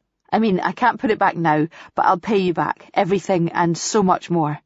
I'm getting squeezed by my investors. The project is behind schedule and over budget, and they'll only front more money if they can get a bigger slice of the back end. I'm so close to delivering something amazing, and the more of the company I can keep in my own hands at this stage, the more money we'll have when the product starts to roll out." "The more money we'll have? There is no we, Peter. If there was, we would have talked about this. We would have agreed on how to deal with it. Instead, there is a me, a victim, and you, a criminal. I should go to the police. And you should start praying that it's only the theft I tell them about, because you could end up on the sex offenders register for what you did. I was thinking out loud with this, and on reflection I should have kept my thoughts silent and let my actions speak later. But I wanted to see him reel, like I had been reeling from blow after blow since I got home and heard that fateful email ping. The slow electrocution seemed to jack up a few 100 volts. No! Peter balled his fists as he yelled, his spine straightening out of its previously craven posture. I was desperate because I've come this far, and I can't afford the whole project to fail. Don't you fucking understand? I only did this for you. I only did any of it for you. Perfect fucking you, who never screws anything up. Perfect fucking you for whom nothing's ever good enough. I wanted to be good enough, Diana. I needed to pull this off so that you'd respect me, so that I'd be the husband you wanted.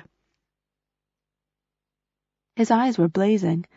They were fixed upon me, and yet it felt like he was looking at something else. It reminded me of how he had been when we argued in the car, consumed by his emotions and increasingly detached from awareness of his circumstances, of his actions. We weren't in the car now, and I was in no state to mollify him. I wasn't letting him have his tantrum.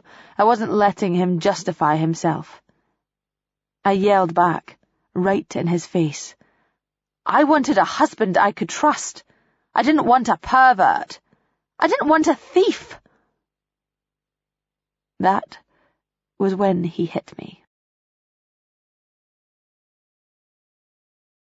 Part 3. Fears and Confessions.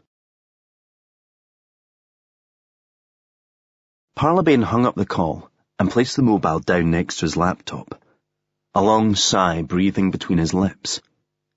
The final version of the copy had been cleared, and they weren't merely running the story, they were leading with it. He felt drained, the tension and frantic effort of the past couple of days finally spent. He already had Professor Emily Gale on tape, and a few calls to local papers in Oxford and Yorkshire provided him with details of what was documented regarding the death of Agnes Delacroix. He had recorded the Skype conversation with the individual he had been able to identify as Evan Okonjo. Given that he knew when the guy had worked at Alderbrook, a bit of digging had thrown up a limited number of possibilities as to his name. After which, it was a lot easier to sift those 30,000 forum posts for relevant details. As promised, he wasn't going to name him in the piece, but confirming who he was and where he worked meant Parlabane could stand up that part of the story. After that, it was a question of sounding out who might want it, and he wasn't short of takers. He thought back to what a patronising cop had said to him a few months back, when he had made a nationwide arse of himself chasing a story that had turned out to be a flushing out exercise, waiting for a useful idiot to take the bait. You were trying to get back in the game with one swing.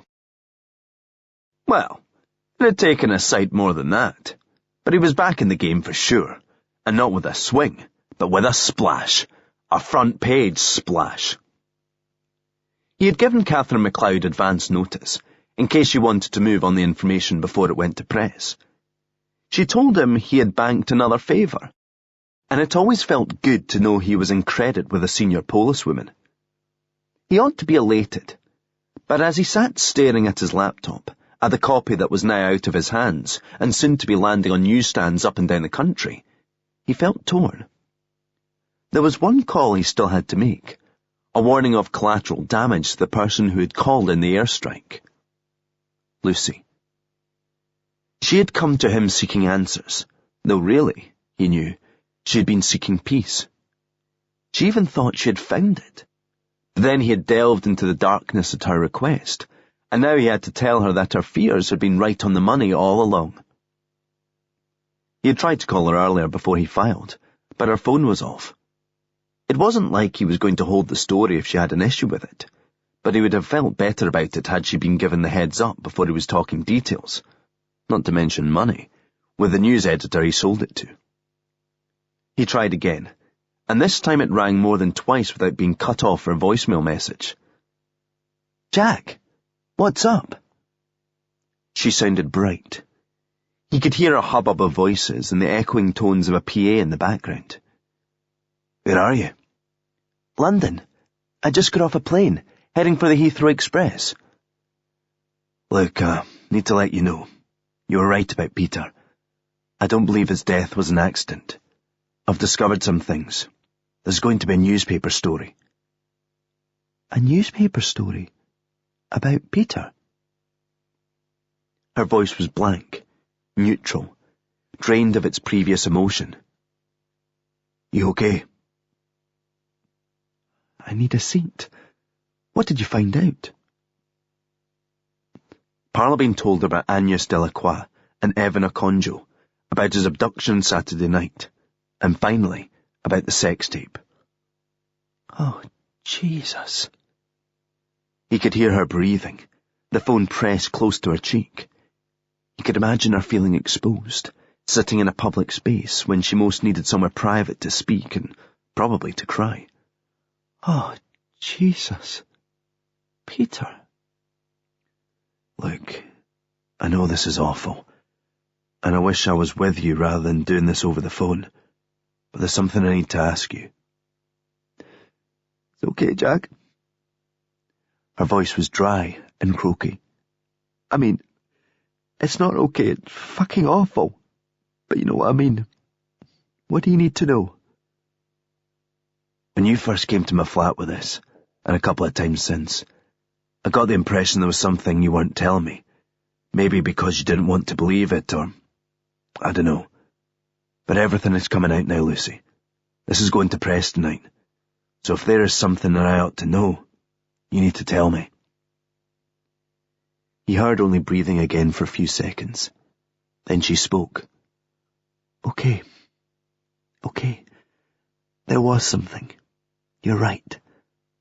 I didn't want to admit it might be relevant, but that's not the only reason. It's not something you ever want to admit about someone you love, even when he's gone. She paused again, this time like she was holding her breath. He could hear a Tano announcement in the background, warning about unattended luggage.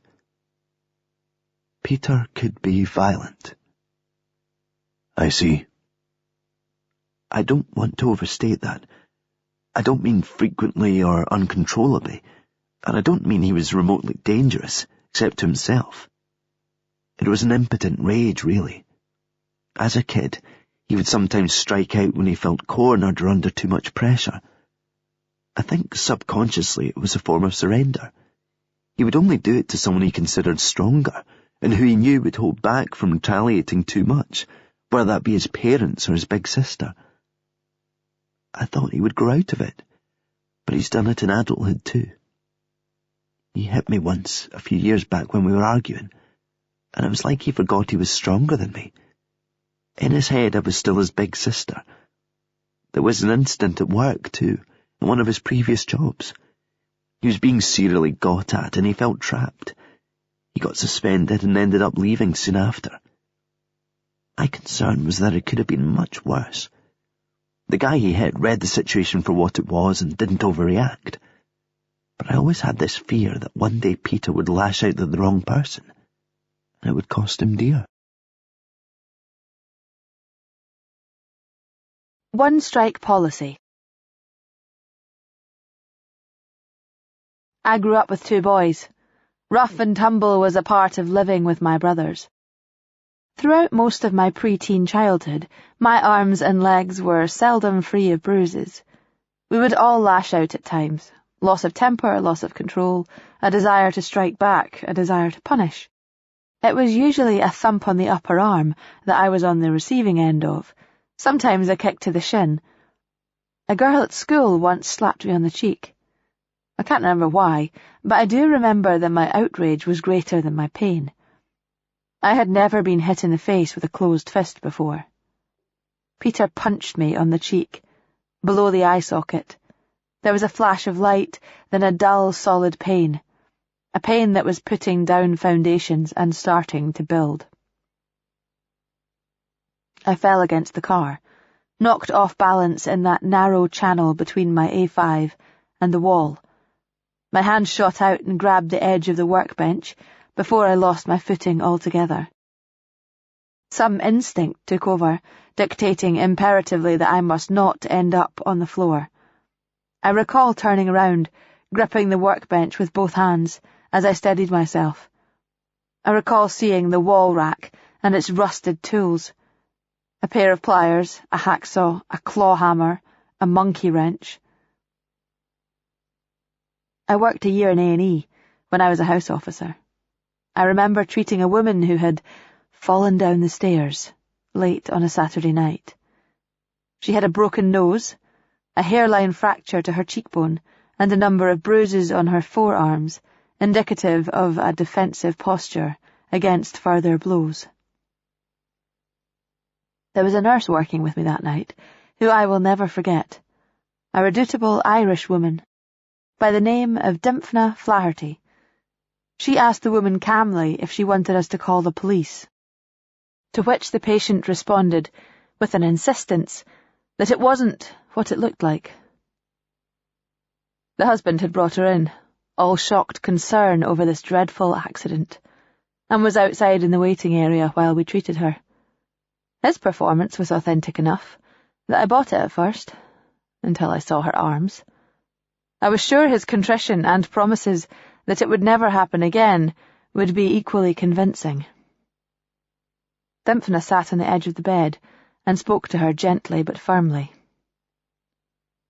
"What I've got to say doesn't really apply to you," she told her, "because you only tripped and fell down the stairs. And we can all have a nasty accident, can't we?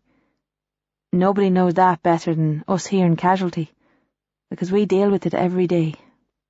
None of us sees that nasty accident coming. None of us thinks it'll happen to us.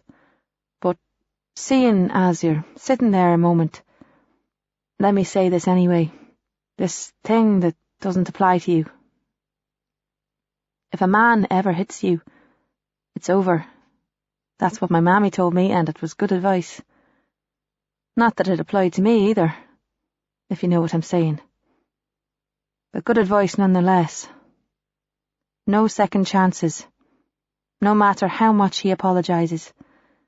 The truth is, it's only become more likely, even inevitable, that it will happen again. Once the line has been crossed, it only becomes easier to cross it the next time. And I remember saying to my mammy that everyone deserves a chance at redemption, and that maybe unique circumstances can contrive to make a good man lose control. She asked me this: if it was a 20-stone, 6-foot biker with 5 mates that he was angry with, would he lose control then? So, it's sad, because you don't want it to be over, and you think it doesn't have to be. But it is. And it does. It's like he's died, or he's dumped you, or cheated on you. Turned out not to be the person you thought he was. Do you hear what I'm saying? The woman nodded, weeping silently as she did so. But when we finished treating her, she went home with her man. I can still see her walking through those double doors towards the street, his muscular arm supportively placed around her tiny shoulders. I knew Dymphna was right. I knew that same arm would be driving his fist into her face again. It was only a matter of time. As I watched them leave, I vowed that I would never be in similar denial about Dymphna's advice. If a man were to raise his hands to me once, I would ensure the bastard could never do it again.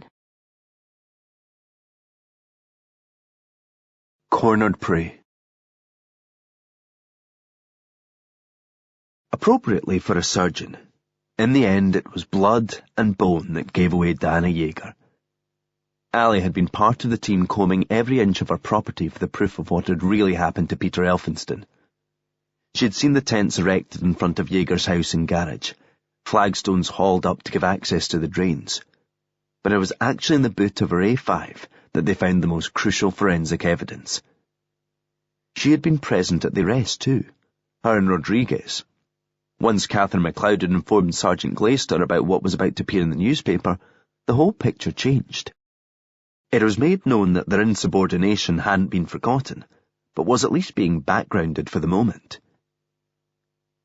"You got lucky this time," Hazel warned them. "Your instincts were vindicated, but that doesn't mean your conduct can be excused. We don't work on the basis of instinct in this job any more than we rely on luck." The sergeant's tone had been as stern as Ali had ever heard, underlining the importance of the lesson she wanted them to learn. Nonetheless, she interpreted it as something of a pat on the head that she and Rodriguez were asked to sit in on the interviews, watching on a monitor in an adjacent room. Admittedly, a larger consideration in this was probably the fact that they had been the primary point of contact with Yeager throughout. It was they who had broken the news of Elphinston's accident to her and seen how she reacted. Or more significantly, seen how she barely reacted. As such, it was hoped they would be a useful barometer for Bill Ellis and Tom Chambers to refer to as they braced their suspect. It was always odd watching on a relay. Even though the interview was taking place right then, only a matter of yards away, they could have been watching a recording from a station in London filmed 10 years ago. It was disempowering not to be able to contribute or intervene, but that didn't spare them the tension, or the feeling that Yeager knew she was being watched. She was as cool and detached in the interview suite as she had been in the comfort of her living room, and little Ellis or Chambers said appeared to penetrate her facade. Only the mention of the sex tape had made an impact. She kept her expression impassive, but Ali saw her eyes fill as the implications sank in. These men had seen it. "Have you seen it?" Rodriguez asked. Ali could hear the sympathy in his tone, though whether this was for Ali's sensibilities or for Yeager's suffering remained unclear. The answer was yes. She guessed he had too, and she was suddenly grateful she had seen it alone. Watching it with someone else in the room, someone male in particular, would have made it even worse. "Work in traffic. I've been to RTAs that made me less queasy," she said. "And it's not because I'm prudish. I've seen my share of porn. Now I hear you. Made me feel horrible too. It felt like something between voyeurism and beyond betrayal. It was consensual sex, and yet I was watching a violation." Ali nodded. She had been with guys who asked to film it, and she always refused. This was what happened when they didn't take no for an answer. A different kind of rape. She thought of how she had felt when Martin pretended not to notice that he'd come inside her. Multiply that by 1,000, she thought, and you get how it would feel if he had leaked a non-consensual sex tape. "No wonder Yeager killed the fucker," she said. On the monitor, Ellis was in full flow, speaking with his signature calm and slightly patronizing authority. "We have found a small quantity of blood and powdered bone fragments in the boot of your car. DNA analysis have proven both to match that of your husband. We drop of blood. We couldn't get ourselves too excited about that. A scraped knuckle open in the boot, helping you in with the shopping perhaps. Any number of reasons why that might be found there. But it's the powdered bone mixed in with it that really intrigues us, Dr. Yeager. Apparently it's a human equivalent of sawdust. Do you have any ideas as to how that got there?" Yeager didn't respond, didn't look to her lawyer, didn't even shake her head. "Well, as you're feeling a wee bit reticent, why don't I have a go? You argued, quite understandably, about this sex tape Peter had made. This surreptitiously obtained and mercilessly candid video of things that should be kept between two trusting people. It must have been more hurtful than any of us can imagine. You must have been uncontainable in your anger. But then, to make it worse, rather than get down on his knees and plead for your forgiveness, he hits you. He punches you in the face, leaving you with a black eye that P.C. Casmi and her colleague P.C. Rodriguez observed the following morning. Jaeger glanced up briefly. Did she look to the camera? Ali asked herself. Or was she imagining it? Did she even know the camera was there? It certainly felt like it, but maybe this was merely a hangover guilt from her previous compulsory voyeurism. That was what pushed you over the edge, Ellis went on. You were angry. You were probably scared, too. Who wouldn't be in your position? Having learned what depravity your husband had stooped to, you had no idea what else he might be capable of. So you had to take drastic steps. You had to act on the spot, in fear and in the heat of the moment. Did you grab what was to hand? Where did it happen? Did you hit him on the head with something, then realize you'd hit him harder than you meant to? Did he maybe hit his head on something as he fell? Or was it more instinctive than that? You're a surgeon, after all. Even without thinking, your hands would know where to put a blade to inflict the most damage in the shortest space of time. A small woman, with a limited window of opportunity against a bigger man who is bound to strike back. Again, with the consequences greater than you had intended. Because we could easily be talking manslaughter. Self-defense, even. But I need your input. And so far you're giving me nothing. Jaeger simply stared at him with unnerving detachment, like she was the one in Ali's role, listening intently, observing, taking mental notes. Whatever happened, you realized it had gone too far. Though it surprises me someone of your experience and resources wouldn't take steps to recover the situation. If there was a man lying there who had received a life-threatening injury, the one person most people would want in the spot would be a surgeon. But maybe it happened too fast. Or you froze in shock and didn't recover your faculties until it was too late. Again, if it had been a regrettable accident or a heat-of-the-moment reaction with unexpectedly dire consequences, this is when I'd have expected you to phone for help. Maybe you did, though, eh? Just not 999. That got a glimmer of reaction, Ali noticed. The tiniest flinch. I think we just spied a chink in her armour, said Rodriguez, confirming he had picked up on it too. Because here's what I think happened, Ellis resumed. You're a smart woman, quick at thinking on your feet. You decided you could cover this up, and you came up with a plan. First priority would be getting rid of the body while it's still dark.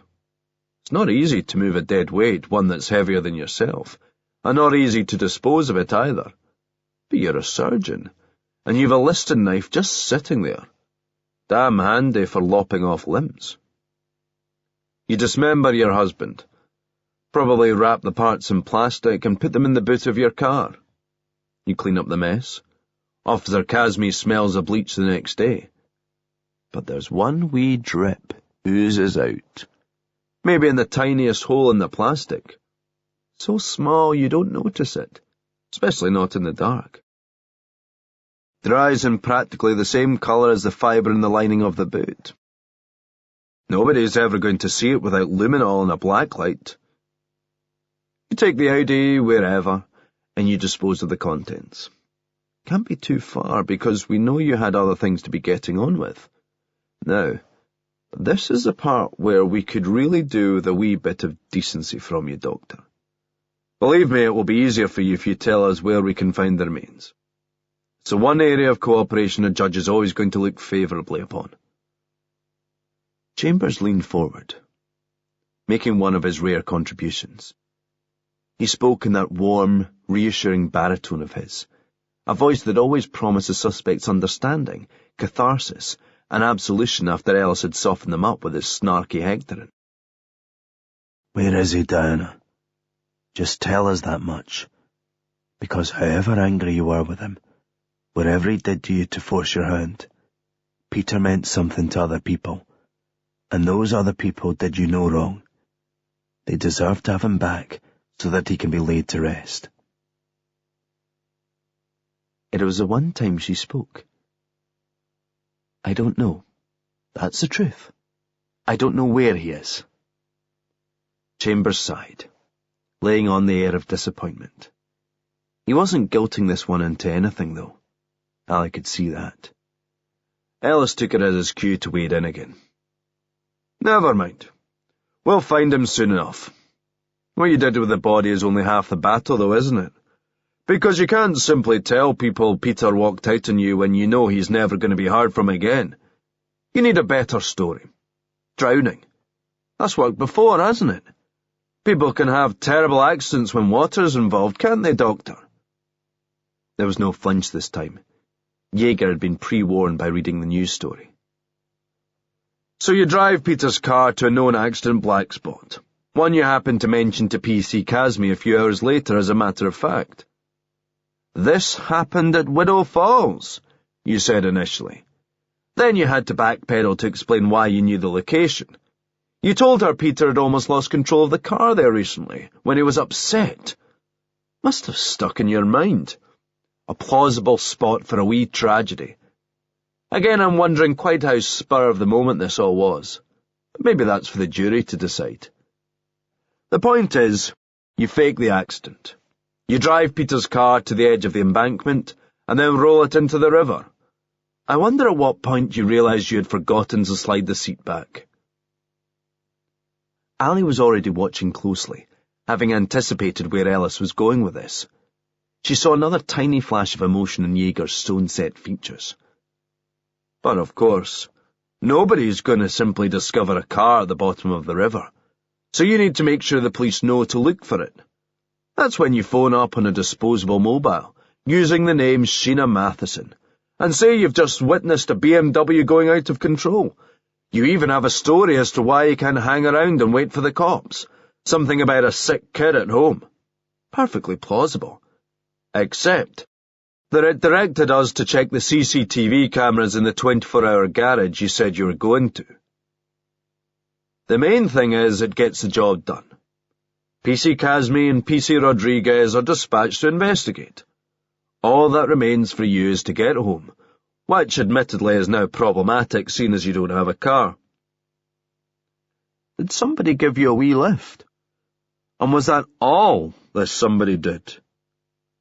Who can you call for something like that in the middle of the night? It would need to be somebody you were close to, somebody you trusted intimately. Ellis pressed this a little longer, but Ali could tell he was pissing into the wind. Jaeger had reacted the first time he suggested the idea of an accomplice, but after that she had assimilated it into her calculations. And there were a lot of calculations going on, always. She never seemed distraught or scared or defeated or angry. Instead, she was quite unsettlingly calm, in keeping with how Ali had witnessed her before. Is it just me? Ali asked. Or do you get the impression Jaeger is biding your time for something? No, I know what you mean. They're nailing her to the wall, but it's as though she still has some genius move to make, a card yet to play that nobody is going to see coming. It would have to be a hell of a card. What we've got in there is looking pretty conclusive. Except there's still one important piece of the puzzle missing, Rodriguez reminded her. That was the real reason Ellis and Chambers had been talking about cooperation and pleading for decency in a concerted bid to get her to open up on one particular front. It wasn't for the sake of Elphinston's bereaved relatives. It was that nothing is guaranteed in a murder case when you don't have a body.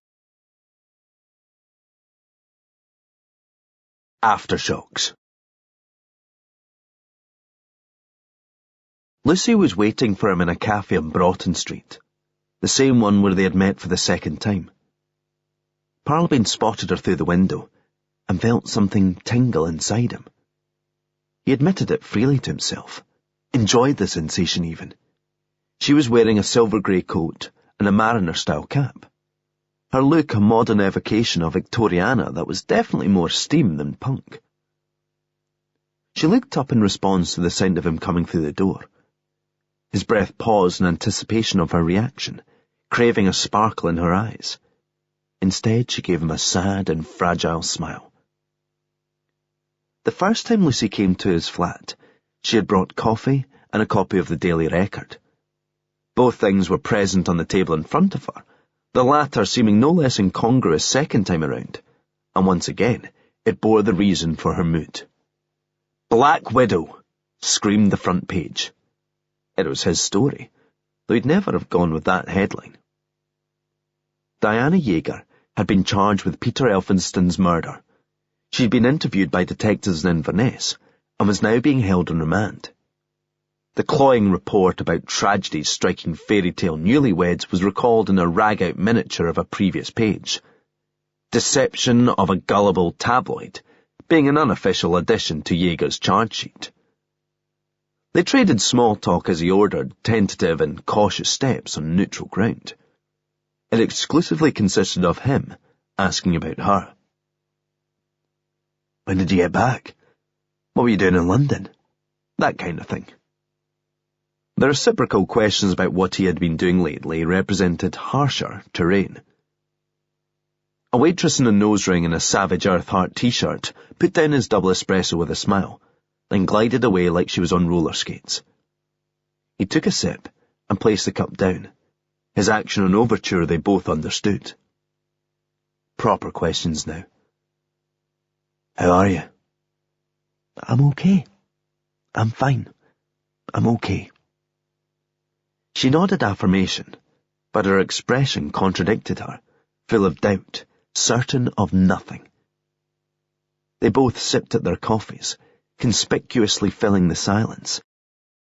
Parlabane could hear people at other tables having easy conversations. It served to underline how awkward this suddenly felt. Whatever had ignited between them, a few doors down at the barony, now seemed a guttering flame. A draught from an open door could extinguish it. She put down her cup, ran a finger along the rim. "Jack, the reason I called you here..." He stiffened in his seat, swallowed involuntarily. "I want to say thanks. For everything." He loved the sound of her voice, that cinnamon scent, her clothes. She'd never looked so good, in fact, as right then. But they say a woman never looks as beautiful as when she's walking out of your life. "You're welcome. I just wish I hadn't been so successful, if you know what I mean." "Entirely. And that's why this is hard. But I need some space right now. I'm trying to come to terms with all of this. It's like my feelings have been on hold, or I've been having kind of placeholder emotions since Peter died. And now, bang. Here comes the real thing. Pain, anger, shock, and the grief of losing him all over again. Only it's so much worse, because this time I know she hurt him." He thought she might cry, but her voice remained steady, if feeble. His instinct was to reach out a hand, but it didn't feel right. "I understand." And he did. He understood that she was always going to associate him with this. He understood that the only thing to do was give her that space, let her find that distance. They finished their coffees in silence. Someone at a nearby table was talking about the story, the usual mixture of speculation and judgment, an ideal accompaniment to a mid-morning cuppa. It was a stark reminder to him of how much harder this was for Lucy. It wasn't a story to her, or a paycheck. It was her world. He had delved into the darkness for her, but now she was the one who had to live there. "I'd better go," she said. "I know." He watched her walk out, felt a draft as she opened the door, pictured that flame going out. That was when he realized it was only over if he allowed it to be. He wasn't going to make the same mistake he did with Mary, appreciating what had been in his grasp only once he'd let it go. This was worth fighting for. He stood up and looked out his wallet, putting down a tenner, He wouldn't wait for change. He was going after her. Then his mobile rang, a number he didn't recognise. To other people, that aspect would immediately bump it down the priority list. To Parlabane, it was always a potential lead, a story waiting to be told, a summons he was compelled to obey. He pressed answer with his right thumb as his left hand reached for the handle on the cafe door.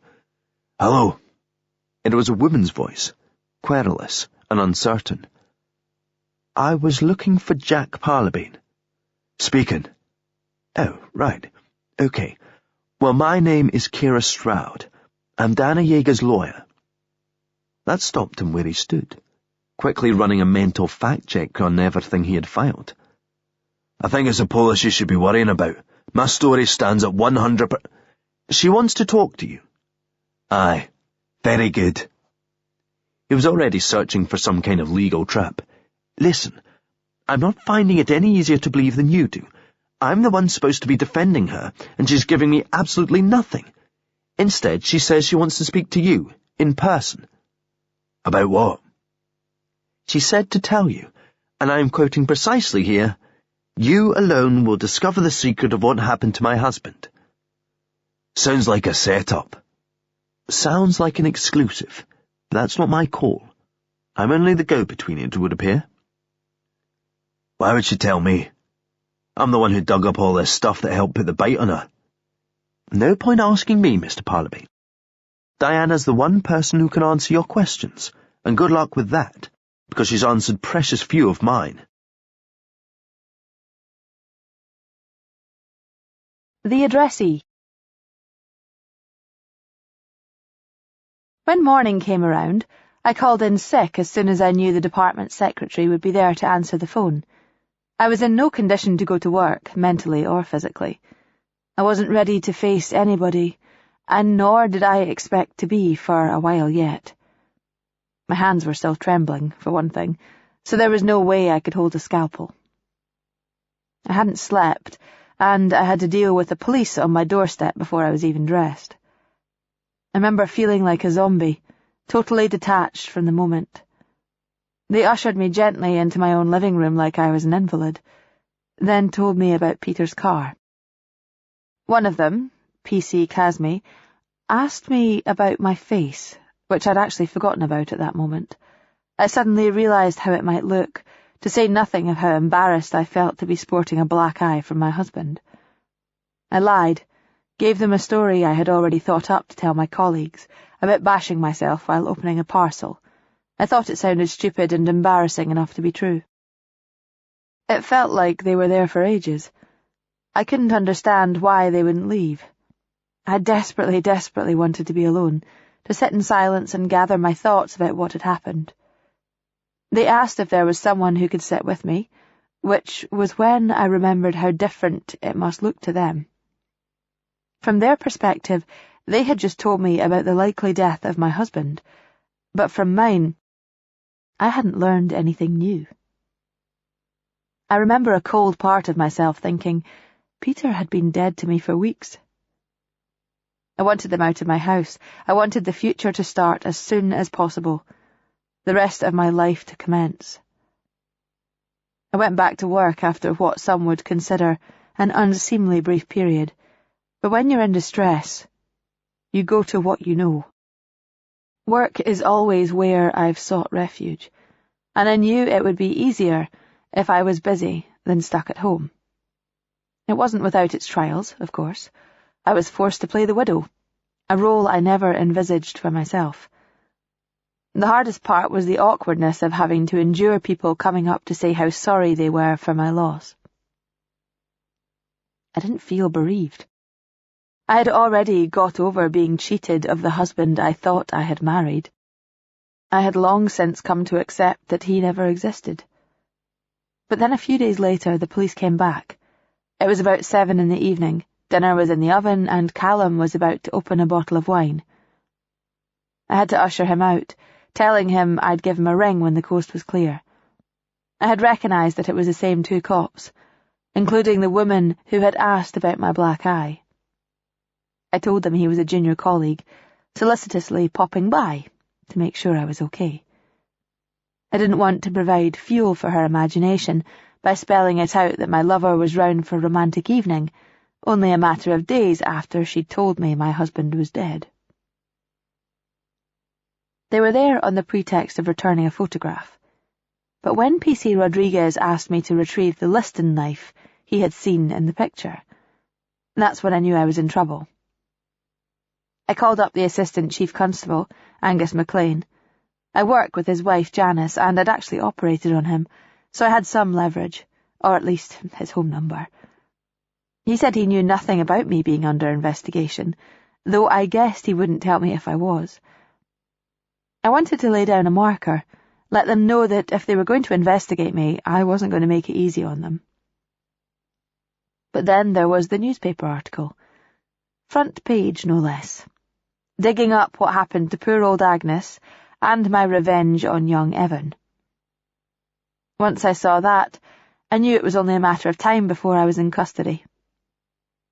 They didn't haul me out in my underwear, at least. It happened by degrees. First they showed up with a warrant to search the place. I was taken away to be questioned informally. I knew that while I sat there in a police station, drinking rotten tea from a plastic cup, they would be scouring through my home, taking the place apart. I hoped I'd done as good a job as I'd assumed in cleaning up. I guess not. That informal interview was when they began asking me the questions they would return to over and over, from different angles, different interlocutors. Despite the official caution about it harming my defence, I knew it was easier to remain consistent if I didn't tell them anything. You might argue that it's easier to remain consistent if you're telling the truth, but I knew the police weren't going to listen to the truth. They were never going to understand what I needed to say. As I sat in a succession of waiting areas, interview rooms, and cells, I came to realise that if I was ever to get out of this, I was going to have to take unexpected measures. Some might say, desperate measures. I needed to tell my story, not to these detectives who already thought they knew everything, but to somebody who would relish the idea that there might yet be one more twist in the tale. Someone with a sharper ear for nuance. Someone who appreciates that the morality of these things can be, shall we say, fluid. And someone who believes that it's possible to be deceitful in the service of honesty. With all of that in mind, I gave specific instruction to my lawyer, Kira Stroud, to make contact. And now here you are, Mr. Parlabane. Mating porcupines. He could almost feel the air electrified by Jaeger's presence, a centred energy about her that quietly filled the room. Parlabane had seldom sensed such a controlled strength of will emanating from a person, a constant reminder not to be misled by her clothes or her circumstances. Ironically, he was here ostensibly to assist with her defence, that being the reason given by Stroud in order to facilitate his accompaniment during the sustained period of access to her client. They sat in a drab but overlit room, on ugly plastic furniture pocked by an acne of cigarette burns. Jaeger was in prison-issue sweatshirt and slacks, her hair pulled back carelessly into an untidy ponytail. She bore scant resemblance to the woman he had spoken to outside the hospital in Inverness, but he couldn't let that distract him from a vigilant awareness that he was dealing with a formidable intellect and a thoroughly dangerous individual. He waited a few moments to be sure she had finished speaking, and to digest what he had learned. It was a lot to take in, and he remained as wary as he was unsure of where he fitted into it.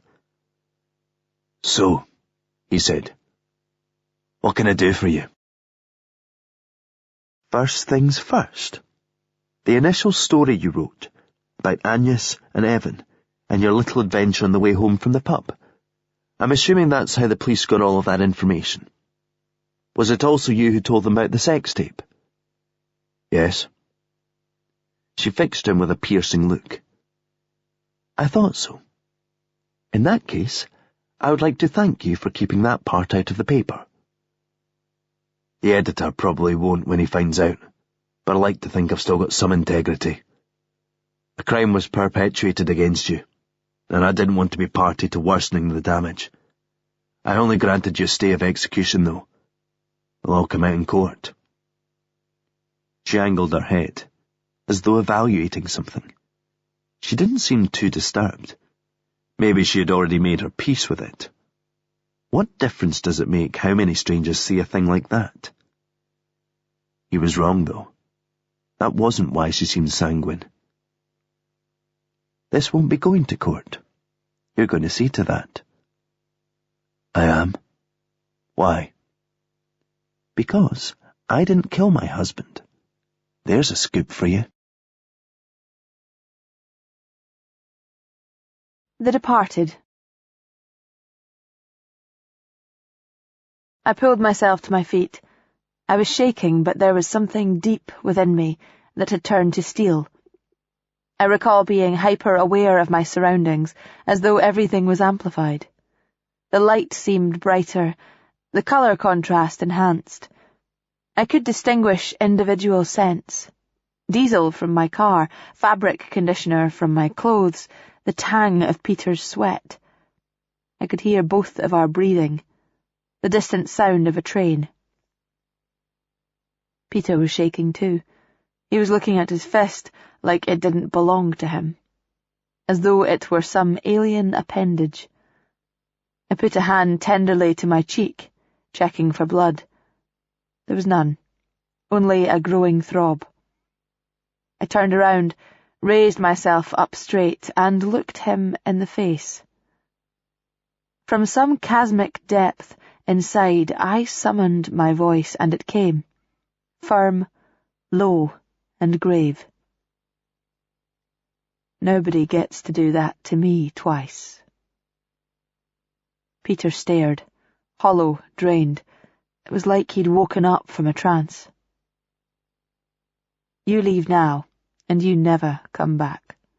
You can collect your things another time when I'm not here, but right now, get out of my house. I don't care where you go. I never want to see you again. He stared at me a moment longer, fear and confusion on his face, then left without another word. Greater crimes. Jaeger folded her arms, holding Parlabane in her gaze, silently challenging him. He left. It was the last time I saw him. The next morning, when I learned about the accident, I assumed something had happened, like when we were on the road that night we argued about his vasectomy. I didn't think he had committed suicide, but I knew what that loss of control could have led to. While he might not have set out to kill himself, I thought maybe he had been consumed by that same reckless abandon that meant he didn't particularly care whether he lived either. I was numb when the police came that morning. I was still so angry with him. At that point, I didn't have it in me to feel sorry for him, never mind bereaved. I was too churned up, too confused. I acknowledge I may have seemed a little cold to the police, because at that point, I literally didn't know what to feel. I wasn't exactly distraught that he was dead, but I didn't kill him. Why didn't you tell the police this? Is it convincing you? No. There you go then. And yet apparently you think I can help you. How? Have you got any evidence? Not on me here in this room, which is why I need your help. I can point you in the right direction, though. Let me start with your abduction that Saturday night, in case you're harbouring any personal resentment towards me over that. According to the report into the police, you never saw your attackers. How did you deduce that it was me? I recognise your perfume. Joe Malone, Blackberry and Bay. She rocked her head back, considering. I can't imagine I'm the only woman in the world who wears it. In fact, you may recall I mentioned that Cecily Gresham Ellis smelled of the same perfume at Peter Mother's wake. Are you suggesting she abducted me? Parlabane tried to make it sound like he thought the notion absurd, but only to disguise the fact that wheels were turning in his head. He felt there was a possibility he had been missing, always just out of focus. He recalled Lucy talking about Peter having a crush on Cecily when they were teenagers, and of Jaeger's account of their awkward mutual blanking at the wake. I honestly couldn't say. I only know that it wasn't me. I have an alibi. He reeled. He wasn't expecting this. Seriously? Well, how about you give me the name and I'll check it out? I can't. Parlabane couldn't help but let out an irritated scoff. Patient confidentiality, you see. I can't give you his name, but I do have half a dozen witnesses that I was wrist-deep in his colon around the time you say you were being bundled into a van and stuck with a hypodermic. You were working? She nodded, a hint of a smile forming on her lips. Okay. That would cover you for the Saturday night. But it's a previous date that's a bit more problematic, don't you think? My current situation would certainly suggest so. So if you weren't trying to warn me off, how come there was a guy tailing me around Inverness in a black Porsche? Or are you going to tell me you know nothing about that? No, I know everything about that, starting with the fact that it was a dark blue Porsche. Austin had warned me about you, which made me rather anxious, and then you suddenly turned up at the hospital. I don't think you appreciate how intimidating that feels. Parlabane found it difficult to imagine Jaeger feeling intimidated, but maybe that served to underline her point. I asked a friend to keep an eye on you, for my peace of mind. And you can imagine what it did for my peace of mind when he called and told me you had parked yourself outside my house. So you called the police? Jaeger said nothing, as though there was no need to confirm. She leaned back in her seat and placed a foot up on the table. What do you think of these trainers? Not really me, are they? Velcro straps like I'm a kid. Do you know what that's about? They took your laces away. They took my boots away. I remember it struck me as such a strange and arbitrary act. At first I wondered if it was deliberately so, to rapidly convey my complete absence of agency, of free will in this place of confinement. They thought you were a suicide risk. That's right. I loved those boots. Peter bought me them. You remember I said before we were married he would surprise me with gifts that were closer to the taste I aspired towards, rather than what I tended to buy for myself. They were a perfect example. He didn't always get it right, though. He bought me a faux leather biker-style jacket once that was way too young for me. Had to get a refund. There was no way I was going out of the house in it. She set her foot down again carefully. I put it out of my mind, but recently I noticed Annalise, one of our surgical trainees, wearing the same jacket. Annalise was up at the house shortly before Peter bought it for me. She lives out in the Nairn Road, and she picked me up one time on the way to a department night out, so that I could have a drink. I wasn't quite ready when she turned up, and I remember her asking if she could use my laptop while she waited. She was planning a shopping trip to Glasgow that weekend, and was surfing some clothing sites in advance. Can you see where this is going yet? He was spying on your browsing history to see what you were considering, get a handle on your taste. You're quicker than me. It was only when I was banged up in here that I managed to put it together. Parlabane was unable to see what Peter's great crime was here. It's underhand, but some might call it solicitous. What you're forgetting is that this started before we were living together. He knew what I was browsing before he ever had direct access to my laptop. He sent me a file over Skype quite early in our relationship, remember? One that apparently didn't do anything when I opened it. So he sent another, full of photos from the airsoft meet. I think the first file did plenty. I think he had remote control of my laptop from that moment on, including access to my webcam. He was spying on me almost from the moment our relationship began. Ah. This changed things just a bit. My life was probably open in a live feed on his laptop whenever he wanted to look, which would be icky enough if this was merely about voyeurism. But that's only where it begins. Take a moment to consider what a research job he was doing on me. He had access to all the information he could possibly need in order to make himself appear the perfect man, in order to make me fall in love with him. She swallowed, the only time so far he had seen her feelings rise to the surface. That's cold, clinical, like there was a contract out on you. Parlabane offered a smile. He could tell she was hurting, and though he was stepping cautiously, he couldn't keep too much of an emotional distance. He needed a reading on her at all times, some kind of a connection. It worked.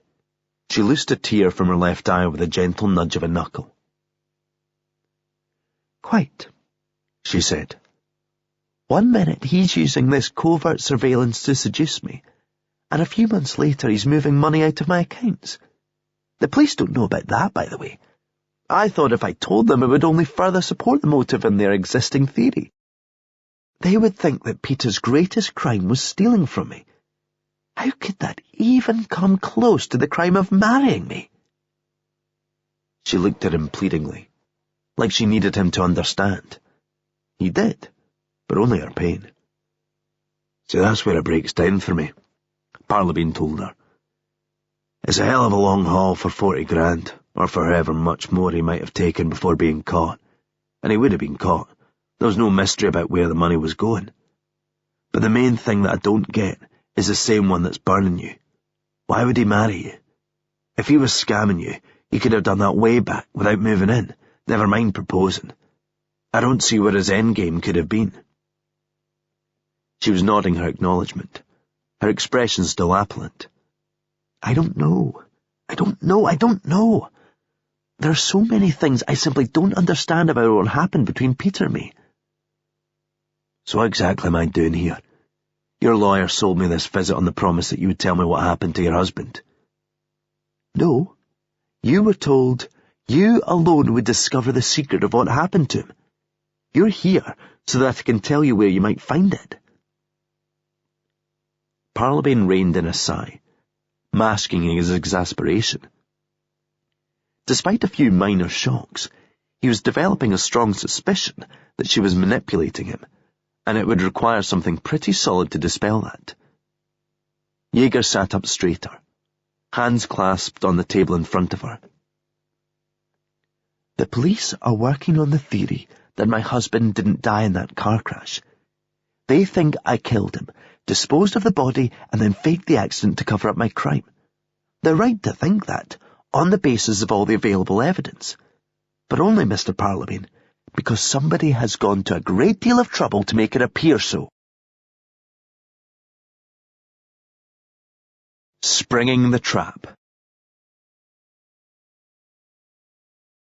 Looking back, I realized that my first clue came on the morning after Peter disappeared.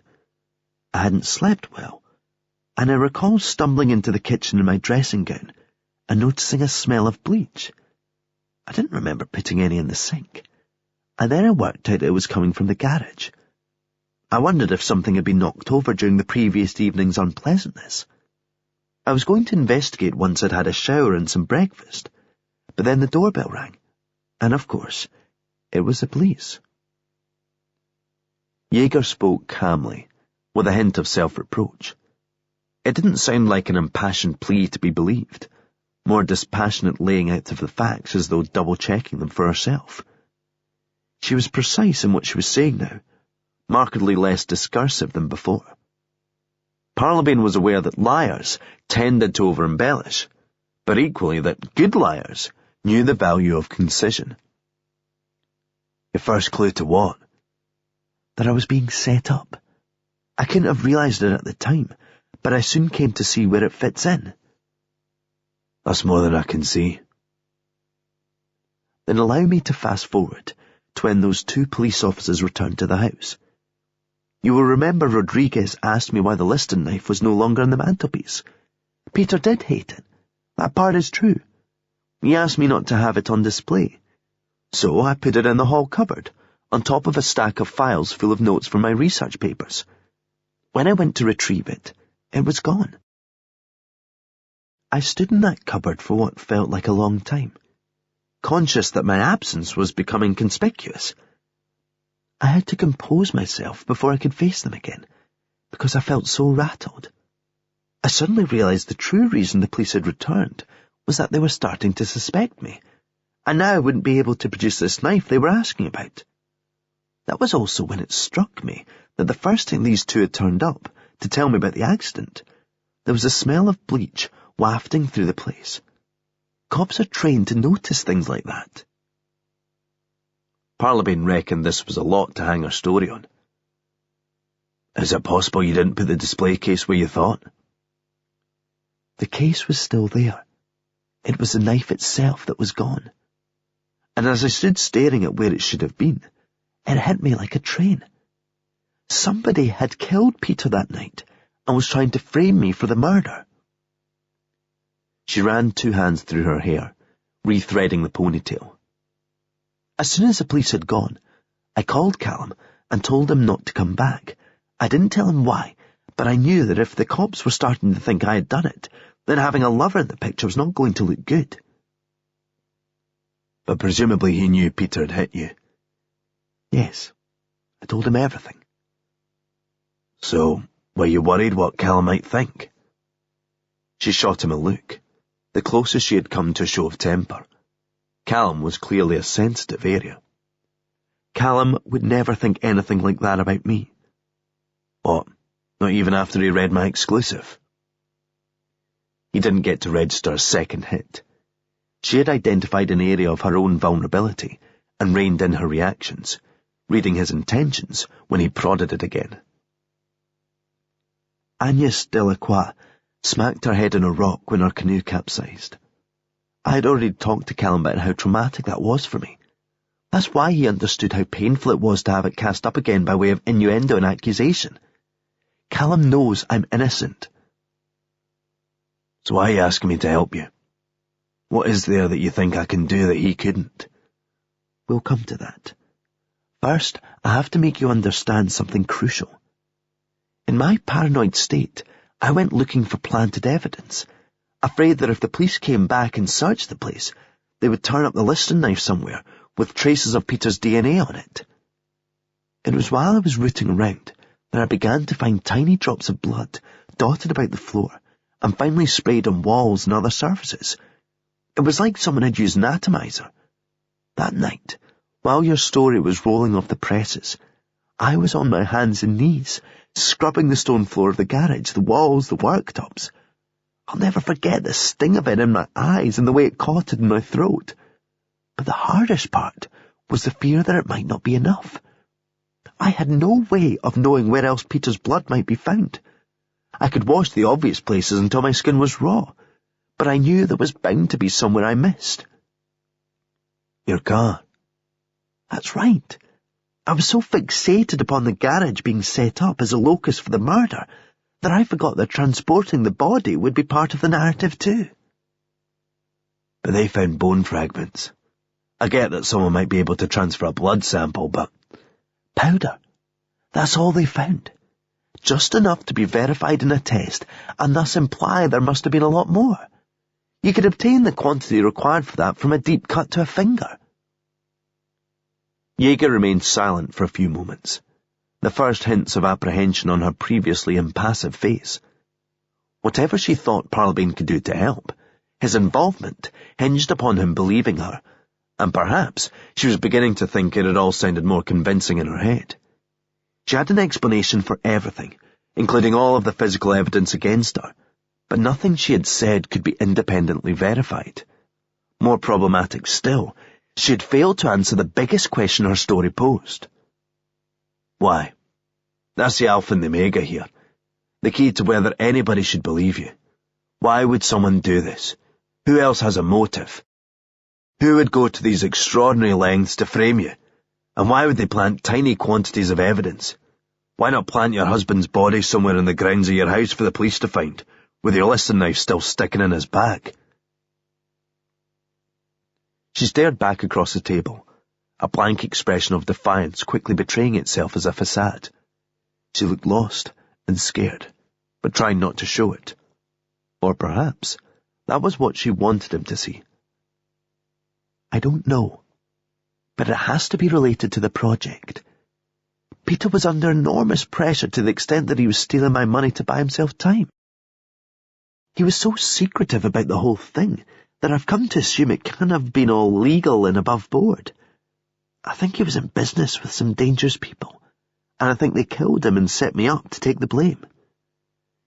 She leaned forward again, her voice lower, as if she was concerned about being overheard. Peter kept his laptop in a permanent lockdown, as I've told you, but he spent all his days at Sunflight House.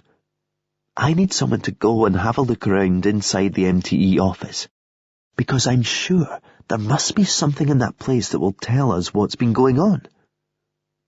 So why don't you put your lawyer on it, or your boyfriend? Give them the keys and let them crack the case. Why ask the reporter whose story helped put you in here? Because I have no keys, and from what Austin told me, you're no ordinary reporter. Parlabane rocked back in his chair. Wait, you're asking me to break into a building, to commit a crime, on the off chance that it uncovers some evidence that supports this improbable cover story of yours? Why would I do that, unless I already believed you? Because, if I'm lying, what would it cost you? Just a wasted trip. And you still got this interview out of it. But if I'm telling the truth, Mr. Parlabane, that's one hell of a story. Lockdown. Sunflight House was a 2-storey office building on an industrial estate close to the dual carriageway that ran from the A9 to the centre of Inverness. According to Jaeger, it had been built as a single premises for a travel firm, but was then converted into smaller units by a developer after the original owner went belly up. She also said that it looked so dull and nondescript that its principal security measure was the fact that nobody would expect to find anything inside worth stealing. Parlabane wasn't so sure about that. He noted that the welcome sign at the entrance to the estate, upon which all of the major resident companies were listed, also bore the logo for Cotella Security, warning that their personnel monitored and patrolled 24/7. Whether this applied to all premises, including the careworn office building, seemed unclear.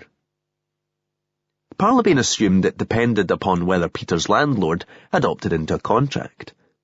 Jaeger's scorn concerning how cheap the rent was suggested not, but he wasn't taking anything for granted. He parked his car across the road in the lot outside a courier depot, hiding his vehicle from direct view of the Sunflight building behind an articulated lorry. If anything went wrong here, he didn't want his to be the only car in conspicuous vicinity at this time of night. He still wasn't sure he was going through with this. He would just go and check it out, he had told himself as he drove north. Case the joint, then make a final judgment on the risk-benefit ratio. He wished there was someone else he could talk to about this, though he took it as a sign of progress that this wasn't merely a symptom of missing Sarah. There would have been no need to talk to her regarding this kind of quandary, as her answer was always the same. Don't. Mary had been more of a willing confederate when it came to his more dangerous methods, but his welfare hadn't been her highest priority at the time. She might see it differently now. The woman he most wanted to talk to was the last person he could tell. In fact, the potential impact upon Lucy was one of the things keeping him wary of Jaeger's motives. She was a woman who had in the past gone to an extraordinary lengths to avenge herself upon those she felt had wronged her, and there had been no love lost between her and her sister-in-law. She had let Evan Akonjo sweat the possibility of HIV infection after stabbing him with a potentially contaminated hypodermic, and that was just for hacking her password. If she knew she was going down, then it was possible that she was striking back at the people who had brought her low in the only ways that were still available to her, such as giving Lucy the impression her beloved brother had been a criminal. How she might be planning to punish Parlabane remained unclear, as sending him on a wild goose chase wasn't the most wrathful vengeance he could imagine. He kept thinking of those carefully quoted words. "You alone will discover the secret of what happened to my husband." Something about how precisely that had been phrased made him uneasy. There were plenty of reasons to distrust her. Plenty of reasons to stick instead of twist.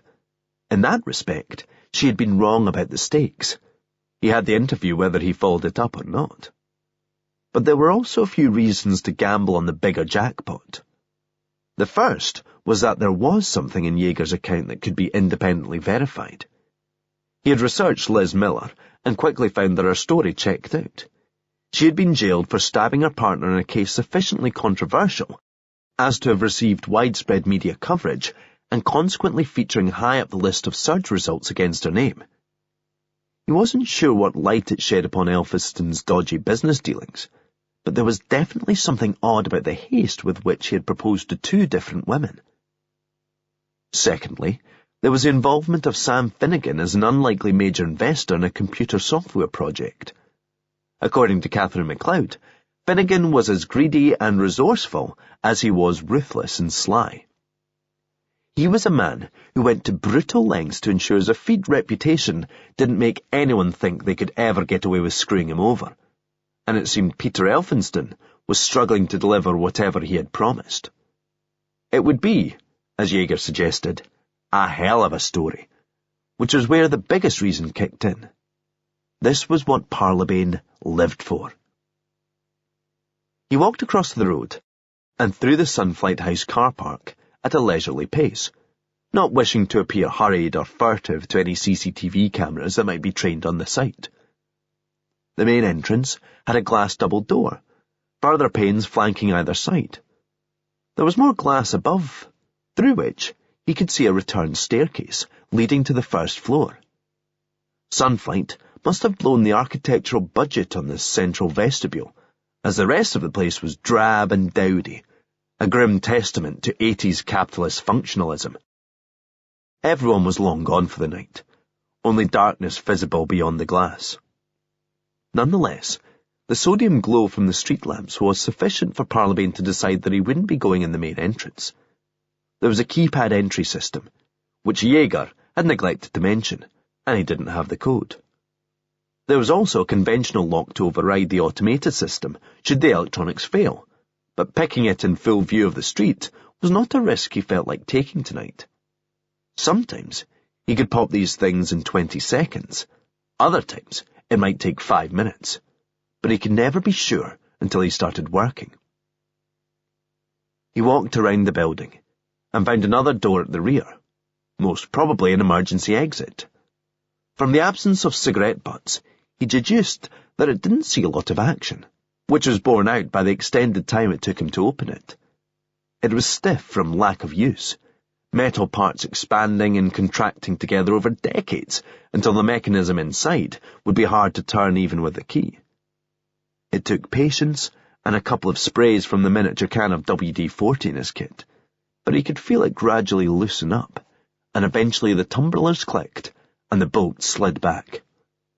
The door opened with a grudging creak into a narrow stairwell that was almost pitch black. Parlabane twisted on a penlight and made his way up to the first floor as directed by Yeager. At the top landing was a fire door with a mesh-reinforced window at head height. He shone his penlight through it and watched the beam play along a corridor that ran the length of the building, from the emergency exit at the rear to the glass-walled vestibule at the front. The hallway was a hazard of office furniture. There were filing cabinets, bookcases, and old desks pushed against the walls, suggesting somebody was in the process of moving in or moving out. He could see the name MTE on a door to his right. That was good, because it meant Elphinston's office windows were on the side away from the main road, should he need to turn on a light. He pushed the fire door open gently, stepping through it on tender feet, even though he knew the place was empty. That was when the alarm went off. Parlabane played the torch along the top of the wall, looking for the source and hoping not to find a camera. His beam only picked out the infrared sensor he had tripped, positioned to detect movement if anyone came through the fire door. A Catella logo was legible on the base of the unit, which reminded him he had also seen it printed on the keypad outside the main entrance. Shit! How could he have been so fucking gullible? Keying in the entry code automatically deactivated the security. Jaeger hadn't told him about the keypad, and she certainly hadn't told him about the alarm.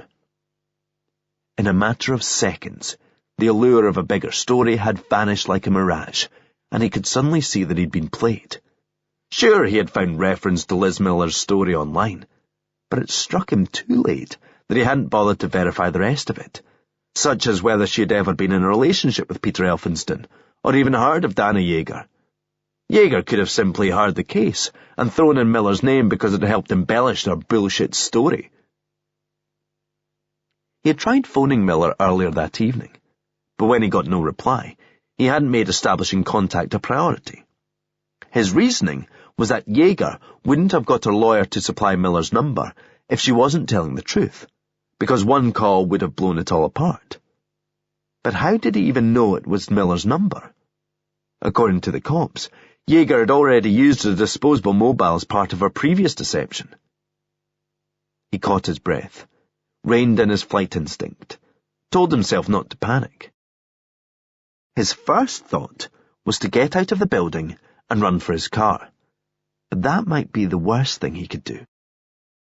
The sign at the estate entrance mentioned patrolling. That meant that the Cotella guards might be mobile, in which case they could be outside this place in 2 minutes, less if they happened to be around the corner when they got the call. He ran to the front of the building and looked through the windows. The car park was still empty, and there was no traffic on the road. Okay. He ran back to the fire door and made his way swiftly but carefully down the stairs, pushing down on the bar to open the emergency exit door. He thought ruefully of how difficult it had been from the other side. He had just walked through it when he heard the sound of an engine and glimpsed a vehicle pull into the car park, 2 figures in sight. Parlabane flattened himself against the wall, out of sight. He knew the first thing these guys would do was split up and perform a perimeter check. There was no way to sneak past them. He was fucked. He looked back towards the emergency exit, where the door was inches from swinging closed again. Parlabane lunged for the gap and jammed his lock-picking kit between the door and the frame before it could click shut. Wedging it open as much as he dared lest it squeak, he slipped inside again and pulled it closed. With any luck, the guards would complete their circuit, see that the place was secure, and then call HQ to get the alarm turned off remotely. He climbed the stairs and made his way towards the front, crouching near to the floor. With the lights off, it was easier to see out than to see in, so he would be able to watch for them making their exit. He only had to hold his position, keep his nerve, and stay patient. Then a pulse of fright shook him as he heard a sudden rumble from outside. He looked up in aghast disbelief to see the lorry he had parked behind switch on its headlights and then begin to slowly roll out of the courier depot parking lot, leaving his car guiltily isolated in view of Sunflight House. As the lorry turned onto the dual carriageway, he saw the 2 Cotella guards meet in front of the main entrance and heard the squelch of a 2-way radio. All clear, he willed them to say, but he knew it wasn't going to be that kind of night. Control says the alarm was tripped inside the building, one of them relayed to his partner. Need to do a full sweep. You got the code? Oh aye, right enough. Control, you got the entry code? 5987. Okay, cheers. Fuck. Parlabane heard the buzz from directly below him as the entry system unlocked the door. The alarm ceased sounding, making his breathing and movement seem all the more audible. Fool, he told himself. Vainglorious, incorrigible, weak, desperate fool. This was what he lived for. He had just admitted that to himself, and Dana Jaeger knew it. If I'm lying, what would it cost you? She said Austin had warned her about him, and she must have done a research when she suspected that Parlabane was a threat. She must have known what had happened to him, where his career had once taken him, and how low he had fallen since. His exclusive on Dana Jaeger had got him back in the game at long last. but her revenge would be to make it the shortest journalistic comeback of all time. He would be back on the scrap heap, back in jail, and professionally fucked forever if he got busted for burglary again. Illumination. Parlabane looked into the gloom of the corridor, probing the darkness with his penlight for somewhere he could hide. He saw 4 locked doors along either wall, noting with growing despair that they all boasted sturdy-looking strike plates, indicative of 5-lever mortise locks. Right, quick one's over, he heard one of the guards say from below, the clarity of his voice a warning about how close they were, and how easily the sound would carry. We'll check everything secure down here first, then up the emergency stairs and back along. Probably an electrical fault, but we'll stick together in case some bastard comes flying out from nowhere. Parlabane wouldn't have time to pick even the flimsiest of locks, and, as an art rather than a science, it wasn't something that was ever easy to do under pressure. As always, when he was in trouble like this, trained instinct told him to look up, to think in 3 dimensions. This time, however, there was no window to climb out of, no outside wall to scale, only a low ceiling of crappy polystyrene tiles. A low, suspended ceiling, he would bet, and it was the only bet he could make. In a second, he was on top of one of the filing cabinets that were littering the corridor, wincing at the hollow sound it made due to being empty. He gave one of the tiles a gentle push. It wouldn't lift. He pushed a little harder, still nothing, and he noticed the frame move with it. They might be glued. It would be easy enough to punch through, but he couldn't afford to leave a hole, or the resultant pile of crumbled polystyrene beneath, advertising his escape route. He nudged the tile either side. Neither moved. He took a breath, cautioned himself not to panic. He gave one of them a harder push, driving the heel of his palm firmly against the corner. It popped up and almost tumbled through his startled grasp as it fell. He slid it out of the way and hauled himself into the gap, his fingers finding a vertical suspension spar either side, supporting a lattice of aluminium. It took his weight, though there was a worrying creak as his midriff cleared the gap and his balance shifted forward. He was sure he heard a door close below, most likely the fire door and the ground floor access to the emergency stairs.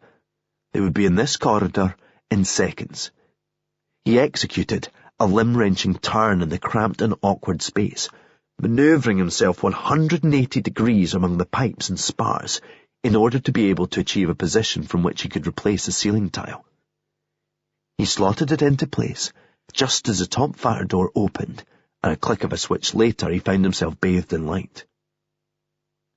He held his position, sinews straining, aware that the tiniest adjustment in the resulting shift of balance might cause a telltale groan from the metal structure. It seemed impossible that they wouldn't see him anyway, a human shape silhouetted against the white tiles. The light was from beneath him, though, projecting downwards. All looks clear, one of the guards said, in such a bored tone as to suggest he had long since passed the night when he last expected anything interesting to happen on his shift. Aye, probably an electrical fault, right enough, his partner agreed. Or maybe a moth. They can set off the sensors. Actually, I mind there was a bird one night over at Plum Centre. Set off every sensor in the place fluttering about. Must have been the first overnight excitement involving a bird you ever had anyway. Fuck you. Despite his protesting limbs, Parlabane held his position until he was sure they had gone down the main stairs. As he waited, he looked around. This moth that had tripped the sensors was right up among the lights, and his position was giving him a very different perspective on the building's integrity. Despite all those heavy-duty locks in the doors, the security was only 2-dimensional. The developer had done a cheap and superficial conversion job in subdividing the units, the gypsum partition walls only going as high as the suspended ceiling. From where Parlabane hung, up above the tiles, he had a clear path to drop down into any office on this floor. Given that he was going to have to wait a while after the guards buggered off before risking an exit, he reckoned he might as well have a snoop around MTE while he was here. The Player. Parlabane landed in a crouch in the centre of a sparsely furnished unit. He had imagined that with 8 on each floor, these offices would be cramped cells, thoroughly claustrophobic places to work. But Elphinstone's was so underutilised, it looked like it could offer accommodation to half the homeless furniture out in the hallway. There was an integrated worktop, a wall press with butterfly doors, and a small filing cabinet, this last item shorter than the mini fridge that was buzzing next to it. All of it looked like a collection of afterthoughts, or peripheral satellites in service of the centrepiece, a 2-metre desk supporting a dual widescreen 4K monitor setup connected to a towering PC. He saw 3 older machines tucked away side by side next to a surge protector, cables trailing from their rears. Parlabane couldn't decide if they were functioning as an improvised server farm, or they were waiting to be cannibalized for parts. There was a Razer keyboard and programmable mouse in front of the dual monitors, a boom mic headset resting on what Parlabane recognized as a force feedback chair.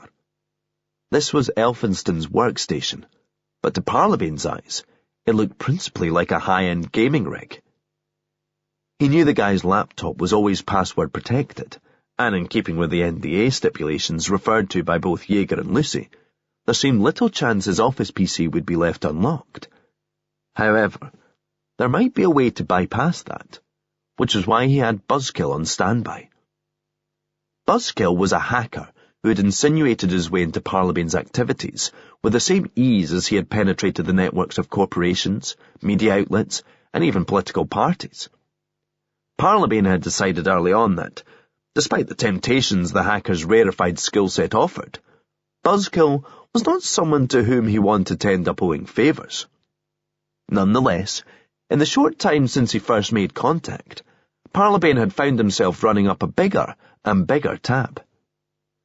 Buzzkill claimed not to see it that way, claiming they were kindred spirits, and often reiterating the mantra that friends don't keep score. Parlabane was never comfortably convinced of the sincerity of this sentiment, reckoning loan sharks probably said much the same thing. Friends' relationships tended to be more reciprocal. Buzzkill seemed to know everything about Parlabane, having introduced himself by way of hacking into his files. Parlabane, by contrast, knew almost nothing about Buzzkill, to the extent that he hadn't even heard his real voice, all their communication being text-based, or electronically ventriloquized via speech synthesizer. He switched on the PC and had a poke around the office while he waited for the machine to boot up, the backlit keyboard glowing green as the system's fans hummed into life.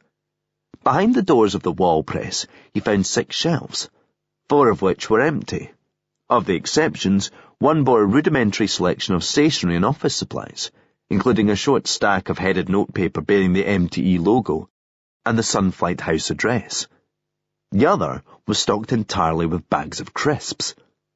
He opened the fridge, which contained 2 6-packs of Pepsi, 4 cans of high-caffeine energy drink, and 2 family-sized slabs of chocolate. The small filing cabinet provided the only further indication that a business was being run from here. It comprised 2 deep drawers, each housing an alphabetized divider system. Parlabane trained his penlight inside and saw that there were official-looking documents tucked away in several of the pockets. He pulled a few out at random. Articles of incorporation from Companies House, a supplier invoice from a graphic designer, a VAT return showing no income but reclaiming the tax on the purchase of computer equipment.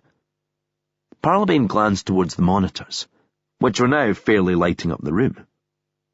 To his astonishment, they were showing a normal desktop configuration, rather than the login screen he was expecting.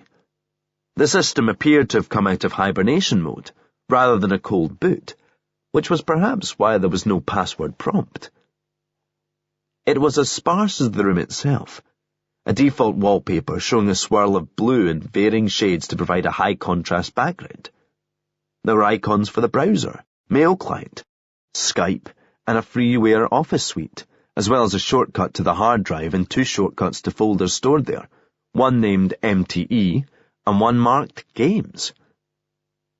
He clicked on the MTE folder, expecting the password request to pop up now. It didn't. Instead, it opened a window containing 2 further directories, MTE Project and MTE Admin. He opened the former and tried launching a file called build31. A narrow vertical window opened on the left-hand monitor, indecipherable lines of code scrolling up the screen in white and black. He waited for a corresponding graphic user interface to appear on the right-hand screen, but it remained blank. Parlabane hovered the mouse over another file, but held off launching it. He didn't know where to begin with any of this stuff, and he could end up hanging the system. A full restart would surely invoke a security prompt, and he would lose this unexpected access. Instead, he sent a copy of everything in the MTE project folder to Buzzkill for his expert analysis. Meantime, Parlabane would have a look around for the kind of thing he might better understand.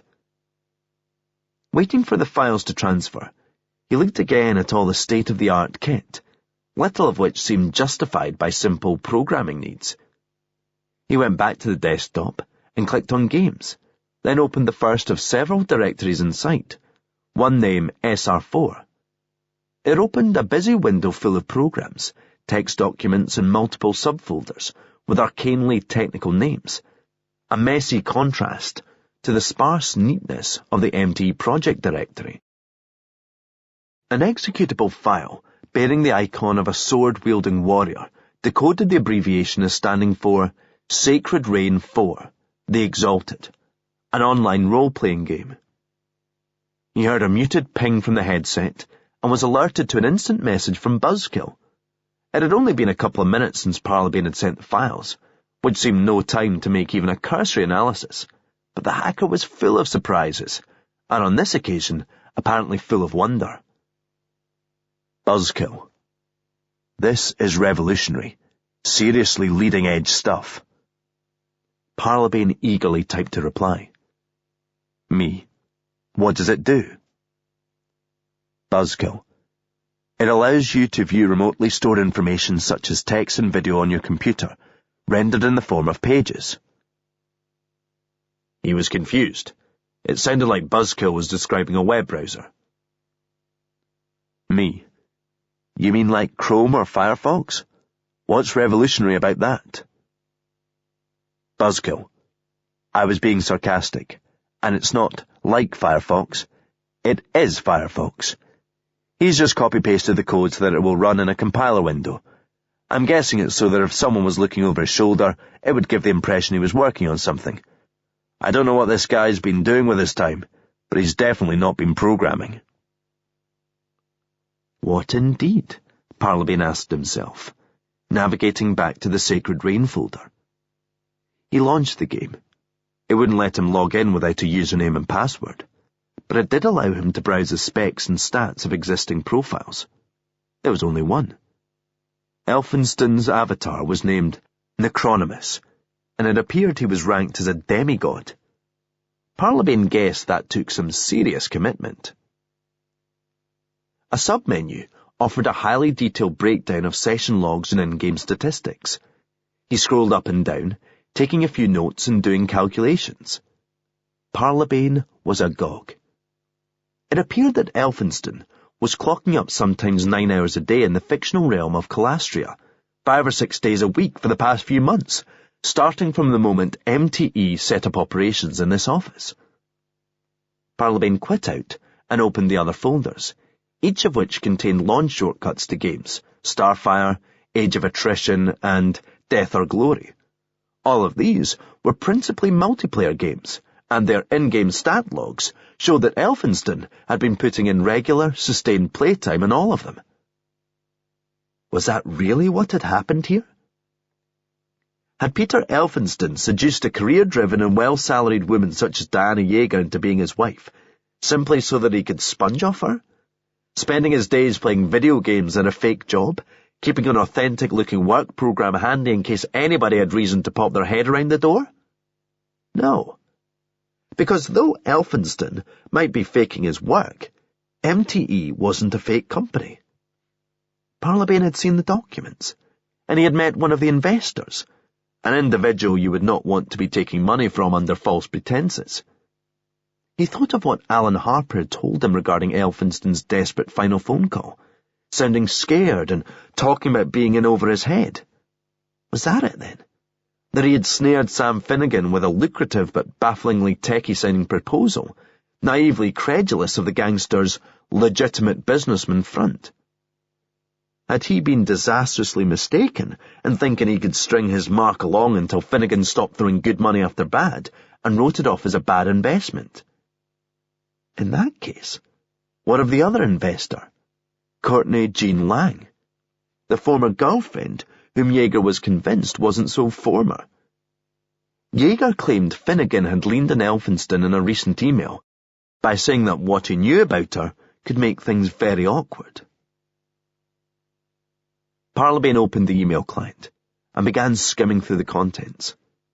There were several emails from Finnegan, but not the one Yeager had mentioned. And none of them engaged a tone that was anything other than businesslike. In fact, all of the emails, sent and received, were dry and formal, nothing chatty or personal about any of them.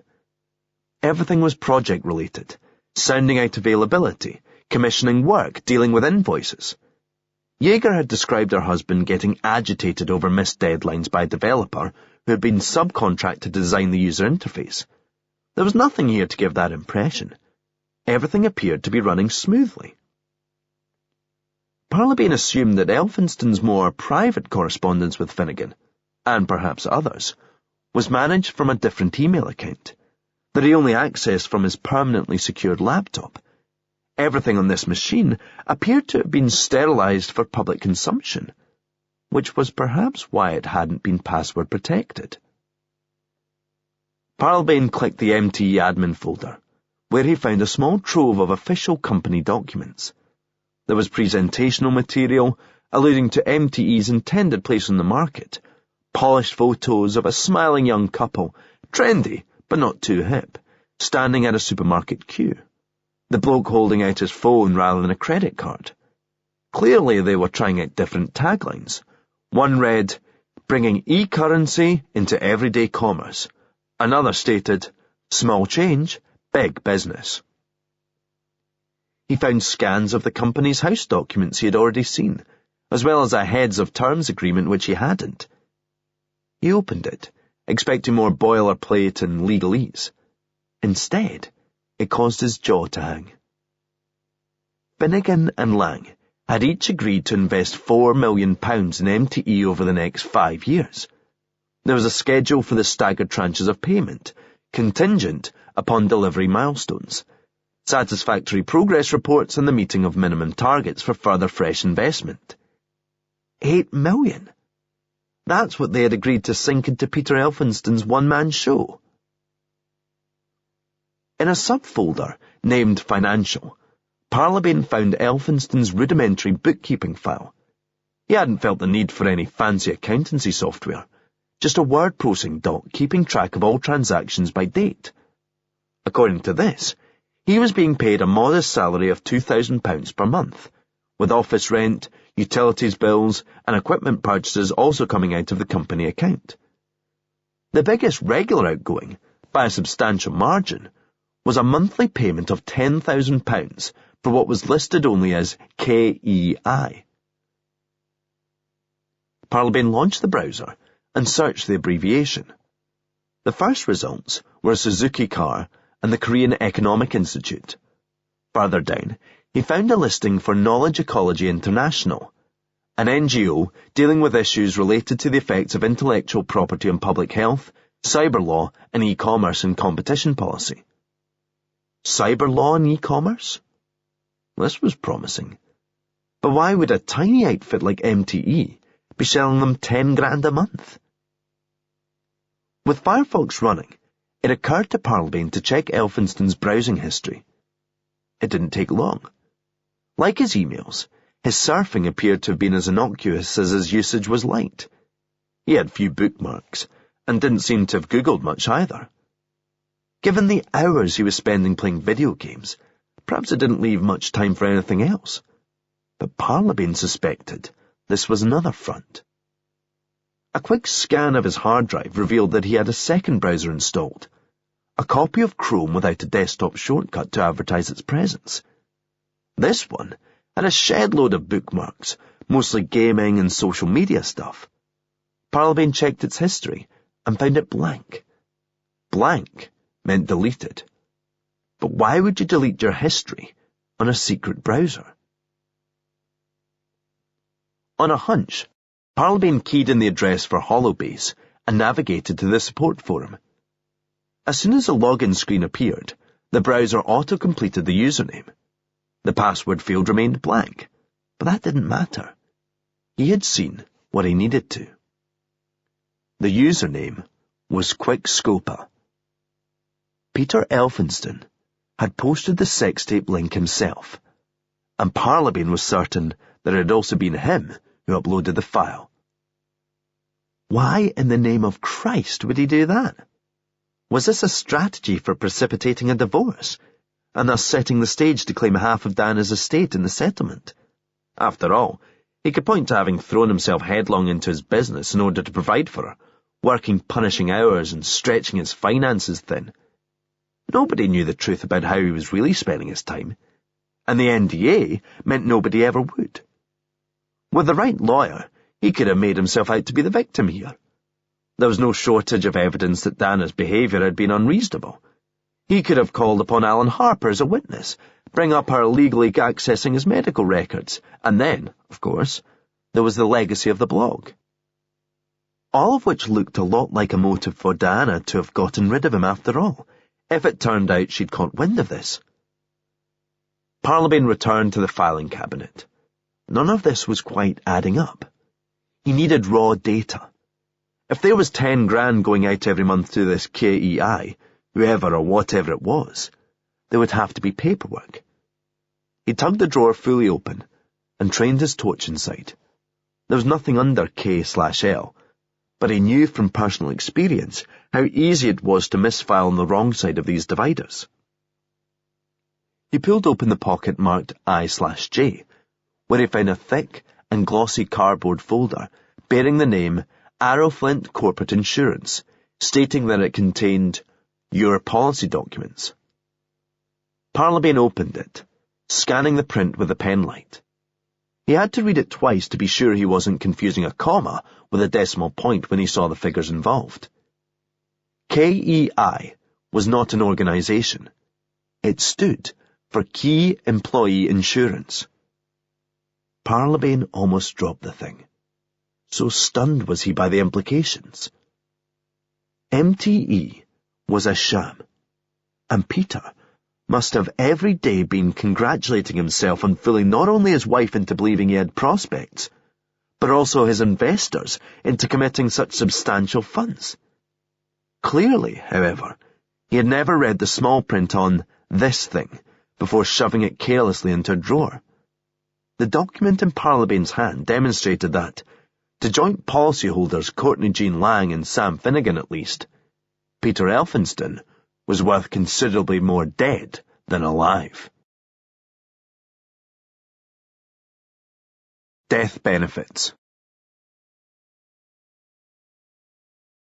Parlabane connected a portable solid-state drive to Elphinston's main computer and set about copying as much as he could. Not only the MTE folders and the email cache, but the program files and system folder too, so that he could sift through them under less straitened circumstances. Having left it to transfer, he began shooting photos of the hard copy documents on his phone, methodically working his way through the contents of the filing cabinet. He checked his watch, mindful of the fact that the sun would be coming up soon, and that on an industrial estate such as this, people might be showing up for work any time from 7 onwards. He figured the security system would have been reset by the Catella guards upon exit. Given how swiftly they appeared on site the first time, he knew they would be back there even quicker if there was a second alarm, and their investigation might be less cursory too. He hauled himself up through the ceiling again, and made his way slowly and carefully across the suspended lattice before dropping out into the emergency stairwell, out of range of the sensors. Dawn was breaking as his car sped south, a dim glow silhouetting the hills beneath clear skies. Watery winter sunshine was starting to streak through gaps in the pine trees, and in Parlabane's head, a lot of things were coming into focus. The Arrowflint policy was the kind of insurance you'd be wise to take out if you were planning to sink £8 million into a project that essentially came down to one man executing his genius idea. An idea that, in the interests of intellectual property protection, nobody else could be told. However, what Parlabane had worked out was that neither Finnegan nor Lang was really intending to invest £4 million. They merely had to demonstrate that they intended to. It was all to provide the facade of authenticity that would justify them taking out a £12 million KEI policy to protect a non-existent investment in what they had sussed to be a phantom project. Parlabane had seen the documents. Elphinston had undergone the medical. He was fit and healthy, a non-smoker and moderate drinker on no medication. He had a clean driving licence, didn't own or drive any high-performance vehicles, and didn't take part in any high-risk leisure activities. On top of that, he had no debt or criminal convictions, and was a scion of land-owning aristocrats who could trace their ancestry back 5 centuries. Arrowflint Corporate Insurance had approved the policy, MTE commenced paying the premiums, and suddenly Peter Elphinston was a living and breathing cheque for £12 million, made out to Finnegan and Lang. The tricky part was that in order for them to cash out, he couldn't be living and breathing anymore. Parlabane understood then that Elphinston's remains would never be found. Whatever happened to him on that final night had been long in the planning. A few hours after he walked out of Jaeger's garage, his BMW had gone into the river in an apparently tragic accident. Arrowflint weren't going to pay out on that, though, not without a body. And it could take 7 years for Peter to be declared legally dead. However, if his wife were to be convicted of his murder, that changed everything. As Parlabane followed the A9 on its snaking course between the rolling hills of the Elphinstons family's native Perthshire, he was struck by a shattering new possibility for what Sir Hamish had been scornfully alluding to during the telephone conversation Jaeger had overheard. It didn't work the last time, and it won't work now. Parlabane had initially assumed Hamish was talking about Liz Miller, perhaps aware of Peter's abortive attempts to become engaged to her, but now he realised it was something else entirely. Peter had been married before, to Courtney Jean Lang.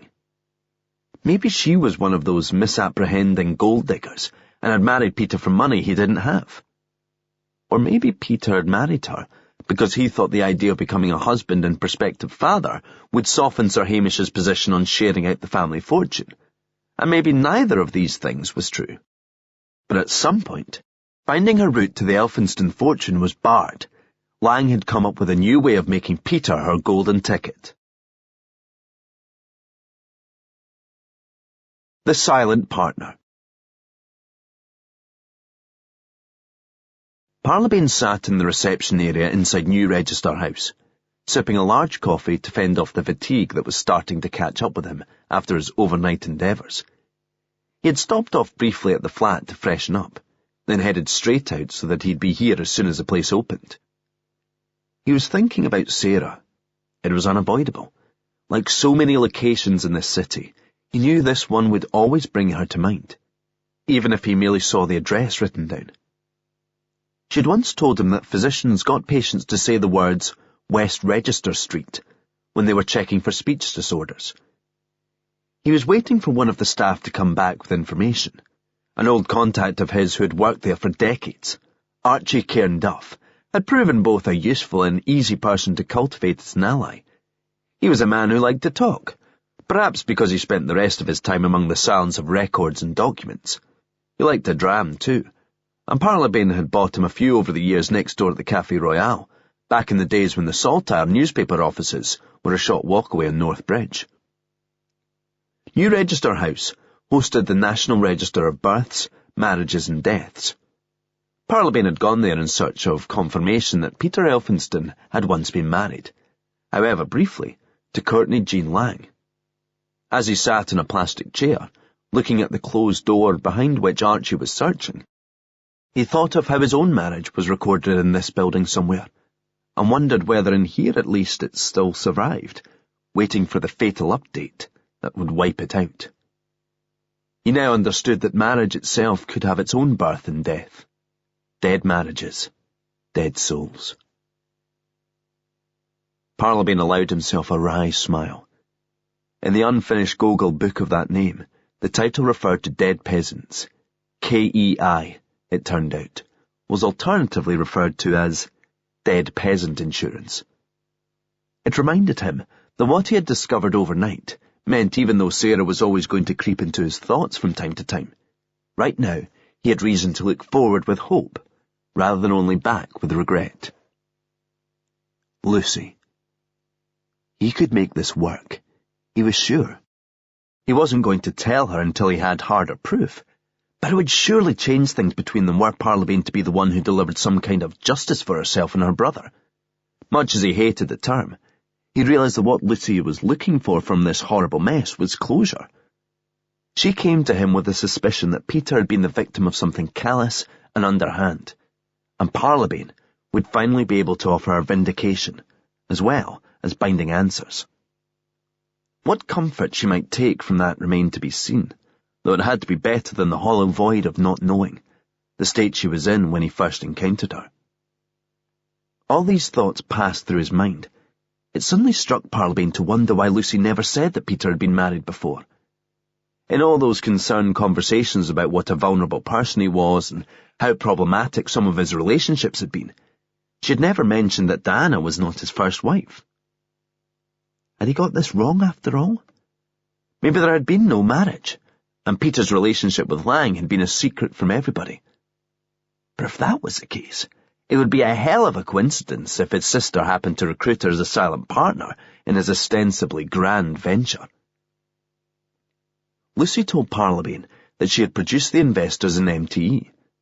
That made sense with regard to Finnegan, whom she had previously worked with, but she admitted she knew almost nothing about Courtney Jean Lang.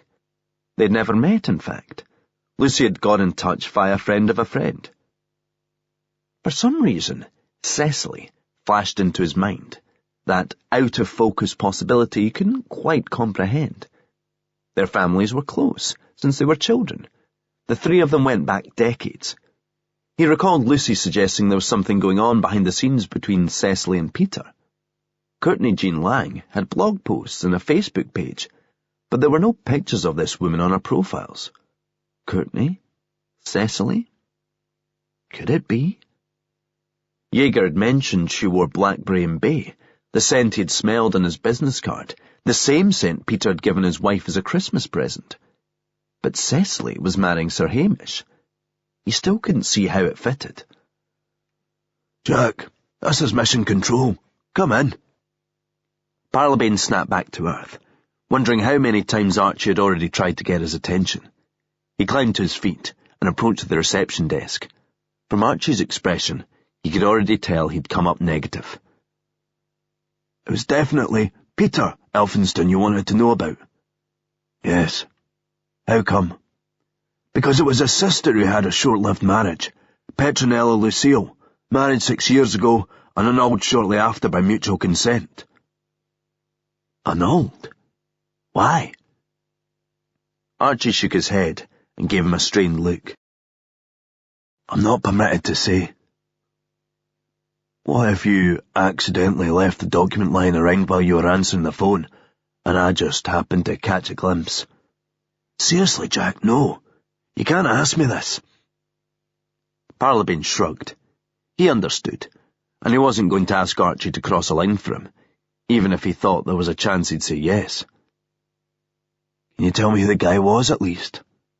Archie smiled. That much I can do. Exile. The Abbey View Bar sat on the main road into Melrose, opposite the rugby ground. It was an unpretentious place, the kind of pub that had its own kind of elegance about the fittings and the furniture, but from which you'd probably get barred for describing any of it as an aesthetic. Parlabane found it comfortingly old-fashioned, and he was in need of a bit of comfort right then. It was lunchtime by the time he had driven down from Edinburgh.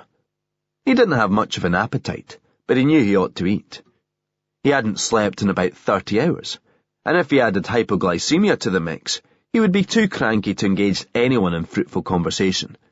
He ordered a burger and a pint of a local brew called Dark Horse. "Is Gordon Holman around?" The barmaid was an attractive woman in her 40s, with a plummy accent that made Parlabane picture her in a riding helmet and jodhpurs. She glanced at the clock. "He's usually in about 1:30. "How long has he had the place, do you know?" She looked up, calculating, then seemed surprised at her own answer. "Must be 6 years. I'd have thought less, but 6 years sure enough. Where does the time go?" 6 years. That was about right. Parlabane took his pint across to a table by the window. From the pub stereo, he heard the military cadence and tinkling piano that comprised the first bars of a song by Augustine's, entitled "Headlong into the Abyss."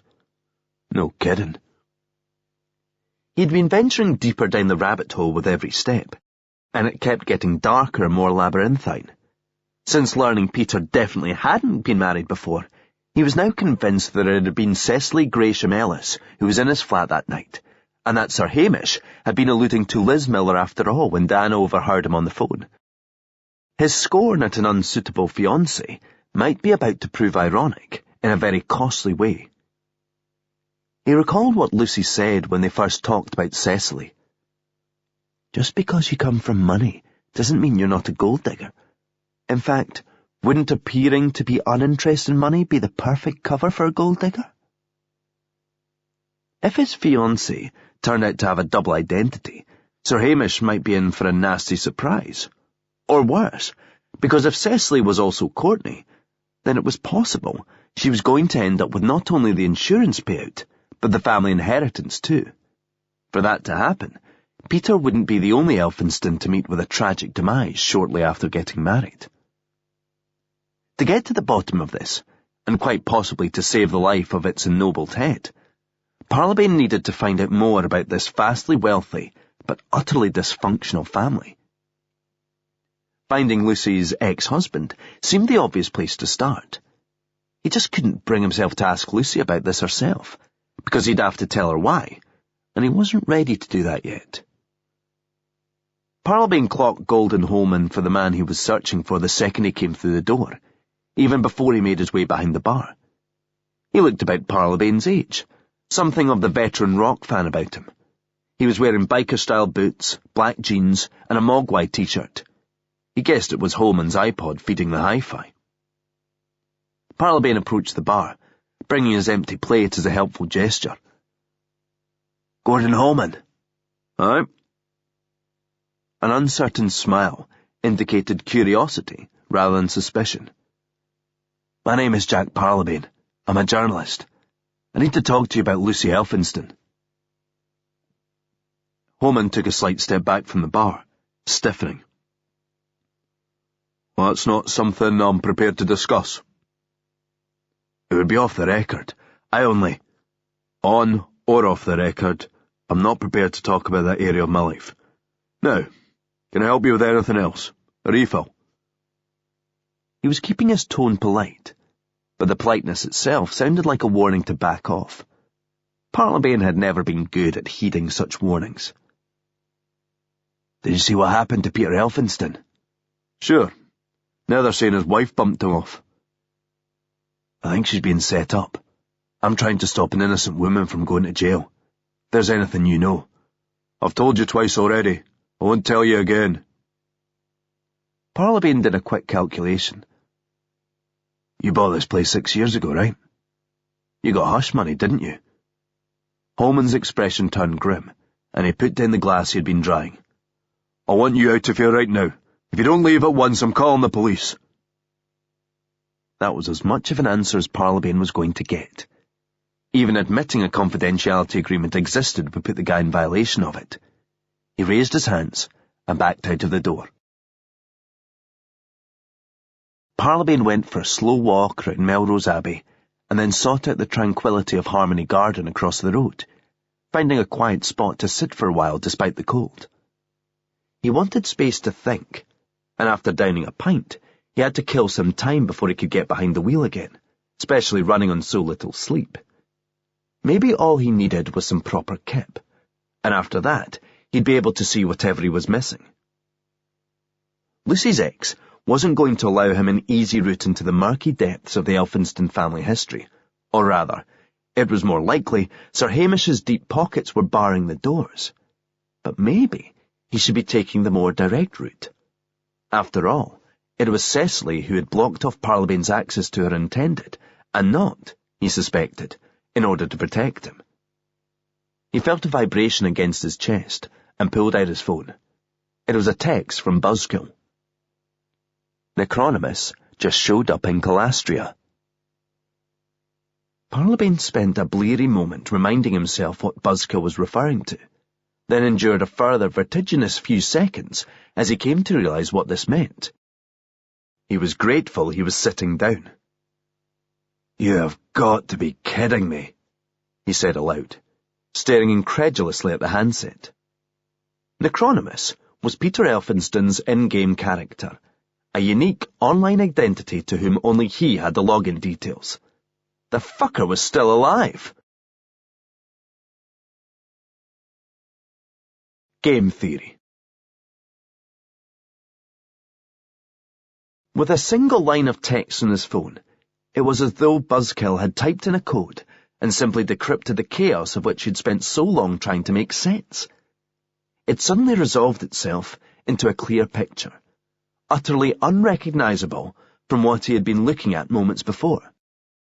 Elphinston's BMW had ended up at the bottom of the river not to frame Dana Yeager for a murder she didn't commit, but to frame her for a murder that never took place.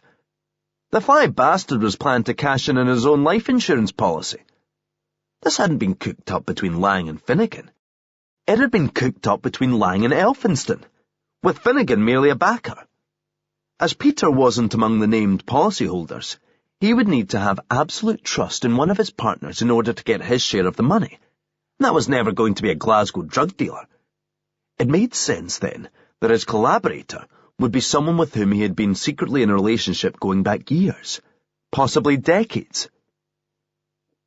They may never have been married, but these clandestine lovers had cooked up a way to get rich and give themselves the lifestyle they wanted. Now Parlabane understood where Liz Miller fitted into the bigger picture. She had been earmarked as the original candidate to take the fall for a non-existent killing. These conspirators had clearly been working on this for a long time. A couple of years back, Elphinston had set about wooing a woman who already had a conviction for the attempted murder of her partner. This would have made her the perfect mark. But Miller bailed when she thought things were moving too fast. Things had moved pretty fast a second time, too, when Elphinston embarked upon a whirlwind romance with someone else who had shadows of death and vengeance looming ominously over her past. Parlabane doubted chance had played any part in Yeager crossing paths with the new IT tech, who had recently transferred to a post at her hospital. In fact, he was sure that whatever was wrong with her computer that day had been Elphinston's doing. He had, as she claimed, seduced her, but for more brutally cynical purposes than Yeager could have possibly imagined. And having secured a wedding ring on her finger, he had set about creating plausible reasons for her to kill him, culminating in his leaking of the sex tape and a single act of violence that was deliberately intended to leave a mark. The theft of her money would have played in as a factor too, though Parlabane reckoned that was a secondary consideration. The primary motive was that Finnegan was demanding a bigger share of the final payout, presumably due to being the one who was fronting the insurance premiums, and Elphinston was trying to offset that. Finnegan wouldn't only have been providing money, though. Given what MacLeod told him, Snobby Sam had connections that would have proven vital to the creation of a new legal identity for the recently departed, including official documents, forged or fraudulently acquired, such as a birth certificate, national insurance number and passport. Now Elphinston was in the wind, lying low, God knows where, under a new name. Years in the planning, years more in the execution, and it had been going perfectly for them until only a few moments ago. When you put in the hours, when you make the long-term commitment, you've got to feel you're entitled to your rewards. Elphinstone had quested several months in the virtual realms of Sacred Rain, pretending to be at work while he waited for his marriage to reach a plausible point of crisis. The guy had spent arguably more waking hours in Calastria than he had in the real world, building up his character to demigod status. There was no way he was going to simply abandon that and start again. Not when he had several more months to kill while he awaited the murder conviction and consequent jackpot. And certainly not when there was nobody in the online universe who knew his real-world name anyway. Parlabane texted Buzzkill, asking whether it was possible to trace an individual player's IP address. The response pinged back a few seconds later. The game servers log all IPs, but they have security measures in place to prevent unauthorized access to that information. It took him a moment to detect that Buzzkill was being sarcastic. Unauthorized access was where Buzzkill lived. His phone vibrated again a few moments later, the next message showing a string of digits and dots. An IP number. Parlabane sent his reply, thanking the hacker for coming through once again, and mentally adding another favour to the Faustian tab. Then Buzzkill texted a fourth time. I can do better than that. Geolocation came up trumps. Would you like his current address? He allowed himself a smile. They must have known they were playing a long game, one that would take a few years to pay out, but for that magnitude of return, it would be worth it in the end. The big catch was that the scheme involved Peter becoming married to someone else. It had to be tough, being apart, grabbing those stolen weekends for secret liaisons. Tougher still, that part of the deal required Peter to be fucking another woman. That was why he had taken solace in the photographs and videos of his true love that he kept on his laptop. But very soon, they must have told themselves they would be reunited, together at last, with a rich future to look forward to. Parlabane intended to be there to share the moment. A better life. The last of the dragon riders had crashed to earth under a barrage of flame damage unleashed by his fire sword, hailed by cheers from the warriors manning the ramparts. This latest attempt to storm his citadel had ended in a rout, a fragile alliance of rival guilds no match for the small but powerful force he commanded. News of the failed sortie would travel far and fast. The same players who had attacked him would soon be queuing up to join his ranks. His name was one of the most quoted in the realm of Calastria and on the Sacred Rain message boards. He was Necronymus, the wizard who had become a demigod. But it was nothing compared to the miraculous transformation he had effected in the real world. As the noise of battle faded, he could hear the sound of a car pulling up outside, slightly muffled by his headphones. He glanced out of the window, and his heart soared as he saw her leaning into the front seat of a gold Mercedes, paying the cab driver. She was here. At last, she was here. Bonjour, tout le monde, he said into the headset mic, signing off for a while. He'd always logged on to a French Sacred Rain server since the creation of his character, and had spoken only French in-game. The subscription and payment details were in his new name, a persona he had been building up online for years longer than Necronymus, one that had credentials in the real world too. This place was rented in that name. The utilities were billed to it, and the new graphics card he had ordered this morning would bear it on the address label too. He spoke French like a native. It had always been a big deal with his family. They had a private tutor, and when they came here on holiday there was a no English rule. His father often talked about how throughout Britain in centuries past, French was the language of the high-born, stressing that only the peasants spoke the local tongue. Peter had enjoyed those holidays. The freedom of disappearing off to the village, away from the stultifying atmosphere of a house that always seemed oppressive despite its sprawl. That was because any building containing his parents was oppressive. They were bloodless, joyless wretches, trapped by inheritance and expectation, lacking the imagination or joie de vivre to live what could otherwise so easily have been remarkable lives. Bad enough that they contrived to be so miserable despite their privilege. But why were they so bloody determined that he should end up that way too? The only thing he didn't enjoy about those French summers was the absence of his computer, insisted upon by his father. Every year he paid a driver to haul a van full of riding gear, bikes, fishing tackle, and even 2 canoes. So it wasn't as if it was a logistical issue. The bastard just hated how much pleasure Peter derived from it. Games had always been his refuge and his retreat in a home full of tension, conflict, and obligation, a cold regime governed by the most immutable paradigms. Games were a place of freedom, of exploration, of imagination. That was still true today, but they were no longer the thing he cared about most. It was at the age of 15 that he had discovered a different source of comfort, a new realm full of pleasure and excitement, a refuge and retreat full of human warmth and companionship, a real world of love. And Jesus, what a pale shadow of it he had been forced to endure in order to pull this off, living a lie for the best part of a year. There was only one woman on this earth he would go through that for, and it was hell being away from her. She was here now, though, and his body was already tingling with the anticipation of her embrace. As he made his way eagerly towards the front door, he briefly wondered where Diana was now. Held in a cell, no doubt, on remand, waiting for the trial. As was he. Did he feel bad about what he had done to her? About what would happen to her? There were times when he had enjoyed Diana's company. They'd shared some good times, no question. You couldn't go through all they had together without feeling something.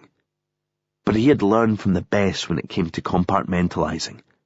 Throughout his life, he had seen how his father could be charming and open with people, warm and close as old friends, and then treat them like objects as soon as circumstance required it. When a family has had money for centuries, it is because it passes down the principles that ensure they keep hold of it. Didn't people notice how that other Diana, the Queen of Hearts, and our national patron saint, left precisely nothing to a single charity? You stay rich by keeping your money, and by understanding at all times that other people are quite simply worth less than you. Other people are worth less. His father drummed that into him from an early age. Other people's value is to be measured in terms of what they can give you, what they can be used for. That doesn't mean you can't be civil to them, but you never lose sight of the difference in your social standing. So yes, it was a pity for Diana. It was nothing personal, merely collateral damage. He didn't wish her any ill, but if he was asked to do it again to someone else, then he wouldn't hesitate.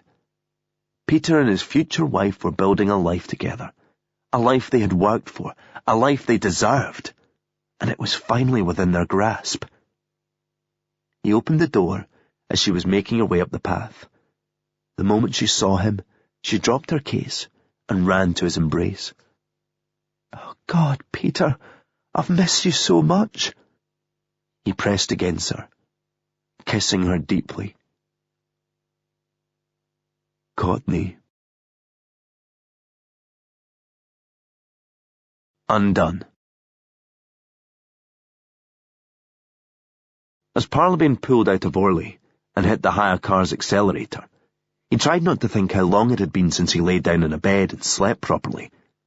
He had managed to doze briefly on the 2 flights it took him to reach Paris from Edinburgh, but cumulatively, he must only have had his eyes closed for 40 minutes. Sleep wasn't an option right now, but nor was it a necessity. He was running on caffeine and adrenaline. Nothing kept him buzzing quite like the scent of an exclusive. The sat-nav guided him towards his destination through gathering darkness and swirling rain. It took a couple of hours, following the GPS coordinates Buzzkill had supplied. They were a precise fix in the IP address from where Peter Elphinston had been logging into his Sacred Rain account, most recently that same afternoon while Parlabane was booking flights and doing some last-minute shopping. It was after 11 when he got there, having to place great faith in Buzzkill's numbers as the route led him down ever-narrowing roads beyond the last village. The rain had let up at least, though there was a cold wind whipping past as he opened the car door and travelled the last 40 or 50 yards on foot, so as to keep the car out of sight. It was an isolated cottage, set back from the single-track road. Parlabane approached cautiously, using the glow of his phone for light, though not engaging the full torch app. The grounds were unkempt, and the exterior somewhat ramshackle. Not quite where he pictured a tech geek holing up, though an icon on his phone reported that the house was rocking a strong Wi-Fi signal. This was definitely the place. Parlabane guessed it was either a fixer-upper or merely a temporary bolt hole. Either way, Peter's accommodation budget was intended to jack up dramatically in the near future. Parlabane could see a glow from behind closed curtains through a window on the left towards the rear. He could hear music, the only time he was ever grateful to be listening to James Blunt, as it would cover the sound of his approach. He proceeded on soft feet, walking over grass to avoid the gravel path. There was a Citroen C3 parked in a narrow driveway to the right of the house, uneven flagstones overgrown with grass and weeds. He crouched next to it and attached a GPS tracker out of sight inside the wheel arch. Stuff that was once the preserve of the security services you can now pick up in Halfords. It would be easy enough to get photographic proof in the morning, stay out of sight and take the shot from distance with a telephoto lens. But ideally, Parlabane wanted face-to-face confirmation. He wanted to look the guy in the eye and witness the moment he realized his plan had crashed and burned. One of the potential consequences was that he might go on the run and try to disappear, hence the tracker. Another potential consequence was that Peter might turn violent, as Lucy had specifically warned could happen when he felt cornered. That was why Parlabane hadn't yet ruled out the telephoto option. For now, he was simply getting the lie of the land, and would decide in his play once he knew what he was dealing with. As he got closer to the house, he observed that there was a sheet of paper taped to the front door. He held up his phone and read it by the glow from its screen. His French wasn't great, but clearly they were expecting a delivery the next morning and didn't want woken up to answer the door. It stated that the back door was unlocked and to leave the parcel in the kitchen. Couriers needed a signature before they were allowed to follow such instructions, and the note was signed off, Merci, Courtney Jean Lang. Mercy indeed, thought Parlabane. He ventured around to the rear of the building, circling right to stay away from the window where the light and music were coming from. The back door was a sturdy old thing, heavy and weathered and easily 100 years old. Parlabane reckoned the lock mechanism would have taken him no time to pick, but either way, the biggest challenge was opening it quietly and hoping it didn't squeak or shudder. He put a firm shoulder to it and twisted the handle, nudging it forward in a smooth and controlled movement. He stepped inside, leaving it slightly ajar. The kitchen was in semi-darkness, light spilling through the partially open doorway to the hall. It was a large and airy room, dominated by a heavy wooden table in the centre. Parlabane noticed a couple of unopened letters lying on it, the envelopes bearing the automated print of utility bills. He held his phone close and read the addressee, Courtney Jean Lang. The music still played from somewhere along the hall, but he could hear human sounds becoming louder beneath it, rhythmic male grunting, and the moans and shrieks of a woman in the growing throes of orgasm. It ceased shortly thereafter, and was replaced by the quieter, muffled sounds of the afterglow, billing and cooing, giggling. Then a male voice spoke up, loud and distinct, the accent middle-class Scottish, as Diana had described it. Yeah, stick a couple of slices on for me as well. I'll be through in a sec. He heard a door open down the hall, followed by footsteps. She was heading for the kitchen. If he moved now, he could maybe get out before he was seen. though he wouldn't be able to close the door without it being heard. They had just had sex, though. They would never be more vulnerable or unsuspecting as this. He held his ground. When she walked in here in about 5 seconds, he would get hard proof of Cecily Gresham Ellis's secret alias, while down the hall lay incontrovertible evidence that Diana Yeager was innocent. Parlabane's phone was already recording everything, but for backup, he set his camera to video mode and placed it down on the table next to the letters. That was when it struck him that he was in France, where Courtney and Jean were both men's names. Parlabane felt a sudden lurching, like the floor was shifting beneath him. Courtney Jean Lang wasn't his lover's alias. It was Peter's new identity, acquired no doubt with the help of Sam Finnegan. This meant Peter didn't need to trust the other beneficiary named on the insurance policy. He was the other beneficiary. Parlabane's mind raced, trying to calculate the consequences. He couldn't see how this changed anything substantial. So why did he have the gut-wrenching sensation that he had missed something crucial, something that had been right in front of him the entire time? Why did he have the horrible fear that he was about to be blindsided?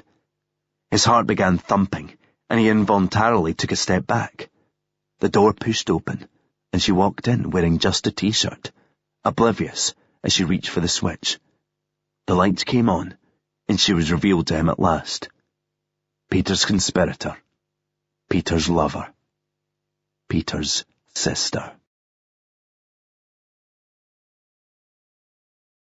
A family affair. He'd been sent to spend the night in the unused maid's quarters, a cold and largely unused little room containing only a bed and a nightstand. No books, no music, no television, and definitely no computer. This was punishment for when his father discovered the phone bill he had run up. It was back in the dial-up days, and what did a tight-fisted bastard expect when he wouldn't spring for a deal on a dedicated ISDN line for the internet? Even paying at that per-minute rate, it was a drop in the ocean for a man of his means, who thought nothing of spending twice that on a single bottle of wine. He had been sitting there on the bed, still tearful after the ferocity of the dressing down.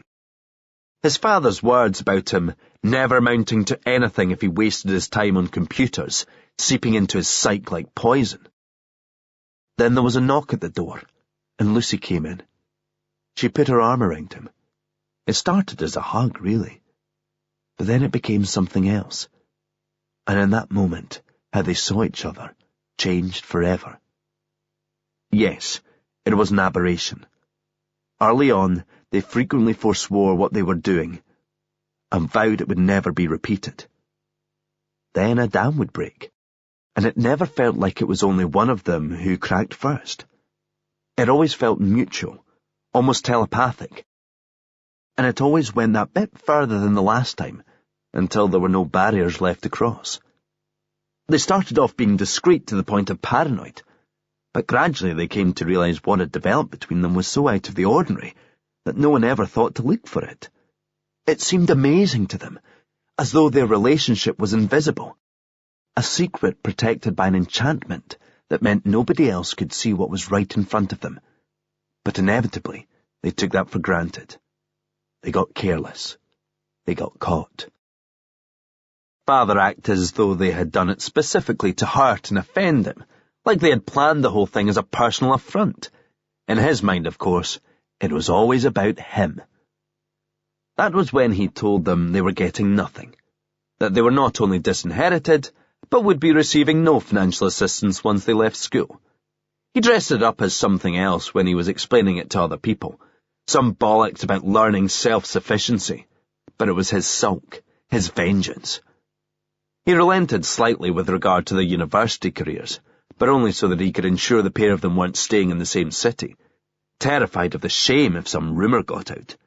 Hence Lucy went to Edinburgh, and Peter to St Andrews. It wasn't a great distance, but the fact was that they could have gone to Aberdeen and Oxford, and it would have made no difference. They thought Father's rage would pass, that he would climb down if they gave the impression it had simply been a weird phase that was now over, And at that stage, for a while at least, they did try to convince themselves that it was over. Lucy even got married. It had been painful for Peter, but they talked about how it might be for the best, that he would find someone too, and they would put all this behind them. Furthermore, they hoped that there would be fatted calf on the wedding menu for Sir Hamish's prodigal daughter, and both his heirs would be restored to his good graces, not to mention his will. Unfortunately, he remained immovable and unforgiving, though it didn't help that during Lucy's short-lived marriage, their attempts at abstinence ultimately proved as successful as their efforts at discretion. Lucy's husband Gordon discovered them. It cost father money to cover up the mess, and they knew then that there was no way back. Husband, wife, brother, sister. These were only labels, definitions. You were defined by your actions and feelings, not by nomenclature. You might be married to someone, but that didn't mean you were in love with them. Not like the two of them were in love. They didn't choose this. That was what nobody ever appreciated. Other people would be appalled by their breaking of this sacred taboo, but other people didn't have what they had, this kind of bond, this kind of unity, and that disapproval only forced them closer together.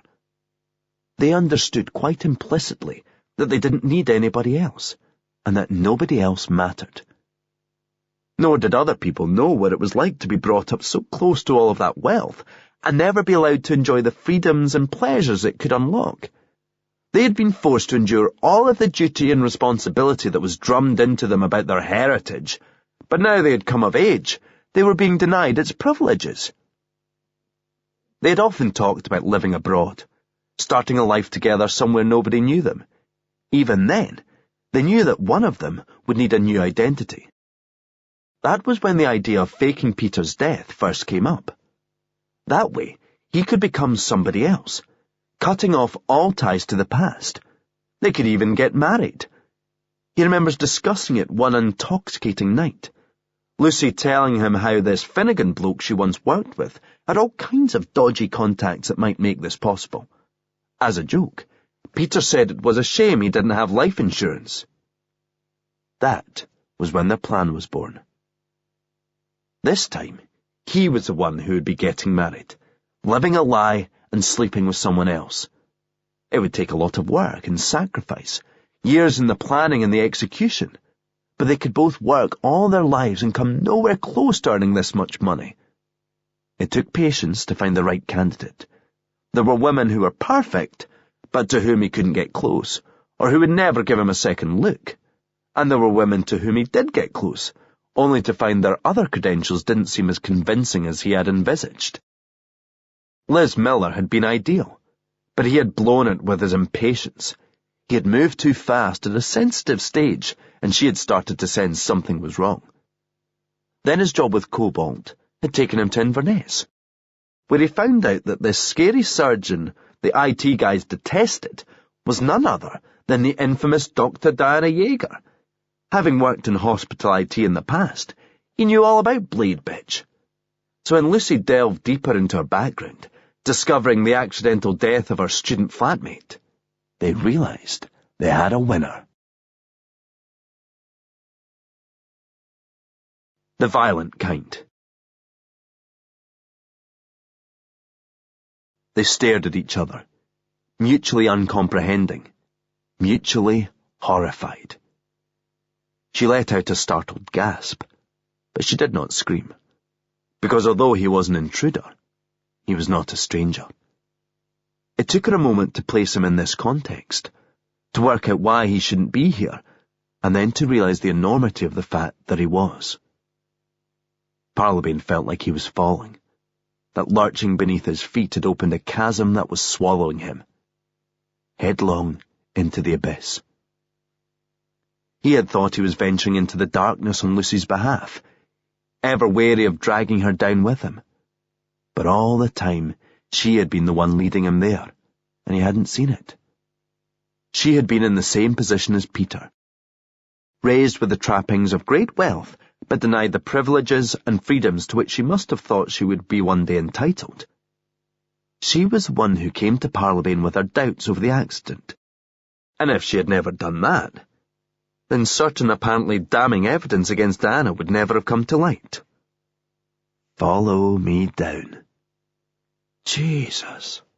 It was so obvious now.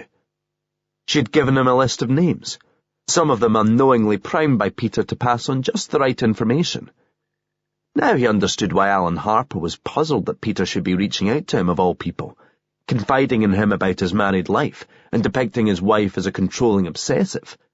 It was so that Harper would feel the need to unburden himself later, troubled by the fact that Peter had left a distraught message on the night he apparently died, worrying about being in too deep.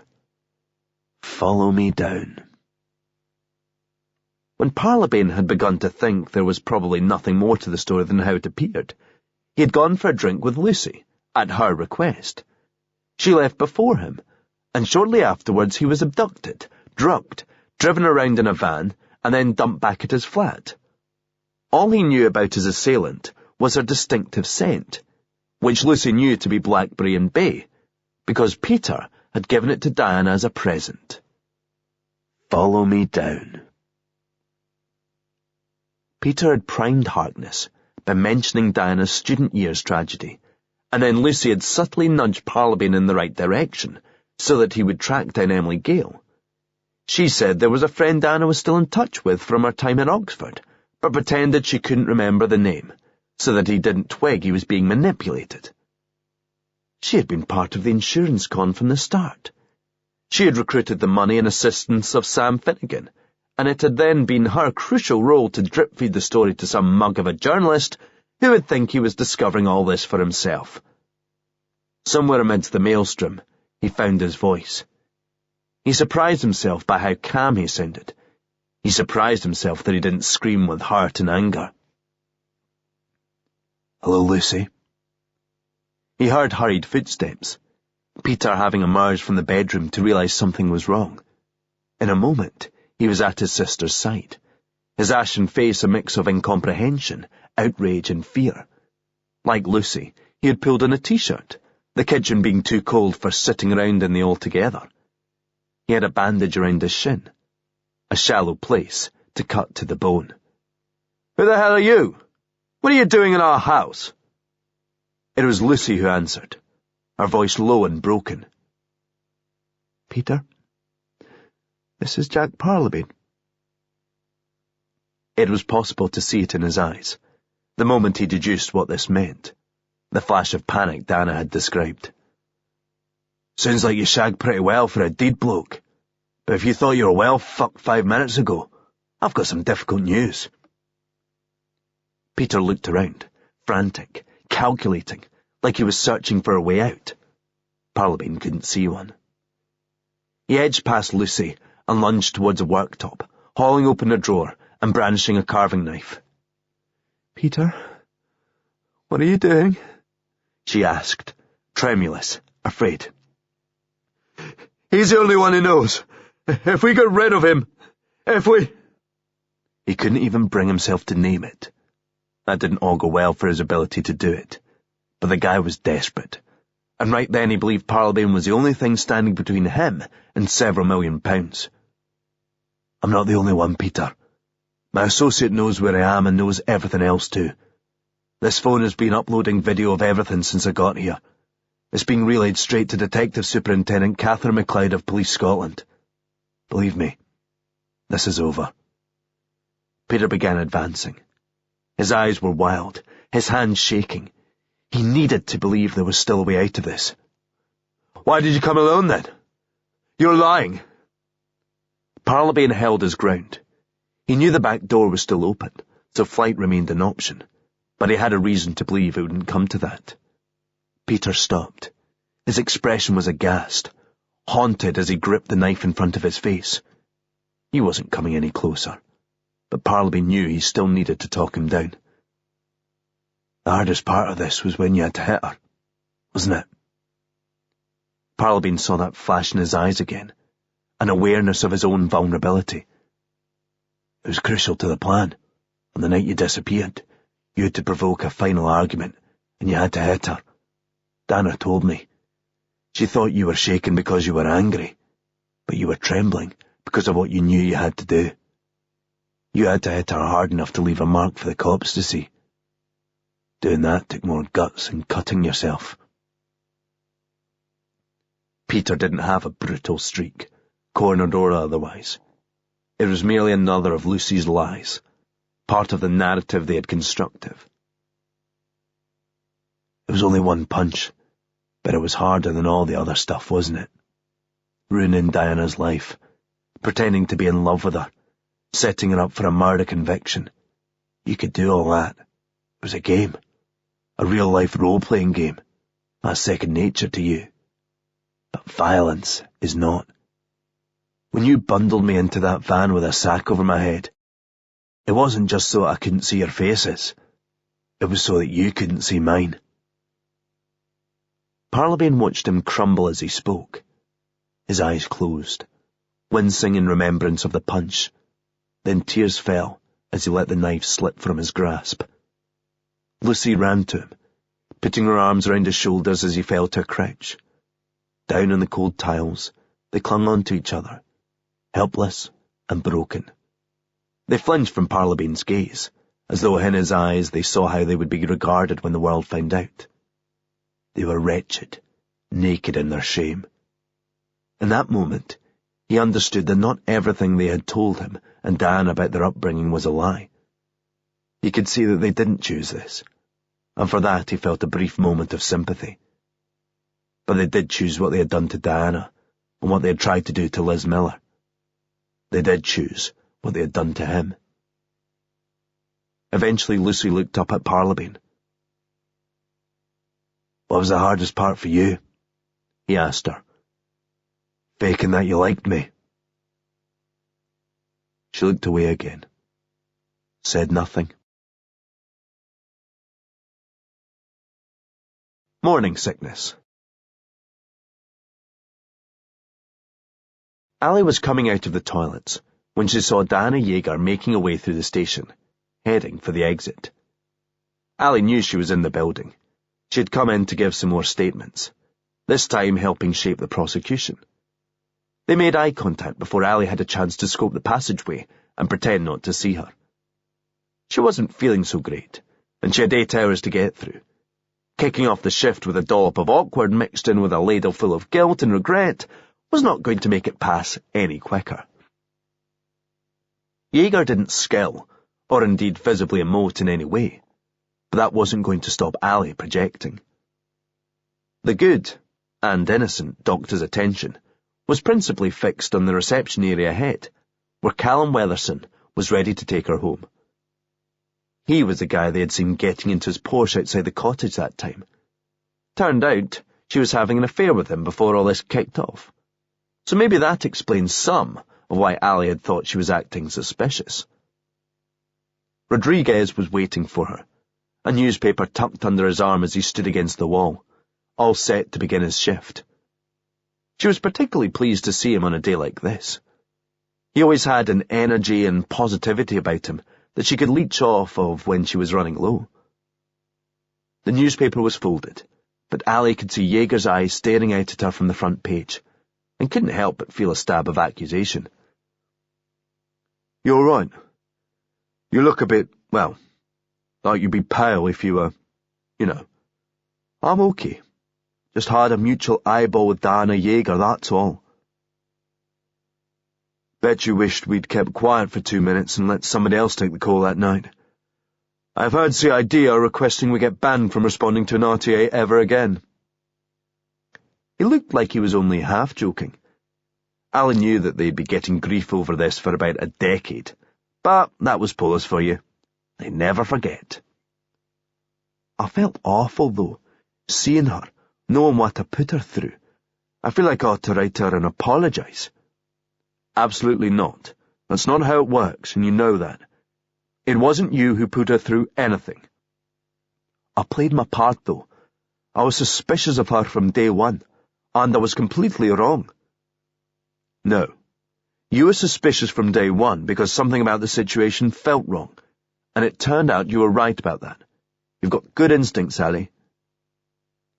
So I was wrong, but for the right reasons. I'm afraid that doesn't feel reassuring. Well, it should. It's better than being right for the wrong reasons, because that just means you are lucky. Being wrong for the right reasons will serve you better in the long run. Ally nodded. She knew he was right, but that didn't make her feel any better in the here and now.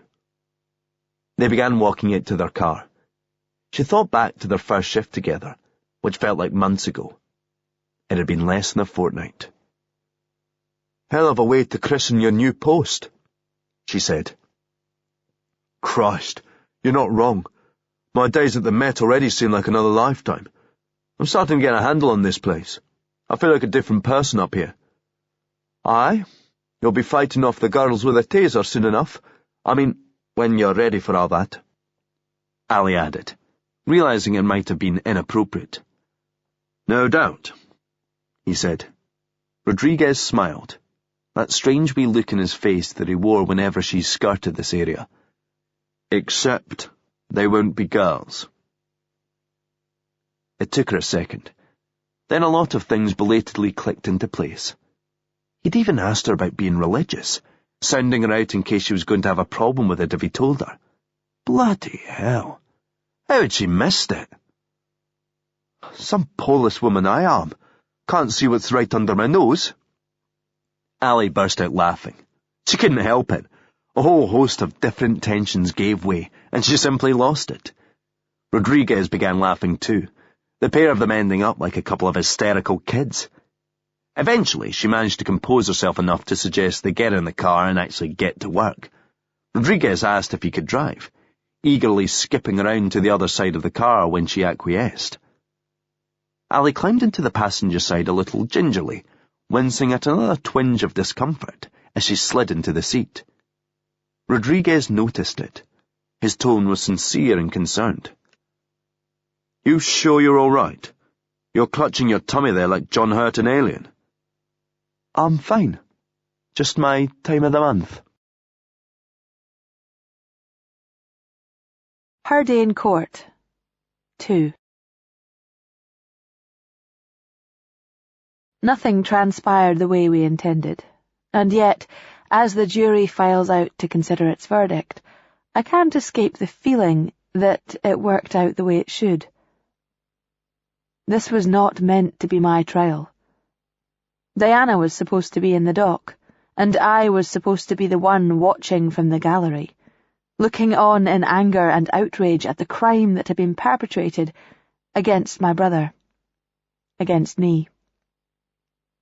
But as Jack Parlabane once said to me, it is what it is. I wanted to plead guilty, but I couldn't convince Peter to join me, so I knew that if I confessed everything, I was throwing him under the wheels. This was all largely my idea, after all. Pleading guilty would have spared us a trial and resulted in a smaller sentence, but Peter convinced himself we could cast enough confusion over everything as to get a not-proven verdict, at least. We came up with this bullshit about Peter having some kind of breakdown over his business and his marriage, faking his death so that he could drop out of his life and run away. We told the court that when Jack found me in France, it was because Peter had suddenly got in touch, and I had rushed over to help him get his head together, having been pledged to secrecy. We claimed that Courtney Jean Lang was a real person, who had promised investment and then absconded, resulting in the pressure Peter found himself under. Peter, therefore, knew Lang's place in France would be deserted, which was why he decided to lie low there.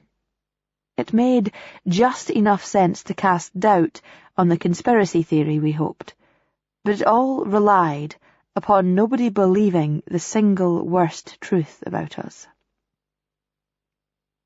That was the thing I was always most afraid of, and yet now that we can't hide it anymore, I am relieved. It's amazing how a secret loses its power, how the burden sheds its weight once it is out there in the open. I might be going to jail, but in other ways I have been liberated. For the first time, I feel truly free. I've come to realise the ways in which I was trapped. I felt trapped when I married Gordon, partly deluding myself that it was real, all the time aware that it was a charade to fool my father. Father paid him off, but I lived permanently under the shadow of him someday revealing what he had discovered when he came home one night after a cancelled business flight. At the time, when I regarded what I did to Gordon Holman, what I was doing to Jack Parlabane and Diana Yeager, they were like pieces on a board, and I prevented myself from seeing them as human beings. It reminded me of my father, and I hated myself for that. I knew it was wrong, but it was as though I refused to acknowledge any reality other than the one I was constructing. When Jack asked me if the hardest thing was pretending I liked him, something inside me screamed. I wanted to tell him it was the easiest thing. The hardest thing was knowing that I had to use and discard him, pretend he was nothing. Peter can do that. He's more like our father that way. I couldn't fake it. I had to live it. At times, when I was with Jack, like that night in the bar, it was as though I could simply step over a line into a world where our growing closer was real. I could choose to live in that world instead. But I loved Peter, and everything was already in train by the time I even approached Jack at his flat. I still love Peter, but what happened has freed me, shown me that I have been in pursuit of a single notion for so long, I had stopped seeing the wider world around me. I was so full of anger, full of resentment at what I felt I couldn't have, that it blinded me to all that I could. I actually liked Diana. I admired her. Now I can admit that. I couldn't before, because of what I was complicit in doing to her. I told myself she would only get a few years in prison. She ought to be able to argue self-defence, given that Peter had hit her. But these were merely lies I told myself, so that I didn't have to think about what this was ultimately costing an innocent woman. I look across the courtroom at her now, and I see her take her partner's hand, excitedly placing it upon her swollen belly. I don't need to be a lip reader to know what she is saying to him. It's kicking. The end.